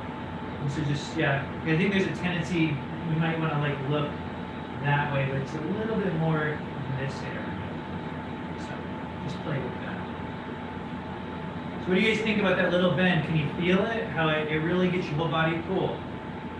And Kara, if you have any trouble feeling it there, you might try a longer stance, just like inching that foot, because I just noticed that your knee is exceeding your ankle so easily, like the minute you bend it. So sometimes that means longer stance. Yeah, you too, Mel. Just a hair longer on that stance, I think, is gonna help you find. Yeah, I think you need a long. Yeah, there you go. That's looking a little bit more. And then Mel, yeah, try to find these two things at once. So the knees bending as my ribs are sort of lifting over the leg. And then it extends as they roll up. So that would be exploration within that. You know, you're really working in that primary movement. You literally, that could be the pose. If you really worked that much in that pose, you're tired after that, you know, and then we're going to do that pose again later in class and we'll explore it more. So sometimes the primary movement is all you need. If you really teach that very deeply, like right there, we're done. So we did the setup and the primary movement. Now, as we're practice teaching though, it's good, you know, to go ahead and try that next layer of cueing, because we know eventually later in class, so to speak, we would want to be able to cue exploration. So we did the setup, we did the primary movement, and again, this could have taken a while. And then the next time we come around to this posture in the class, we might do that primary movement just once, and then we get to exploration. And then here's, like, for example, spiraling was one of the explorations of Trikonasana that you'll see in the GIFs that you might remember from the workshop. And so here, our task is to describe this movement again in such a way that people can practice it with us. So Mel, you're up. And so we're going to just sort of skip to the chase here with the setup, the primary movement. We're all just going to join up together in Trikonasana. And Mel, I just want you to try to teach me through, or first do it once, feel this once, and then teach me as your student how to do this, what we're talking about right now. Can you guys hear me? Yeah. So make sure that your knees are bent and that both feet are at a comfortable stance, not too far out, not too close together, that you can wiggle. Mel, this is awesome. Just for the sake of time, let's just go all the way into the pose, and you're just going to teach this one part, just so we can get through more poses together. Okay, so what you're going to do is do a circle with your right arm. If it feels like it's too tiring, you can bend your arm, your fingers to your shoulder, kind of like a wing. You do that too. Make sure it's in a circular motion. And make sure that your knees are bent. Good. Describe, and everybody can switch sides just to save your body. Mel, tell me about, really try to, I got the circular part, so let's see, that's how I do it. And like, what should I be, like, how could I be, what should I be feeling? What am I feeling for in this? Am I just making circles? See, I can just do circles and it doesn't affect my body. But then I could also do this. Yeah. I don't know how to explain it. I feel like it's like my back and my shoulder is stretching all those muscles right there. Cool. I don't know how to explain it though. You know, it's an art. I get it. We're up. No one is supposed to have any of this done right now. So you're good. You're fine. But I want you to just really try though. Just do it once, feel it, and then try to cue me so that I would be doing it with as much like feeling as you are. As you're doing it, do it through the cervical motion slowly so you can feel all your muscles. As your arm is going around.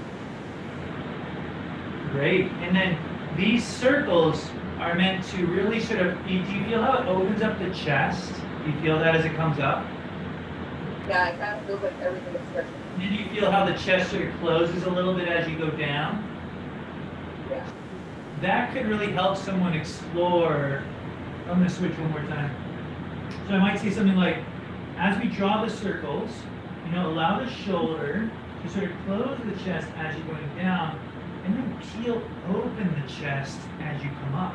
So now it's not about drawing circles, it's about opening the heart and the chest. So why don't you try that now, and then we'll call it. So as your arm is going down in the circle, allow your chest to close, and then as it's going up, you're going to feel your chest opening up a little bit. Excellent. And then Carol, can you take me out of this posture? Like, let's say we ended up here and you just take me out. Yeah, so as your arm raised. Go ahead and step closer to the camera and say it one more time. I'm sorry. As your arm for the next circle is raising towards the ceiling, carry that momentum through your torso, bringing it back up. So now your arms are wide and fairly too. Relax down, hands on the hips, gently bring your toes to both point towards the wide edge of the mat. Great. That was great. I love using that momentum. That was awesome. That That was great. Great. Awesome. So something I sort of missed between Mel's cue and Caro's cue, okay? So we did this a few times. Mel, great job. That's exactly what we're looking for, just describing that little bit of subtlety in the experience. And then we will always actually leave an opening here at some point to say, like, you know, pause basically where it feels really productive, or pause where it feels beneficial. Come back to your breath. And then we'll come in with like a cue like Caro gave us, where we can either sweep the arm up and lift up, or we could reach up to come out, whatever you end up doing. But I forgot, there's a pause that Mel would have sort of had in her cue. I didn't mention to do with them. So those are the basic building blocks. We set something up. That takes a lot of cues. It's not assumed. We move in the primary movement. That primary movement is huge. Big range of motion, a lot of ways to support people. Again, it's not just tilt the hips anymore. It's a full body experience. So look for how you can bring that. Every one of these things, by the way, is in your gifts online. You see those primary motions. You see, you know, the work. And then we've got exploring. We got to describe exploring. People are not doing as much as you think they're doing, you know? And we got to come out of the pose after pausing. Every pose does that. Every pose. And that's your homework tonight, essentially, is to do what we just did together. Write those cues down and try teaching them. So you got 4 more poses, I think, roughly, to do that with tonight. Any questions? And you're going to be practice teaching these to each other without any of our supervision. You're just going to teach them to each other tomorrow morning. And that's a new thing that I'm going to talk you through tomorrow morning, because if I talk you through it now, I'll just have to talk you through it again tomorrow morning. But you're going to do a practice teaching session together just with each other based on the poses from today. And since it's your first one, you can literally use your cue cards to teach from. So you can make cue cards. Yeah. Sorry. The app that you were showing, how do I, what's the name of that again? To download it? Or is that right on the website where you showed us links and all that stuff? Yes, Study Blue. Study Blue. Yeah, it's free, and it's on both Android and Apple. Yeah. Also, did you mean for next week? Because we don't meet tomorrow, right? Or, Oh, that's right. Thank you. okay, I'll First time Oh, not yeah, that's right. next week. Wow. So wow, you guys have so much time. Okay, great. Wow. So you get to work on the next like 4 days. Okay. So just so you know, when you come back next week, you're going to be practice teaching first thing. First thing, you're going to meditate and then you practice teach.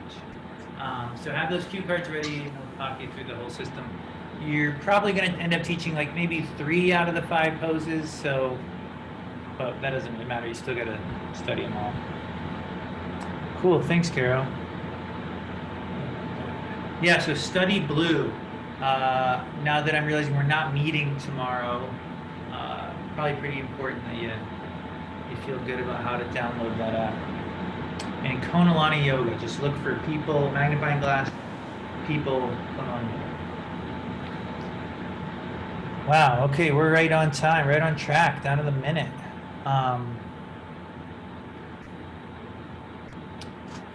What do you think? How'd that feel teaching? Did that feel, any questions about that? Because I'm happy to take some more time for that if it felt really, really hard. Confusing. What's that? It wasn't hard, it was just scary. I'm like, I lost my language. I don't know what to say. That's great. I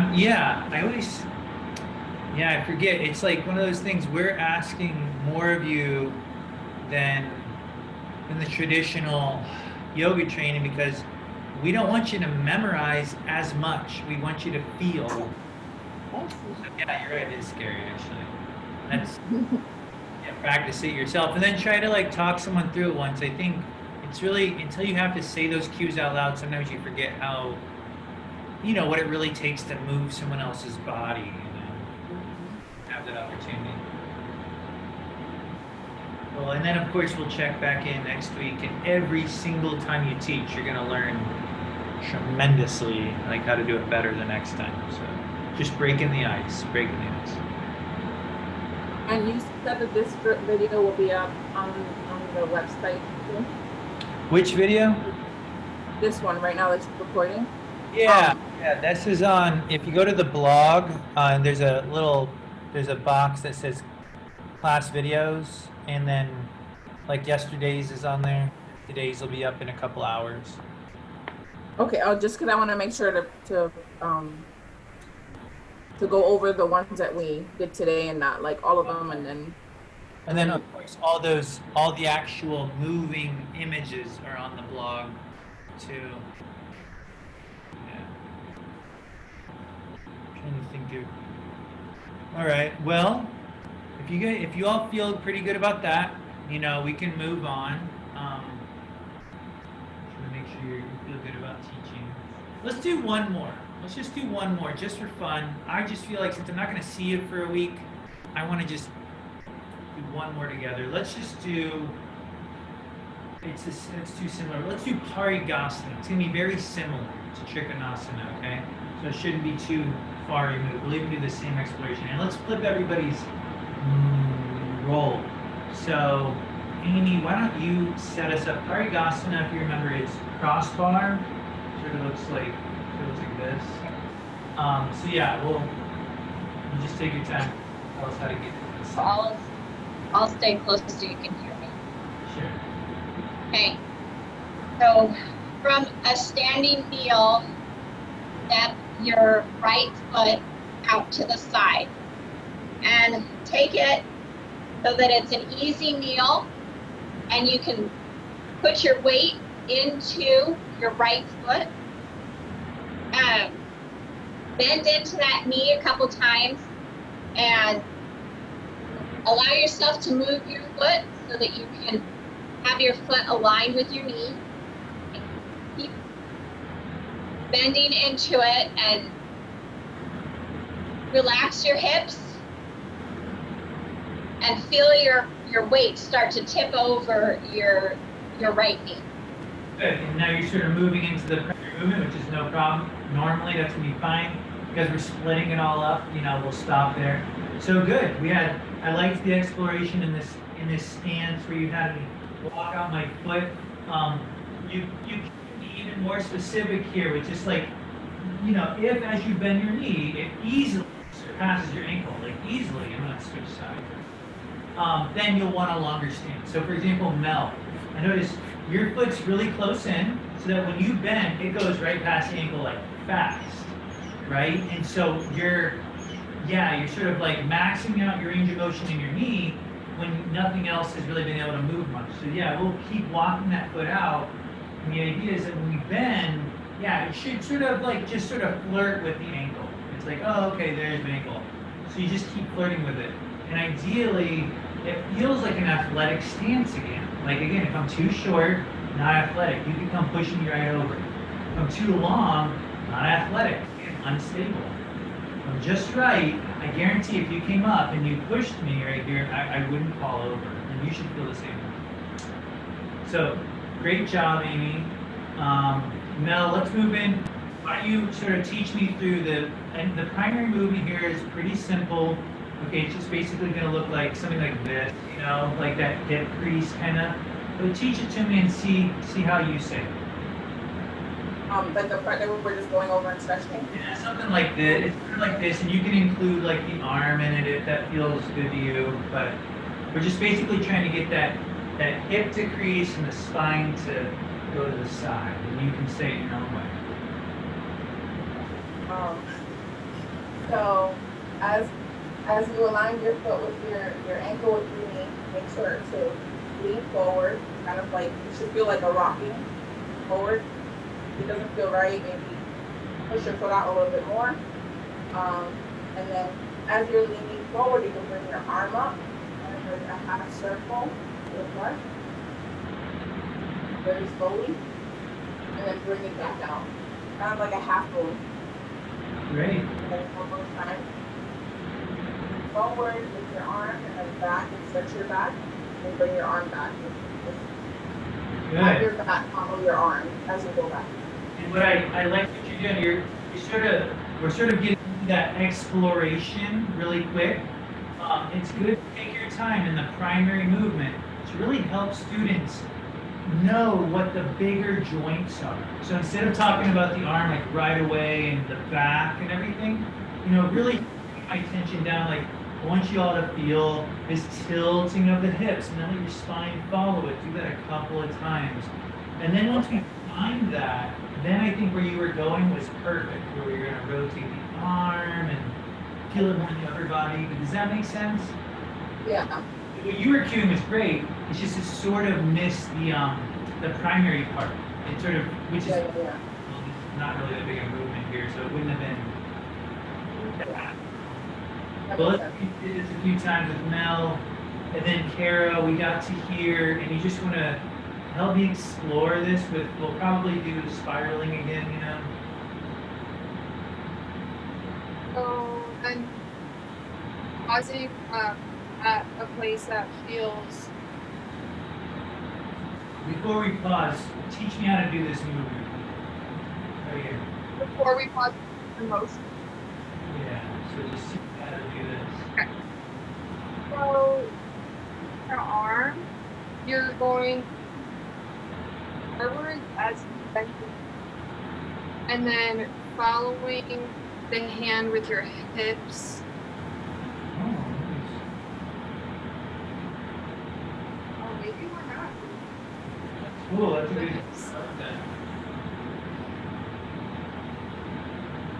Cool.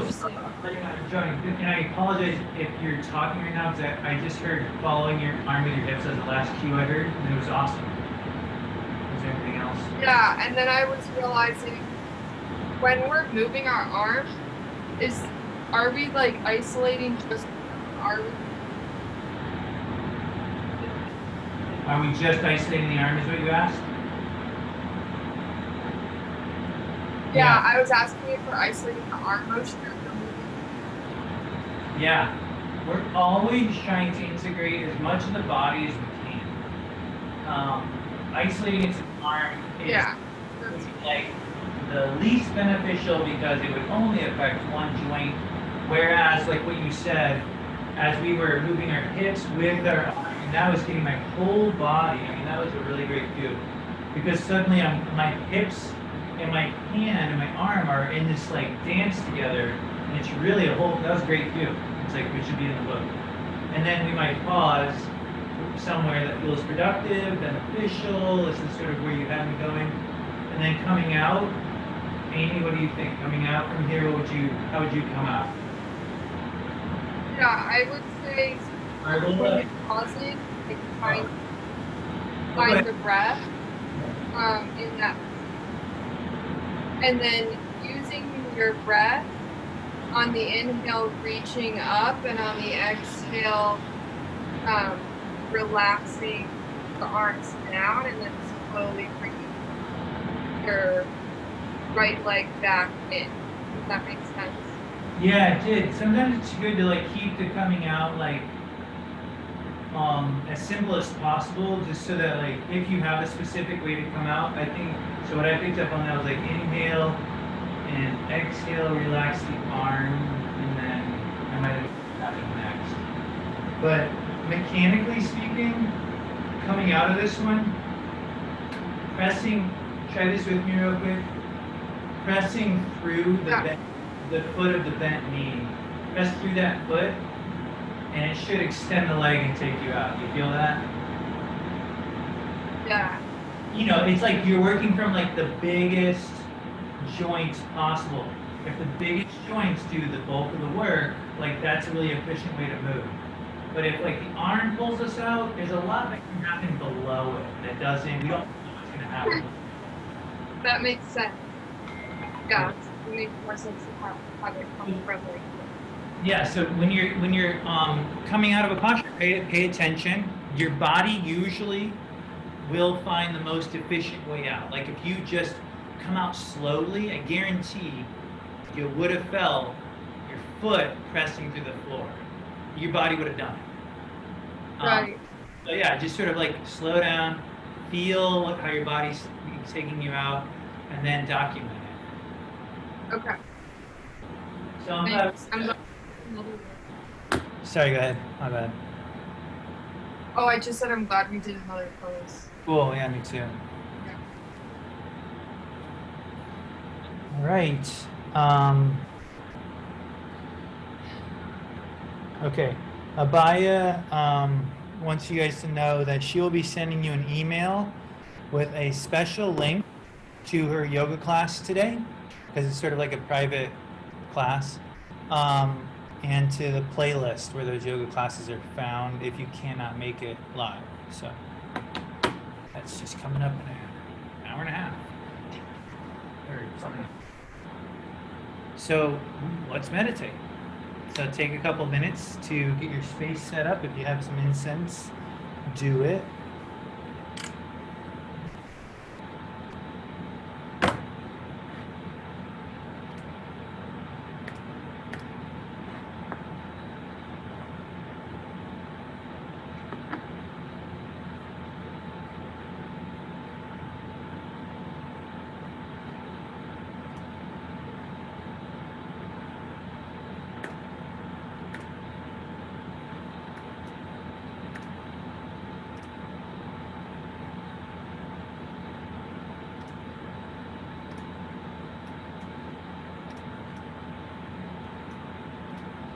Okay.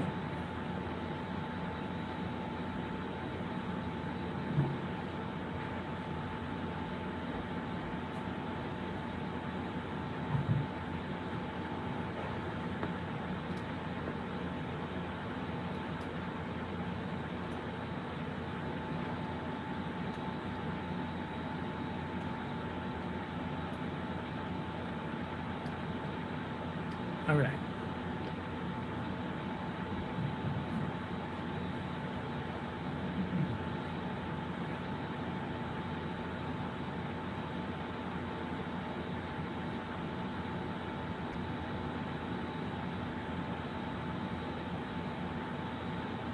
So again, if any of these concepts are new to you, like mantra, the video explains a lot of the background info. I like to use the time we have together to jump right into practice, just because it's so precious the time we have. When you're trying to find your seat, of course, it's a journey. Finding your seat.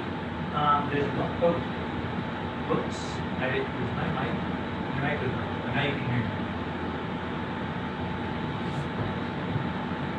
Mic off that. Yeah. Oh. Now I bet you can hear me a little better. Oh, so much better. Yes. Bummer. I had this thing on mute the whole time, and I was wearing the headset. Oh well. Now you know what to listen for. If it doesn't sound as good as this anytime, let us know. It's probably a mistake. So when you're trying to find your seat, ideally, you'll be propped up on a cushion. So Mel, long term, I would recommend it. And then the feet together, that's a pretty intense seated posture. You're probably going to want to find a way to cross the legs at a certain point, especially as you prop up. Yeah, and when you sit on a prop, what's nice about the prop, eventually, whenever you guys, you have a week to keep figuring it out, it allows your low back to find that natural curve, so that you aren't, if you're rounding forward over the course of 10 or 15 minutes, it keeps going. But if you find that balancing point where you can literally move, and it should feel like you can just rest your spine, and it stays there. Now, that's something that takes time to find, and then even when you find it, it takes time to earn it. So.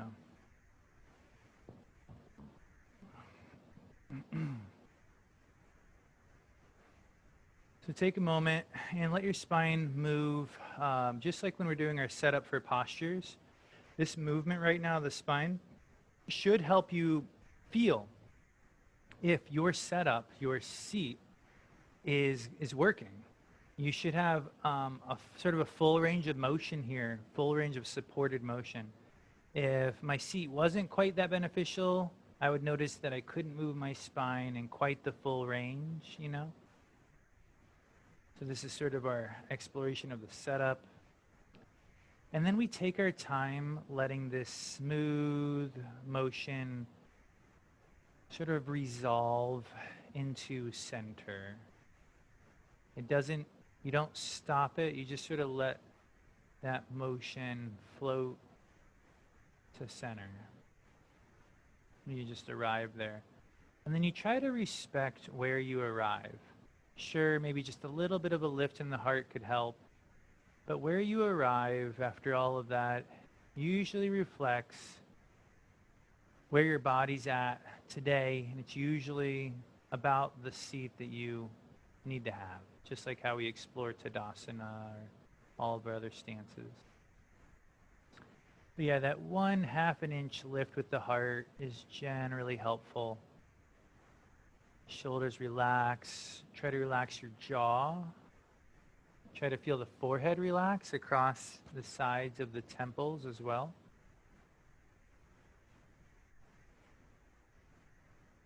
Feel your jaw relax all the way up to your ears. Swallow, that helps to release tension in the throat. And then take a smooth inhale and exhale.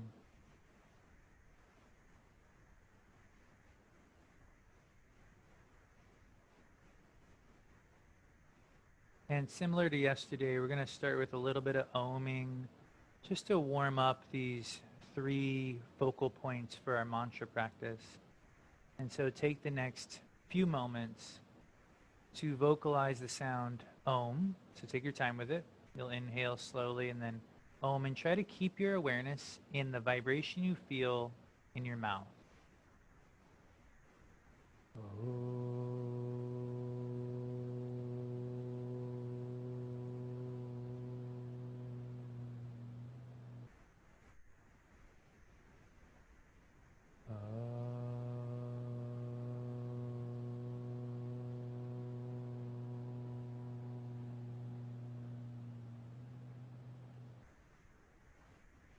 One more on your own.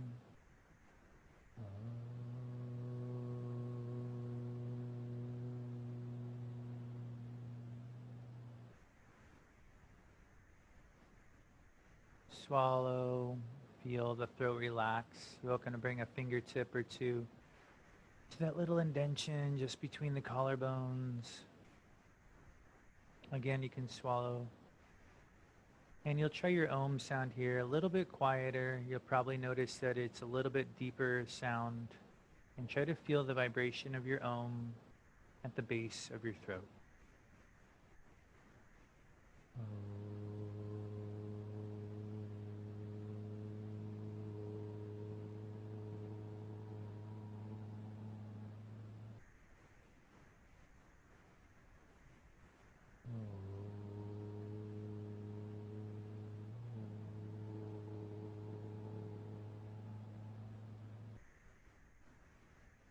One more on your own.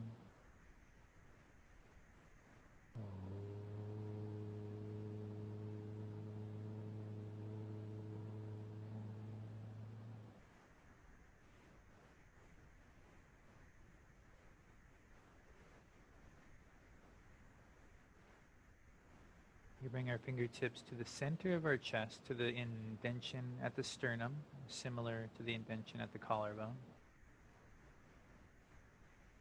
Here you'll repeat the Om a little quieter, and the vibration will probably be a little bit deeper as you have to really feel inside for the vibration at your heart.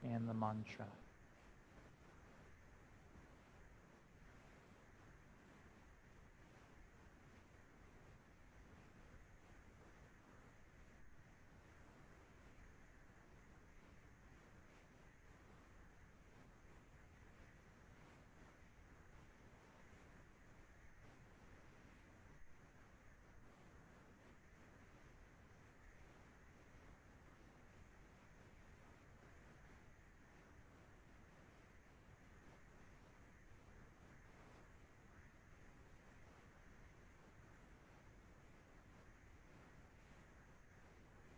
Let your spine move in small circles. Let those circles ripple up through the top of the spine, the ribs, the shoulders, the neck.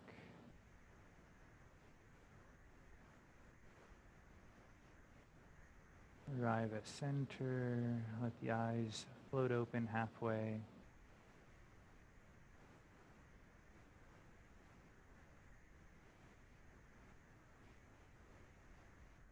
And just do a couple of silent repetitions of your mantra with your eyes open.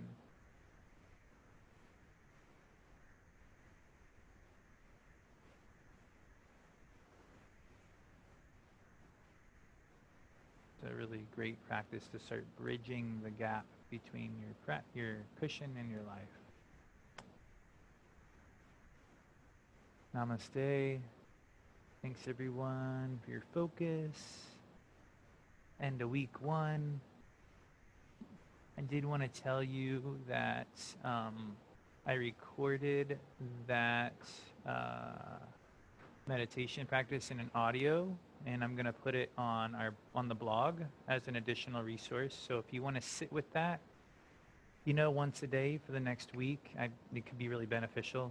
But it's a pretty simple template. So if you feel like you got it, then you can meditate on your own too, just like that. All right, any questions before we wrap up?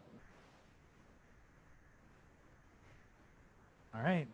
Well, thanks for all your focus today. We'll always be here via email if anything comes up. But see y'all at yoga in an hour and a half or next week for class on Tuesday. Thank you. Namaste. Namaste.